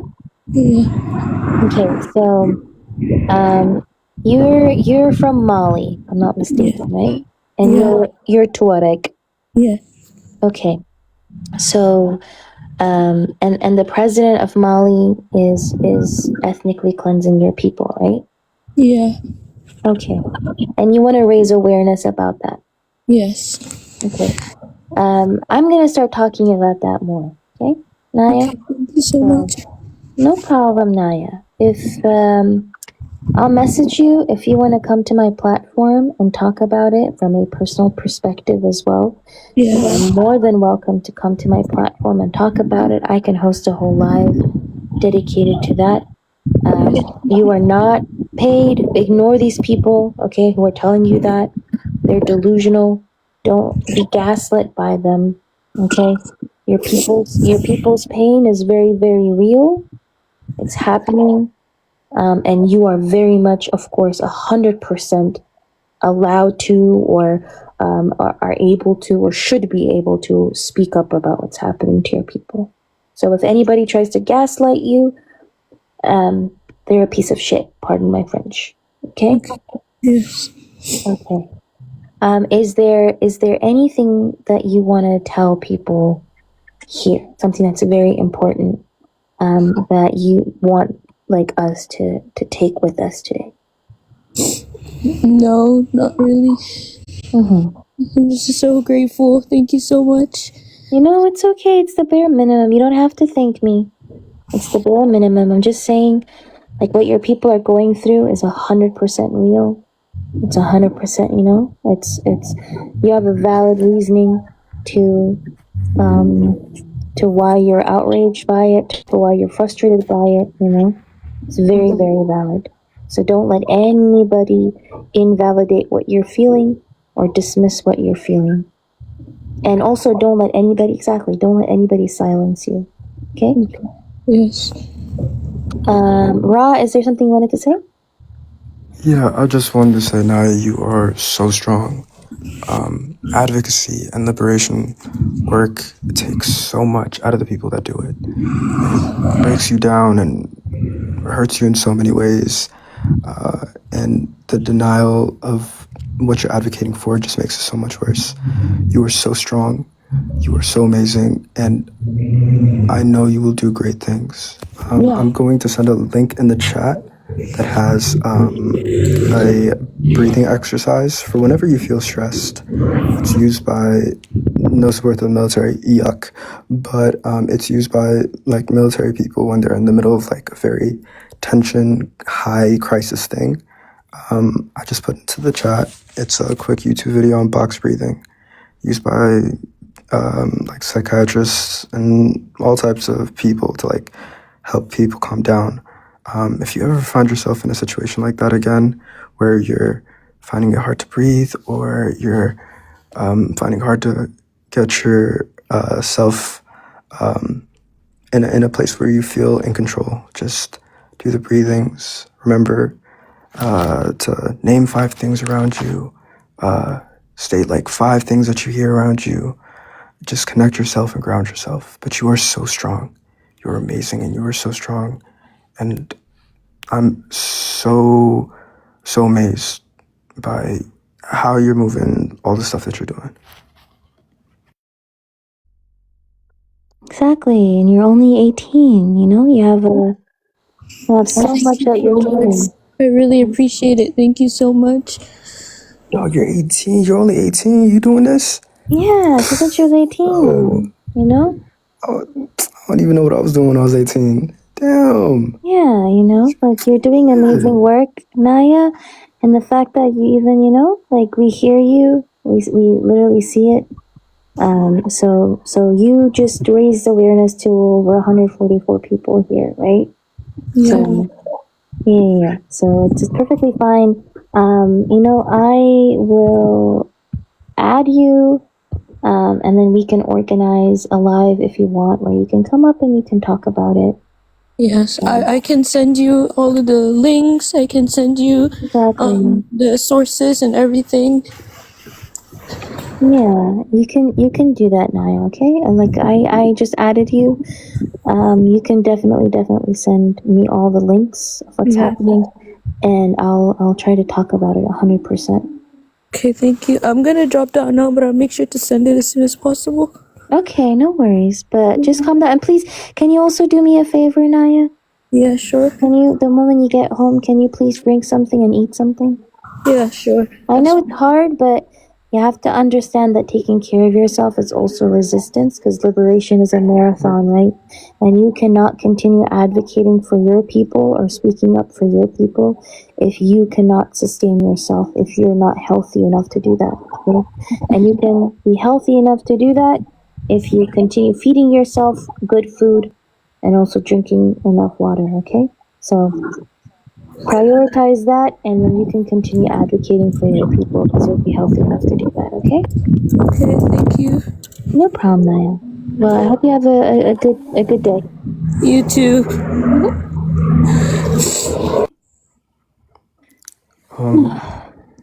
Yes. I just want to just state it for anyone who's in here right now.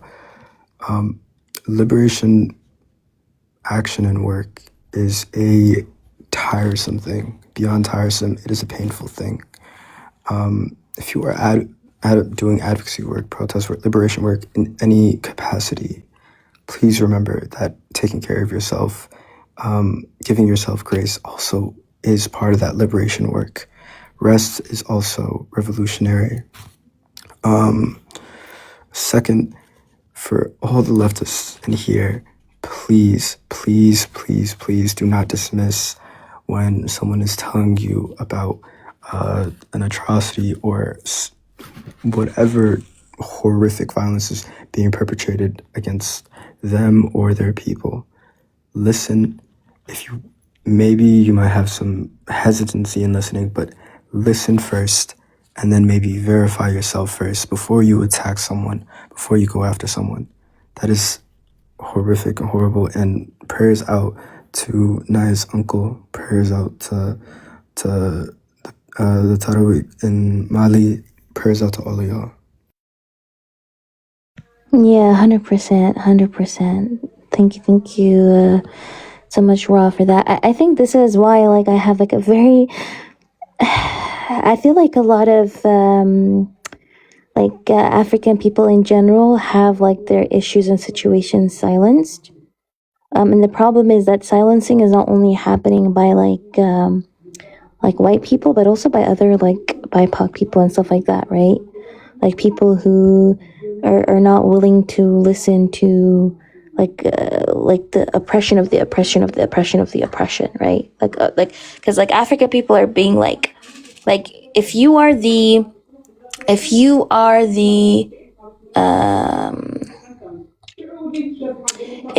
are the victim of a person who's being oppressed, you end up being silenced because you are literally the victim of the victim of the victim of the victim, basically. That's the point, right?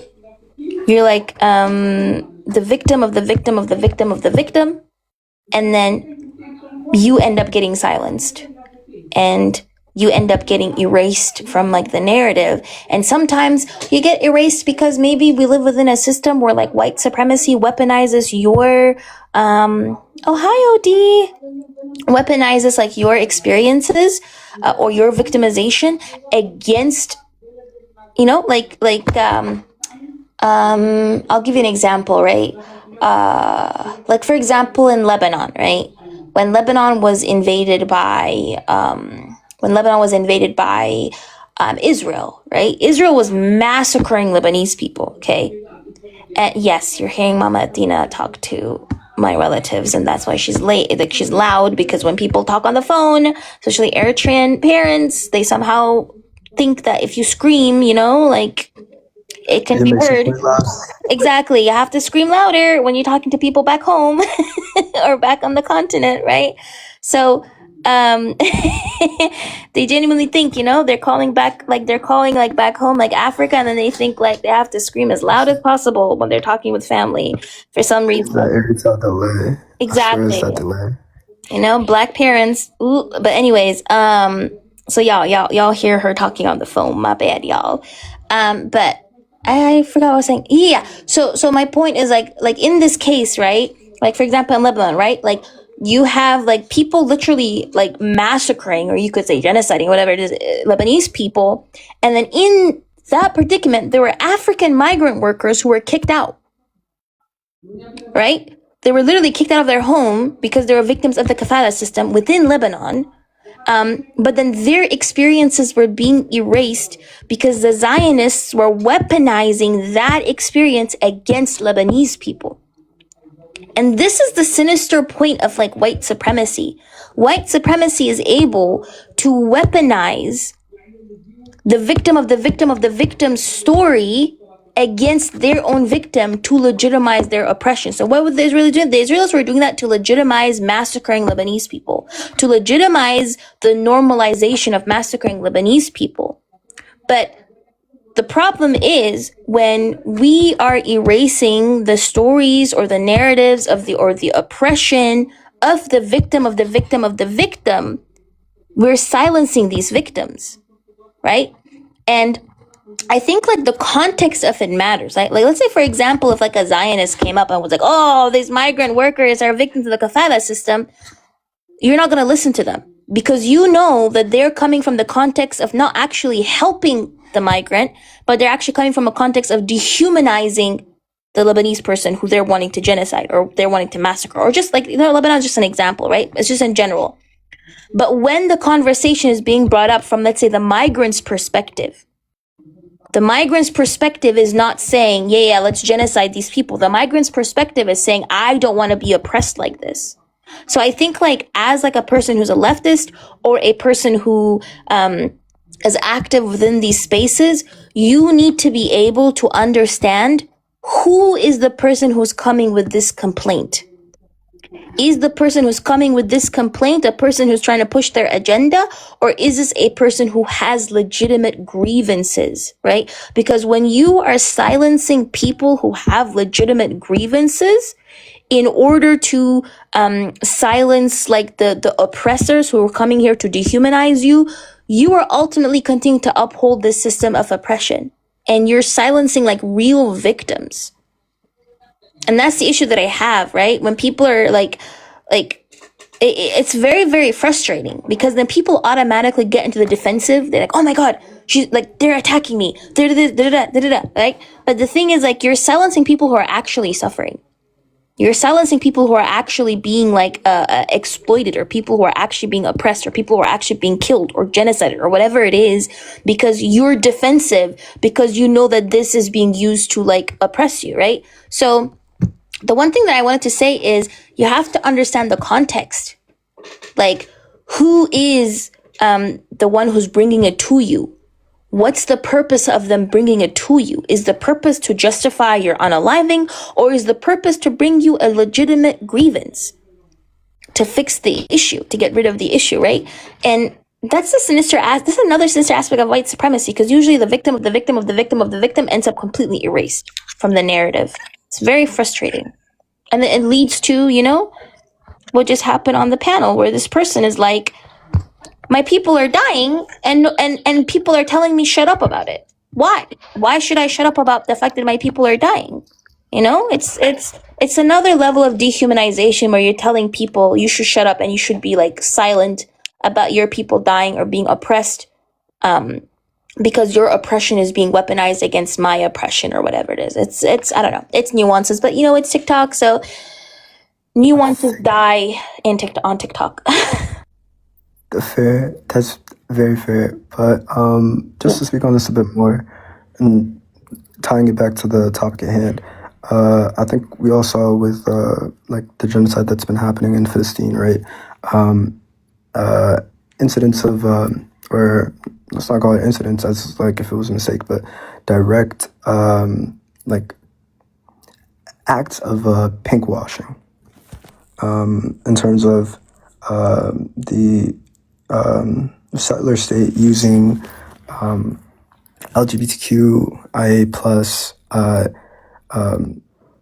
struggles to justify what was happening, what they were perpetrating in Philistine.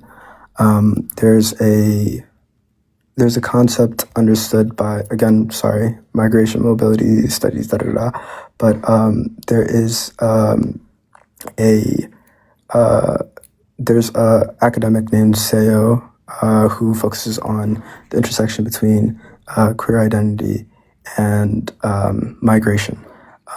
They talk about the borderless state of homonationalism, which means the queer identity beyond borders. It's not something purely regulated by the state. But what comes with this, the positives are social remittances where thoughts and ideas are being transferred across borders and across Tashmo. Sorry, I'm speaking to Kenya, but across cultures, and it's opening up conversations about this stuff and making people more aware of these things. But the negative aspect of it is, I think, okay, let me actually find the specific, I found it right here. It says, Seo says LGBT asylum seekers in Canada, for example, strategically invoke homo-nationalist discourses by portraying Canada as liberating them from their backwards home country. The liberating and backwards are in quotes. Let me be clear about that. In this example, it's Western nations use these concepts of their liberation, how they stand for the side of LGBTQIA plus people, but also at the same time, when you go into these countries, such as the US, and you see what's happening with conservatives calling for the regulation of trans identities and the persecution of queer people and the demonization of queer identity within society is just is crazy, because that whole entire narrative falls. They're not liberators, they're opportunists. Yeah, exactly. But thank you very much, Ra. I appreciate you. I think this conversation was really good. I'm not gonna lie. I am kind of exhausted now, though. I have like a headache, so I'm gonna hop off, y'all. I'm probably gonna be like a menace in these TikTok streets, but also I'm just, I have some errands to run. But before we go, can I change the subject? Please. Oh yeah, I wanted to do something lighthearted, but have y'all heard of the Danish deception, y'all? The Danish Please deception? inform me. Oh my god, who in the chat has heard of it? Who in the chat has heard of the Danish deception? Because this is like Linda.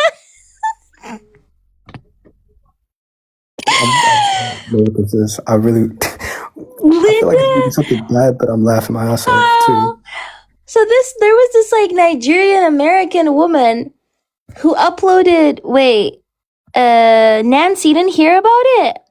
Okay, so it was like this Nigerian American woman who like uploaded a 28 piece, 10-minute each like video explaining how she was like, she called it the Danish deception, and I kid you not, it was over 4 hours long. Did I watch that shit? Of course I fucking watched that shit. I watched it with Linda in the chat. That's why Linda's laughing, because both of us like were watching it together, okay?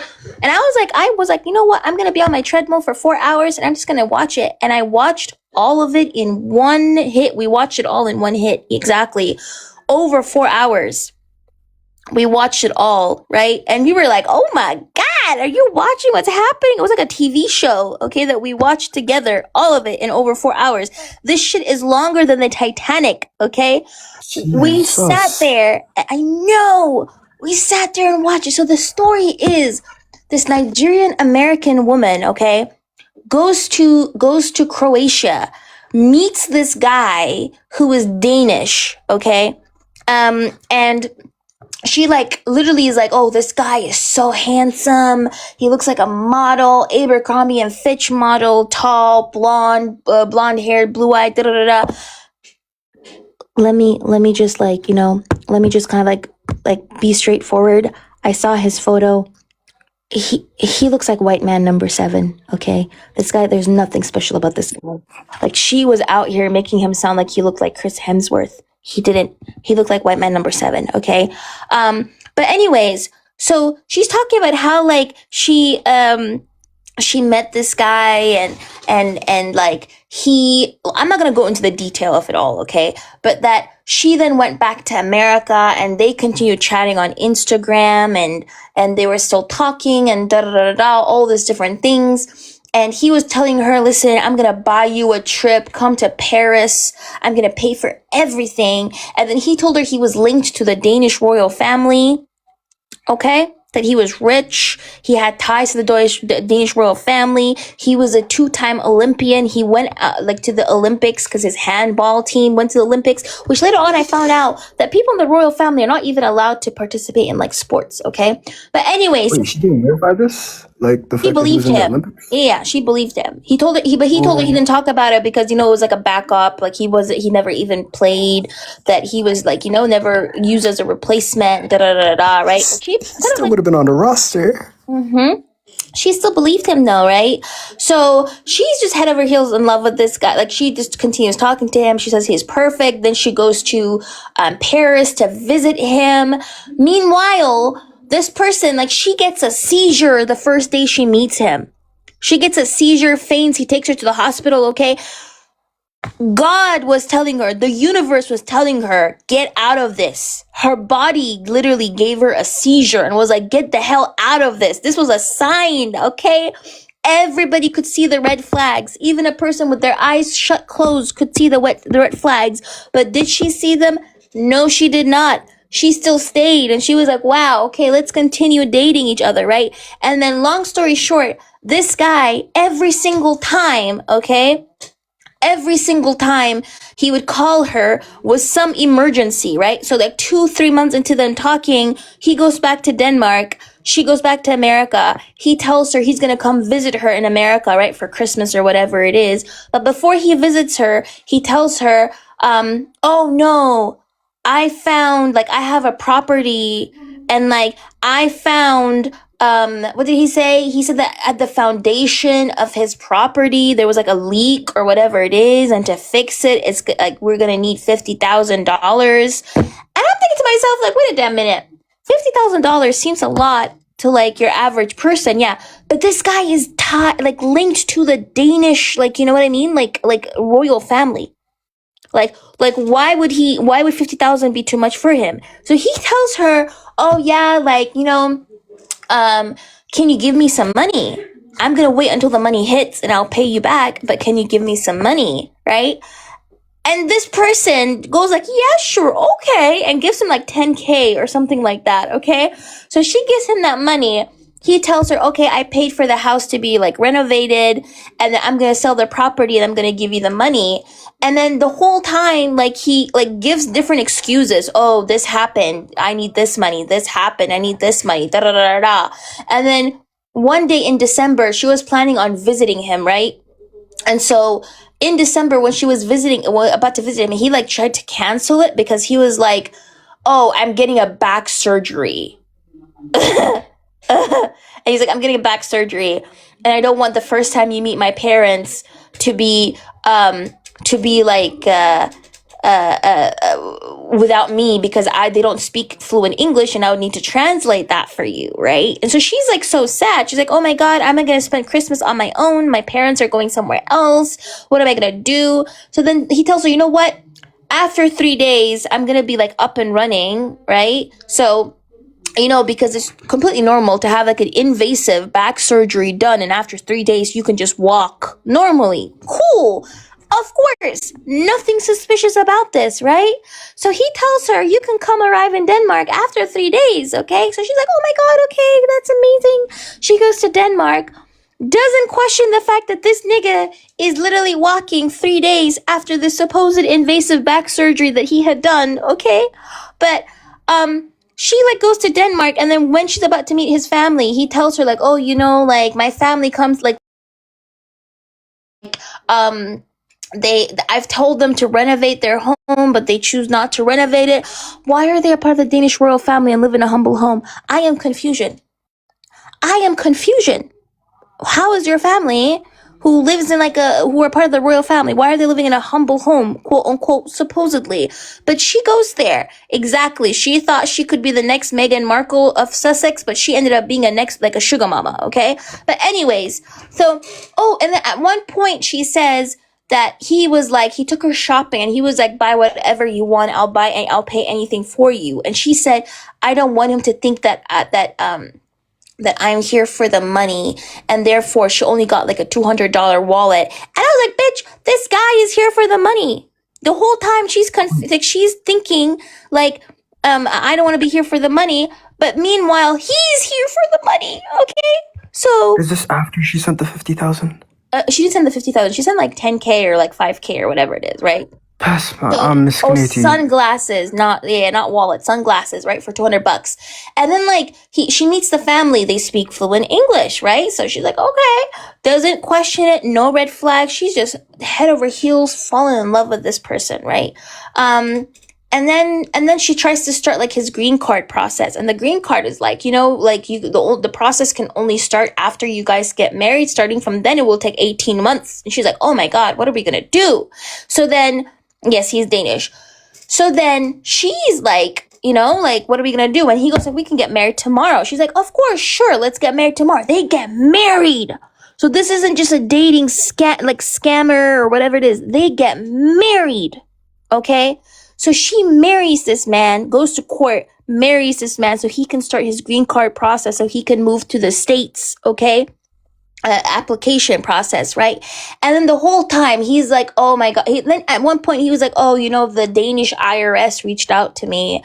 They said that I had like $200,000 or $100,000 in debt that I hadn't paid in taxes, and my father had like 12 million. But I don't know where that came from, because we have an accountant, and the Danish IRS are telling us that the accountant probably scammed us, and right?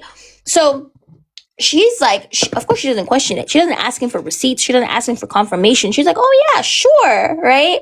So he keeps asking her for money. And at that point, they keep going on traveling, right? Because for some reason, they find time to travel.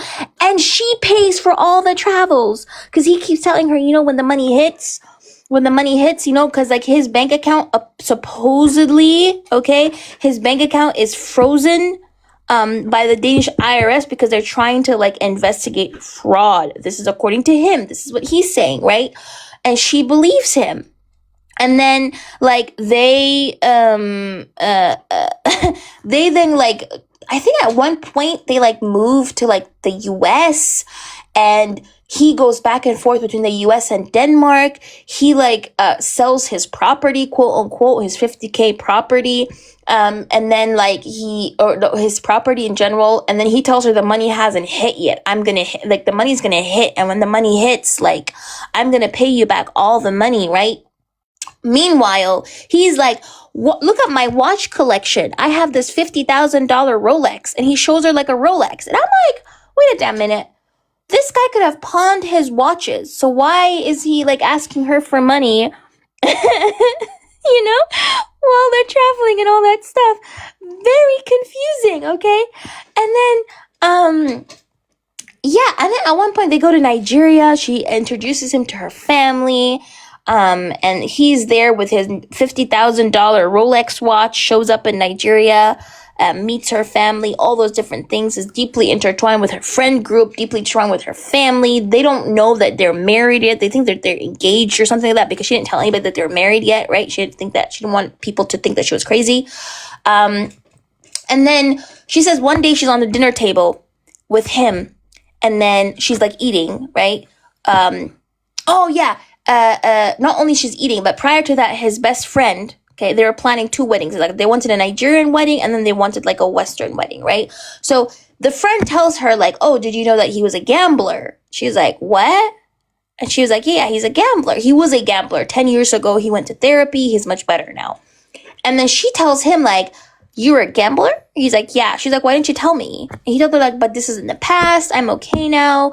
You know, I went to therapy. I got it all done. And I haven't gambled since, is what he tells her. So she's like, okay, fine. I believe you. But she was kind of pissed off that he didn't tell her that before they got married. So one day they're sitting at the dinner table. She's eating. Her phone lights up. Her phone. Oh yeah. He asked his father for the Nigerian wedding, but his father said he wasn't gonna pay him or whatever it is. Weird. Royal family, by the way. So she's sitting at the dinner table. Her phone lights up, right?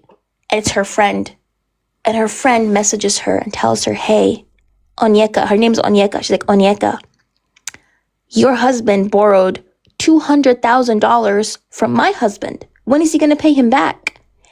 And Onyeka is like, oh my God, $200,000? Excuse me? So then she asks her husband, she's like, where did you get the $200,000? Like, what is the $200,000? Why did you take that money? So he tells her, no, it was a loan. Like, he wanted to start a watch business, and he asked me for to buy watches for him, and I already bought the watches, and we're about to sell it, and then after we sell it, I'm gonna give him back all the money.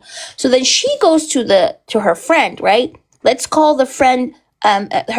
She called her friend Crypto, right? So let's call his wife Cryptisha, okay? So she asks Crypto and Cryptisha, what is the story? Why did he take the 200K? So Crypto then says, oh, I gave him the 200K so that he could buy watches. And then after he sells them, he can give me the money. But he told me that he has already sold them. And he told me that he's going to give me the money, but I haven't gotten the money yet. So where is the money? But it's okay. He was very understanding, all these different things. So then she tells the guy, you're lying. Be honest with me. You're lying. And then that's when she finds out that this nigga started gambling again. She's like, fuck, we're fucked. Does she dip and run away? No, she doesn't. What does she do instead? She says, well, this is our debt now. And then makes a deal with Crypto, like a payment plan, so that she can, pay back the money. Which I don't know why you say we. Are you speaking French? Because who's we? You could have left. If I were in your position, you would have left. But she said through sickness and in health. And she thought that the gambling addiction, because addiction is a sickness, like an illness, right? So that's what she thought. So then she creates a payment plan with the friend. She stayed and decides to pay back the 200K slowly, monthly, right? And at this point, she's claiming that her partner, her husband, is making 400K a year, and she's making 150K a year. They're still traveling, but for some reason, he keeps asking her for money, right? So, long story short, they continue, but every single time he comes back, he goes, my dad has leukemia, my this, that, da. He always keeps coming back with different excuses.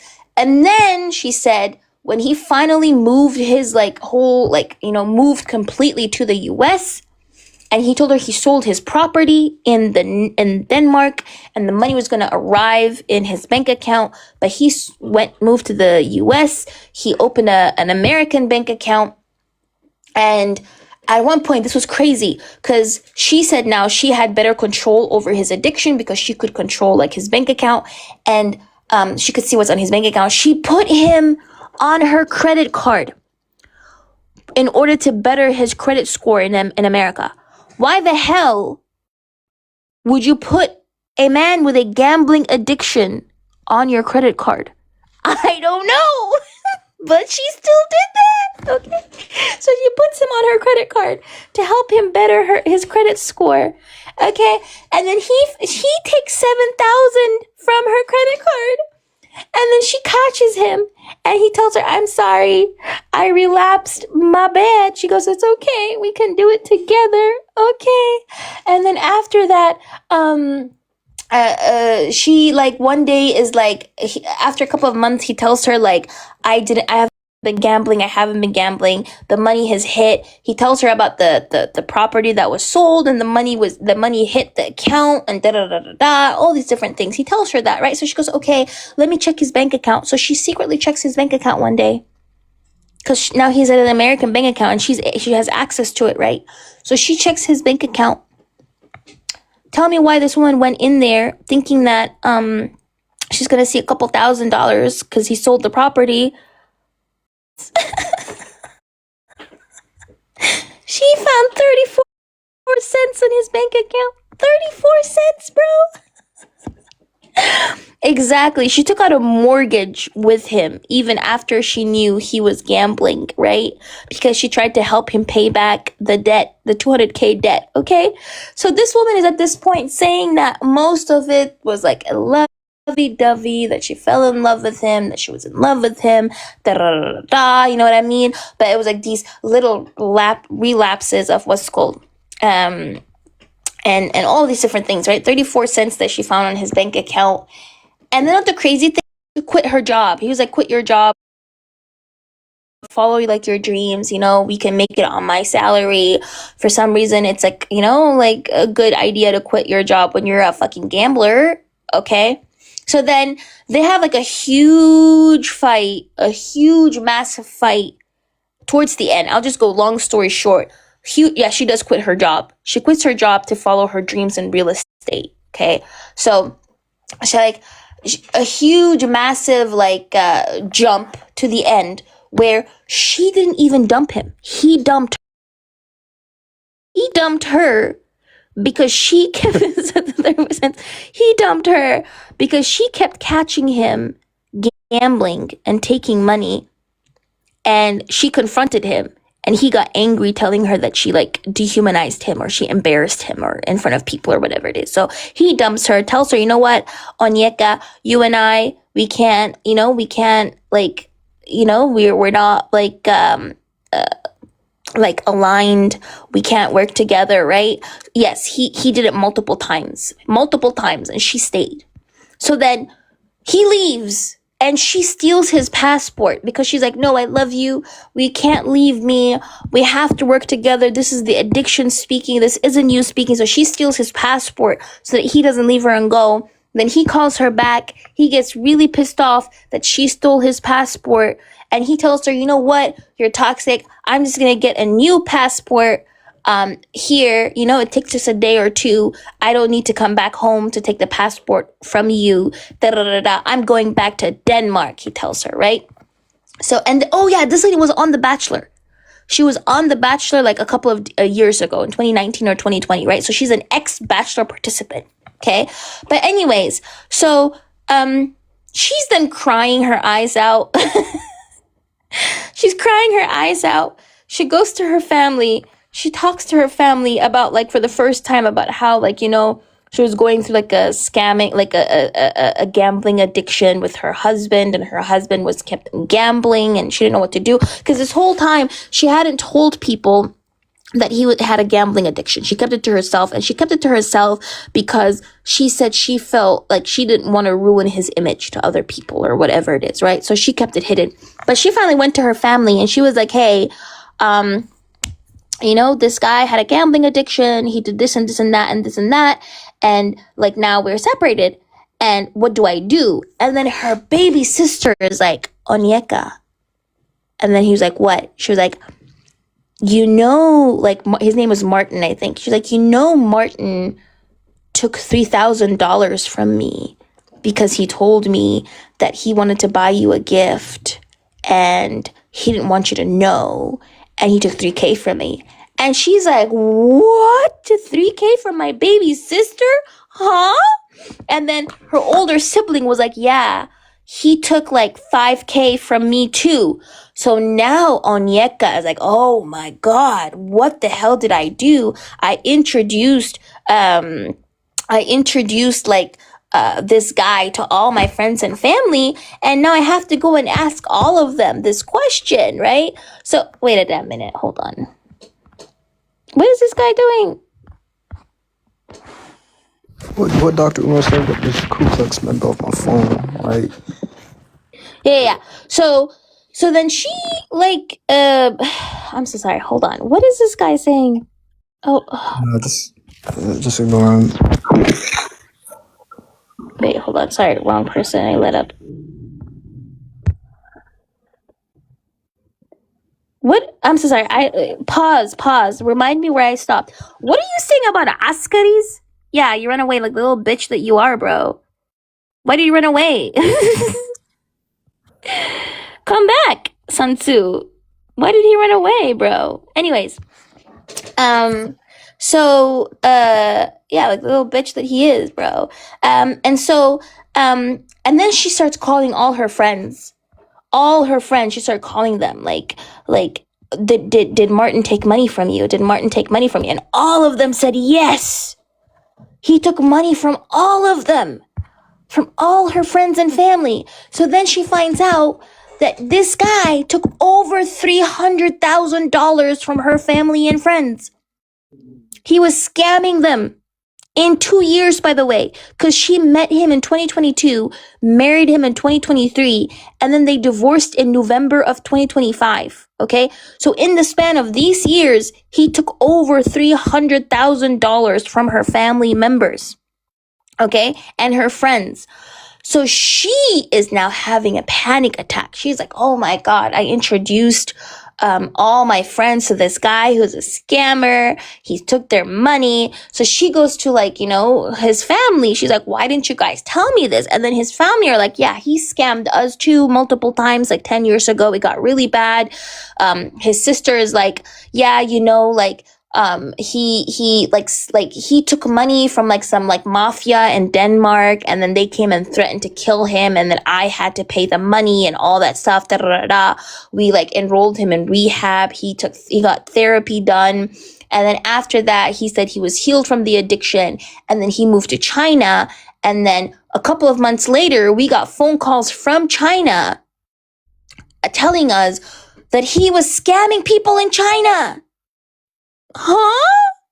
So this guy is not only a multinational scammer, he's a multi-continental scammer, okay? He was scamming people in North America, scamming people in Africa, scamming people in Europe, and scamming people in Asia, okay? He was a strategist, exactly. And he was scamming people in China, okay? And this woman at this point is like, oh my God. I now literally, I introduced this guy to like all of these different people, and now all of these people got scammed. And then she was like, by the way, was he ever at the Olympics? Bitch! This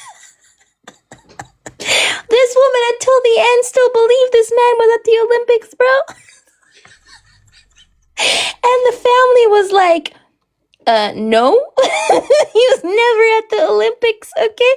And then she was like, wait, do you guys have any links to the Danish royal family? And they're like, no, we have no links to the Danish royal family. I'm like, wait a damn minute. You guys know that I stalk a person I date? You guys know that, right? You guys know that if I'm dating somebody, I'm gonna stalk you to see that you're like a real person. So I'm gonna look you up on Google. I don't care if you guys think that's weird. I don't care. But I need to know who you are, okay? I need to know if if I'm Googling you, I'm going on social media. If you don't have any social media accounts, and if you don't have any prints, like any type of like media prints, it's a fucking red flag. It's a walking red flag. You could be a serial killer. You could be some type of like serial killer who is like, you know, pretending to be a world-class surgeon and is kidnapping women, and he has running this multinational, continental corporation where you're literally kidnapping women and like selling their meat off to people who are cannibals who want to cannibalize them and all that stuff. And nobody would ever know, right? Because you don't have social media, and you can literally do this, and you can go in and out of situations completely like, you know, completely empty, and you could have this whole corporation of serial killing people and cannibalizing them. How would I know, right? And yes, I just referenced the plot of the movie Fresh, you know, because that was also the plot. But anyways, I digress, okay? So she didn't check it out. She just asked the family, and all the family like, nope, that's not true. And then she finds out there was like I forgot to say this. There was a girlfriend who had checked his accounts, right? So she was checking his accounts, Alicia. So she was checking her Instagram account, and she was like, who is this Danish girl who's checking my stories, right? A Danish woman who's sending my stories. And he tells her, oh, this is just a crazy ex, block her. So she's like, I remember that woman. So she unblocks that ex. And she's like, what can you tell me about this guy? And this woman is like, oh yeah, we broke up in like December of 2023. And she's like, what? Now, if you guys remember, December of 2023 is when he had his back surgery. So this nigga was not having his back surgery. He was breaking up with a girl that he was dating while he was dating Onyeka. So the whole time this guy was dating Onyeka, he had a whole side chick, right? He had a whole side chick. And when he told Onyeka, I can't meet up for Christmas, I'm having a back surgery. No. This man was not having a back surgery. He was probably blowing out the back of somebody else. Maybe that, but not his back, right? But he was breaking up with another woman. That's the crazy thing, okay? So she tells her the same thing, that she was taking like she was like, you know, like taking, like he was taking money from her and he's scamming her and all those different things, you know what I mean? So now Onyeka is like, oh my god, I have been completely bamboozled. Okay, I have been bamboozled. I'm sitting here looking like Boo Boo the Fool, having like this guy scamming over $300,000. And this whole time, while she's telling the story in this 28-piece, 10-minute each story, okay, she's literally still seems like she's in love with this man. I watched the whole 28. Yes, I did. I watched all 28 parts. She's still in love with this man, Onyeka, okay? And the crazy thing is, as I mentioned, when she was describing this man throughout the 28-piece West Cold, like, you would think this man looked like Chris Hemsworth. You would think this man looked like Christopher Jamal Evans. You would think this man looked like Christopher, like Hemsworth. You would think this man looked like some kind of like white knight, white stallion, handsome, Abercrombie and Fitch type of thing, like what's called like kind of guy, right? Absolutely not. This guy was literally white man number 7. Like when she was telling this story, this is like, you know, like white man fucking number 7. He was an average white dude that you see on the streets, okay? Not that crazy handsome at all. It was crazy. But at one point, she looks up the property that he said he stole, that he said he sold, okay? This property that he said he sold in Denmark when he was moving to Westgold. So she decides to take the photos of that property and reverse image search them. Sorry, I'm kind of tired. Reverse image search them. And the property belongs to a German architect in Germany. That fucking property was not even in Denmark. This guy lied about the property that he never owned, bro. He took images from this rando property in fucking Germany and lied to her and told her that he owned this property and he's like sold it. Never sold. He literally was sitting on a throne of lies. Everything was a lie, bro. Everything was a lie. And the fact that she didn't even catch on to the lie is crazy. Crazy that she can catch on to the lie, okay? So, yeah, she was stuck there like, oh my God, what am I gonna do? And then she finalized the divorce on November 4 of 2025, which is just like a couple, like a month ago, okay?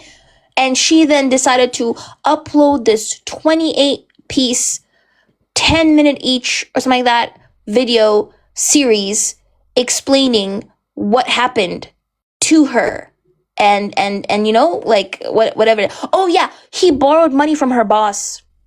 I'm sick. He borrowed money from her boss. And then she said like there was this Danish guy who was like, I think he was a boss or an affiliate of the boss. Wait, who's Said? I don't know who Said is. But anyways, he joined she went to him and this guy was Danish and she was like, how much money did he take? He tells her like 30K.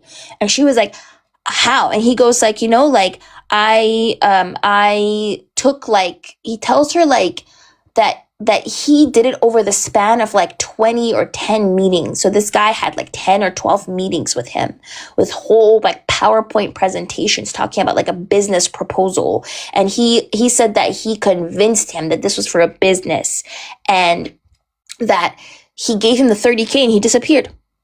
And then after he disappeared, she told him, why don't you come and tell me? And he was like, I don't want to be bigoted or like racist or xenophobic, but like you're Nigerian. So I thought that you were probably in on the scam when he was like scamming me of my money. And I was like, this is the whole irony of the whole thing. A Nigerian family and friend group. You know how Nigerians just like have this stereotype of like the Nigerian prince and haha scam or whatever it is, right? A Nigerian family and friend group got scammed by a Danish guy. I'm so sorry. The crazy. Like this woman can get a whole Netflix deal. I'm not gonna lie. Like if she's able to get a Netflix deal, like, and y'all wanna see? Hold on. Let me show it to y'all, okay? Yeah, this guy disappeared. He's like in Mexico now or something like that. Has not been arrested yet. Like he's still living his life. He's wanted. And yeah, like he got away with it and she's still stuck there with over 300K debt. Which to me is like, what kind of friend group and family group are you a part of when you have like $300,000 in debt? Yeah, he told her, I thought you were in on it. And then this is the guy in Africa. Hold on. Y'all who wants to see what he looks like? Who wants to see what he looks like? Please, I'm begging you because the way... Did you say that she was also still like in love with him after she found out that he like was a scammer? Not a scammer, but she thought he was like doing like what's it called? Gambling. Yes, she stayed. No, like after she found out he was like getting money from her family. The way that she was talking, she said she fell out of love, but the way that she was talking about him kind of like low-key felt like she was still infatuated with him. I'm not gonna lie, if you watched the show. But so this is her, Onyeka. She's gorgeous. Oh, she's beautiful. Yeah, she's gorgeous, okay? This is Onyeka. This is him. Right here. This is the guy.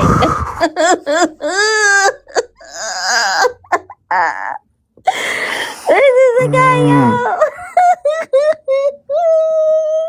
Bro, he looks like a picture of like what you would see in like a museum for a kid, man. This is the guy. And wait, hold on. Y'all want to see him in Nigerian what's it called? Clothing? Look at him. No way. I'm sick. POV, you're marrying her and her beautiful cultures. Look at this. Her money, by the way. It's her money, exactly.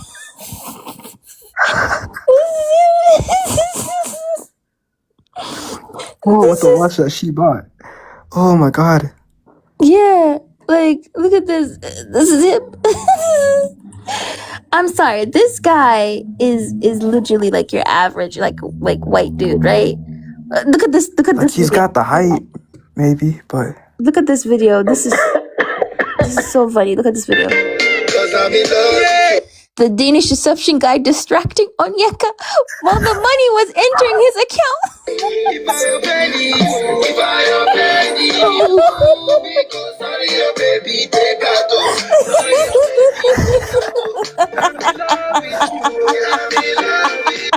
oh my gosh, the song matches. The song matches.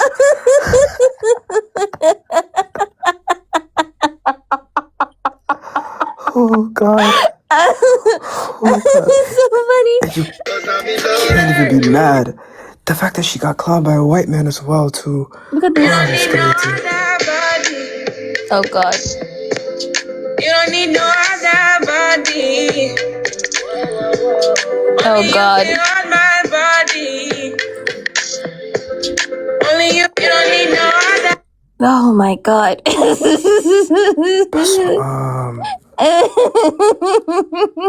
And he's smiling away like he's having the time of his life. Yeah.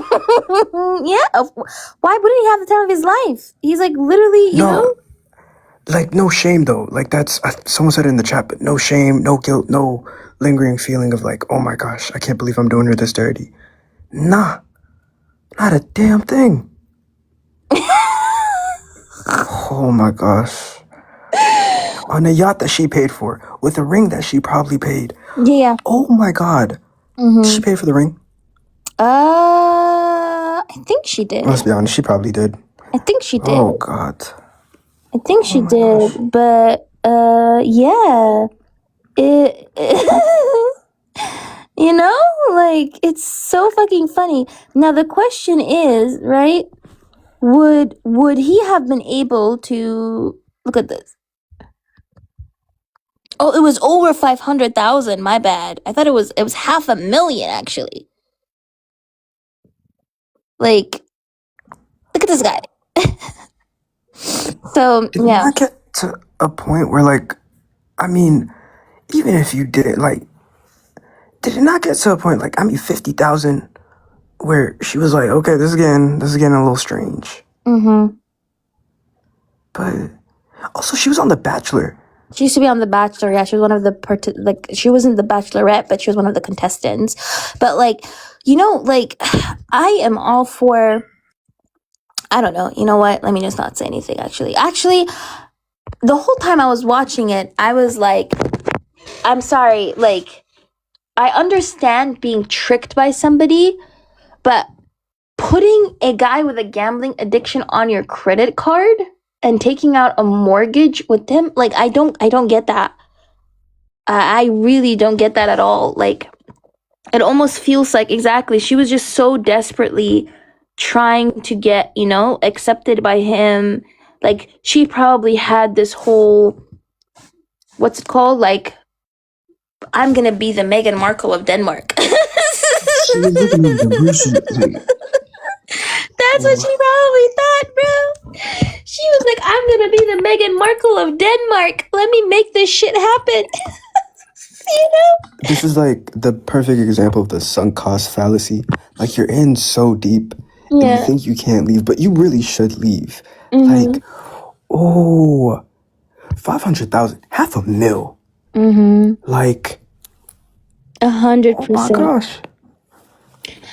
Thank you, Alex. I appreciate you. Yeah, no, 100%. I was like, you know, like I had to tell the story. I know we had like a very serious conversation prior to this, but I was like, I have to tell this story, you know, to lighten up the mood a bit.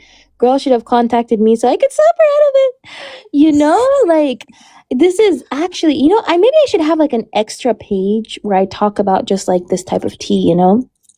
Would y'all like that if I use like my backup for that specifically? Yes. Because I could do like tea recaps, you know, like this. Because I watched all of it, and I watched, like, I was on my treadmill the whole time, and I watched all of it, and I was like, oh my god, I've been with my partner for 14 years, and he's still not on my accounts. No, literally. No, financial independence for real. The credit card. Oh my gosh, the credit card. I'm still. That's just registering He now. had 34 cents in his 34 cents in his bank account, bro. where was all this money going? He was gambling. That's why. But like, you can't. There's no way that you can. Actually, there probably is. But how in the world are you able to like blow through $500,000 that quickly? And also his supposed annual 400K that he was getting. Wait, was he actually getting 400K? Huh? Was he actually getting 400K, or was that a scam too? I don't know. Just so. Wait, so does anyone actually know anything about this man? I don't know. Okay, actually, to be fair, Covey, it's like 8:30 here. Yeah, I'm gonna end it as well. But yeah, I just wanted to tell you all that. But yeah. Oof, that was, and it ties back into the topic. Ain't that wonderful? Oof. Mm-hmm. The Good night, topic of fam. some people being believed more. Good night. Good night. I appreciate you. Yeah, I gave y'all a recap. I appreciate y'all. I just wanted to say it actually low-key does tie into the topic, you know, how some people are given this like veneer of innocence. Like people trust you and other groups of people are kind of viewed with skepticism. So where does that even come from, right? So yeah, it was a good conversation, but I just wanted to end it with that. Hold on. I love y'all, and yeah, goodbye. Yeah, goodbye.